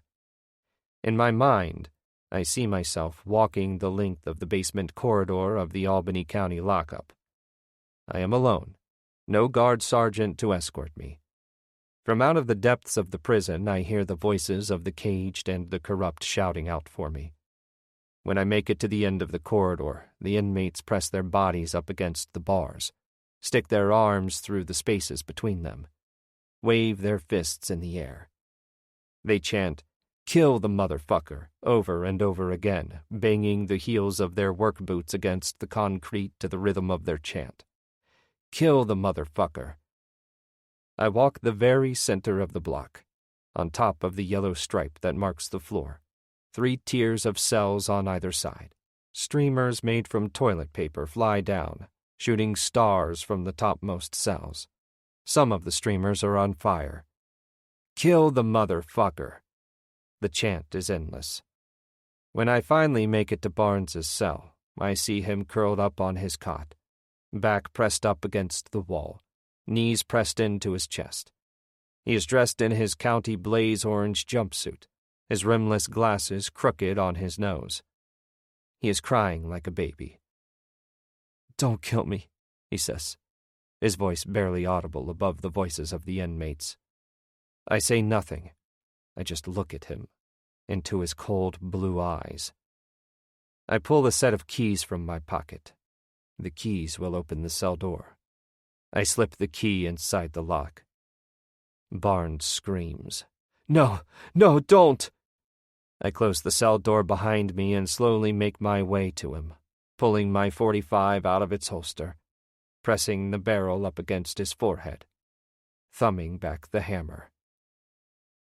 But it was only a dream, and a sad one at that. So I said nothing about it to Val or Tony. I simply allowed the fantasy to play over again and again in my head like a videotape. After a time, I actually looked forward to lights out, pulling the covers over my chest, setting my head carefully back on the pillow, bringing the dream into focus. Had the fantasy become an obsession? Yes and no. Yes, in that I found I could not sleep restfully until I played the scene out completely in my mind. No, in that I knew it would always stay just a dream, that I no longer could possibly carry out the act, that although I had my chance for revenge, I now had no choice but to let the law take its course. I had to relegate Barnes's fate to due process or to whatever the gods of law and order had in store for him. When Tony came home on the third day of my at-home convalescence and told me as nonchalantly as possible that they'd found Barnes dead with a foot-long shiv stuffed down his throat inside his cell at the county lockup just an hour earlier, I was not the least bit surprised. Thinking like a former warden, I was simply curious about how the COs could have allowed anyone to get that close to him. But Tony just waved his hands in the air as if to say, probably just one of those careless mistakes we all make from time to time. It seemed that somebody had somehow left the cell door open during lockdown just after evening chow. No one knew how it could have happened or who might have been responsible, but several inmates were able to get inside his cell. And as you already know, Barnes was about to become infamous. His was to be the trial of the century for Albany County. So it was only a matter of time until somebody knocked him out, Tony said. Better for him that it happened now rather than later. He started walking out of the bedroom, but he stopped once he got to the door. He turned. Oh, and did I mention that just this morning the good Dr. Pearl and his cronies were involved in a terrible auto accident on their way to pick up a patient in Poughkeepsie? Of course, they can all breathe okay as long as they don't turn off the machines. He came back in and set his briefcase on the end of the bed, opened it, pulled out a large manila envelope. He tossed it onto the bed. 111 grand, he said. Your share of the take minus the cost to repair the damages to Bill's grill along with the APD you had to grease in order to stay out of lockup. He told me to count it if I wanted. Why would I want to do that? I said. He went to leave once more, but then stopped himself yet another time. Jesus, Mary and Joseph, I almost forgot something, he said, reaching into the interior pocket of his blue blazer, pulling out a small card, tossing it onto my lap. Val came over to me as soon as he was gone. She picked up the card, flipped it over to examine it, front and back. It was larger than a business card, but smaller than a playing card, and it had a picture of the Virgin Mary on the front, her hands clasped in prayer, a set of blue rosary beads threaded between her fingers. On the back was a prayer. The Hail Mary, Val said. On the bottom of the card, just under the last stanza of the prayer, was printed the name Richard R. Barnes. Beneath that, the date September 14th, 1952, to April 6th, 2003. Val and I stared into each other's eyes. 2 questions, she said. How in the world could anyone have had those printed in just an hour's time? And second, why would Tony, of all people, have these printed at all? I started to laugh then, hard, my eyes tearing. Well, I'm glad you find this so amusing, Val said. Here was your chance to see Barnes face a court of law and some renegade inmates kill him before the trial even begins. I kept laughing. I couldn't help myself. Maybe it was the pain medication. I mean, Jesus, Val said, wiping tears from her eyes with the backs of her hands. That man tried to kill his own child. His baby. I know what it is to have a baby inside here. She patted her stomach. I know what it is to love a child. Suddenly there was nothing to laugh about. And I suppose in the end I could have told Val that it was Tony who'd had Barnes killed and arranged Pearl's accident, that he must have ordered his guinea pigs to make the hits. Not necessarily because of what Barnes had done to Fran and me, but because of what Barnes had done to Tony. He had double-crossed him, asked him to go along with his little charade, made him look like a fool. And if word ever got beyond intimate circles and hit the streets that somebody could make a fool out of Tony and get away with it, then the Tony Angelino experience would be finished, effectively. His career in Albany or anywhere else in New York washed up. So in the end, Tony had no choice. And frankly, I was a little surprised that Val hadn't put two and two together herself. But then, perhaps she didn't want to think that Tony could be capable of making that kind of hit on someone, good or bad. Like I said, I could have explained the logic behind it all to Val. The logic of doing what's right, regardless of the law. But I let it go. Because what difference would it have made in the end? Barnes was dead. Renata was dead. The bald man was finally dead, or so we had to assume. Even Pelton was dead. That was that. This story, which began nearly 6 years ago with my appointment to Green Haven Prison, was effectively concluded. I'd found Fran's killer and disposed of him. In that sense, it was a dream come true. But why didn't I feel the satisfaction that was supposed to go with it? Why wasn't I laughing, crying, or jumping up and down? Why didn't I feel it in my heart? Val pulled off my covers. "Come on," she said. "We're taking a walk." "My legs hurt," I said. "We won't go far," she said. "You need some air, and so do I. We've been cooped up in bedrooms and hospital rooms for days on end. Besides, you can walk." Val grabbed her coat and slipped it on. "Where did you have in mind?" I asked, swinging my legs slowly around. "Let's go visit the cathedral," she said. "Seems like the last place you'd like to visit," I said. "Don't flatter yourself," she said. "I'm no longer thinking about the marriage." "What are you thinking about?" I said, grabbing my jeans from the chair beside the bed, carefully slipping them on. "I'm thinking about God," she said. "We could both use a good dose of God right now." "Praise Jesus," I said. "Keep it up," she said. 72. Val and I walked arm in arm up the worn marble stairs of St. Mary's Cathedral. The night was mild but breezy, the sky clear and black, with the white lights of the city drowning out nearly all the starlight. Val went ahead and opened the heavy wooden door for me. Together we walked in. The cathedral was immense, with a marble floor and a sea of wooden pews.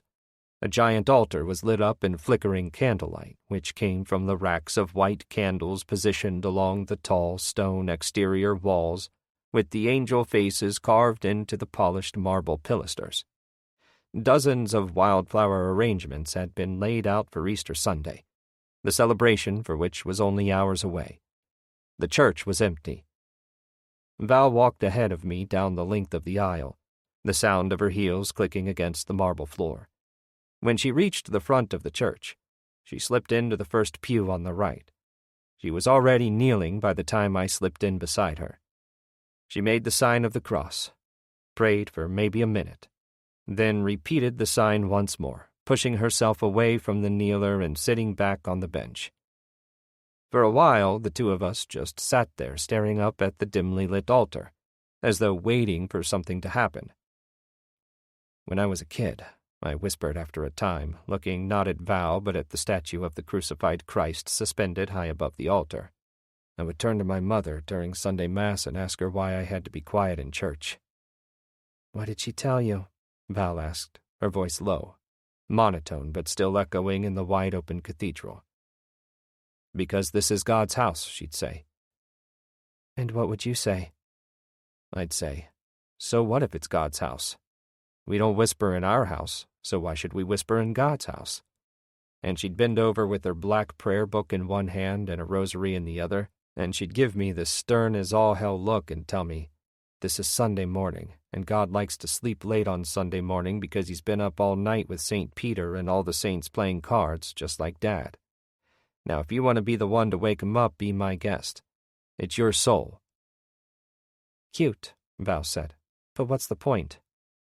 I'm not sure, I said. It's just that every time I go into a church, I think about it. You don't go to church, Keeper, Val reminded me.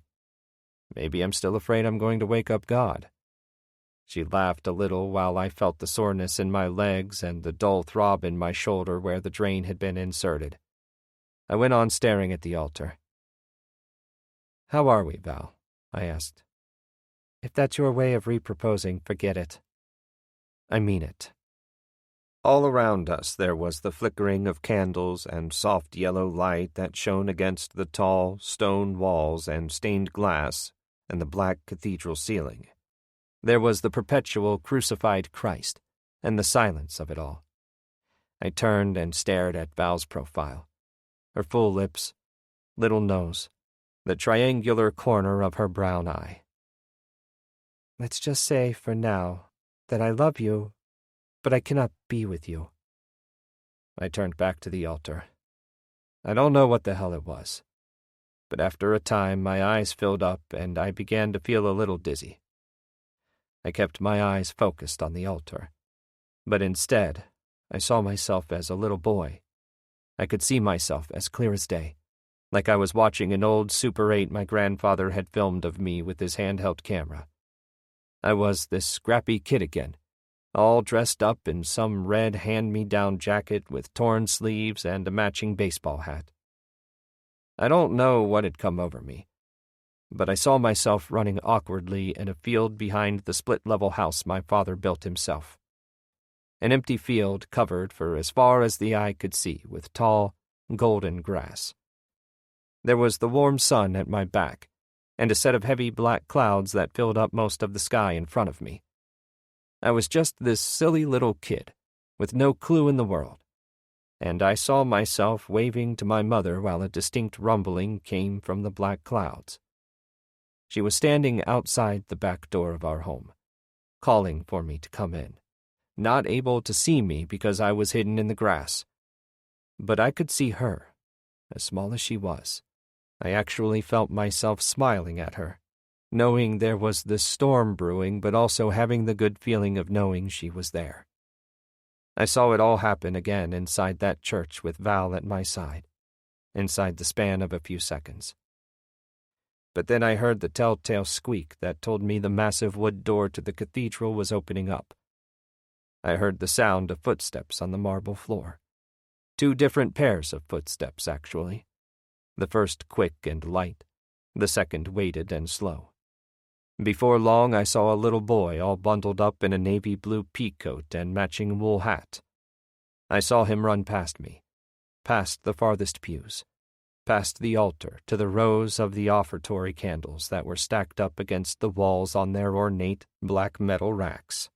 He reached inside the cup that contained the waxy wick starters, placing the tip of the starter into the flame of a candle that was already burning strong in its colorful red glass. But not before the man in the shiny waist-length leather blazer was standing over him, his hand on the boy's hand, helping him light not 1, but 2 separate candles. When the candles were lit, the man reached into his pocket and pulled out a dollar bill. He gave the money to the boy to deposit into the metal collection box, which he did. When it was over, the 2 turned and faced me as if on cue, as if I'd been the reason for their visit in the first place. And maybe I was. Of course, had they not turned to face me, I might have altogether missed Detective Ryan and his secretly adopted son. I may never have known who the boy was had he not come to me where I was seated in the pew beside Val. The Godchild himself, with his round face, rosy cheeks, and striking blue eyes just like his mother's. Ryan stood silent in the near distance. No longer the same Ryan who was partners with Barnes on one hand and Law and Order on the other, but the new Ryan, who had a little boy to watch over and raise. He came up behind the boy, took hold of his hand, and led him back down the aisle toward the wooden doors. Maybe a second or 2 passed before Val took hold of my hand. She held it hard while I cried. This concludes Godchild by Vincent Zandri. Narrated by Joe Hempel. Copyright 2012, 2022 by Vincent Zandri. This unabridged audiobook is published by arrangement with Vincent Zandri, care of McGregor Literary Incorporated, and was produced in the year 2023 by Tantor Media Incorporated, a division of Recorded Books which holds the copyright thereto. Please visit tantor.com for more information on our growing library of unabridged audiobooks.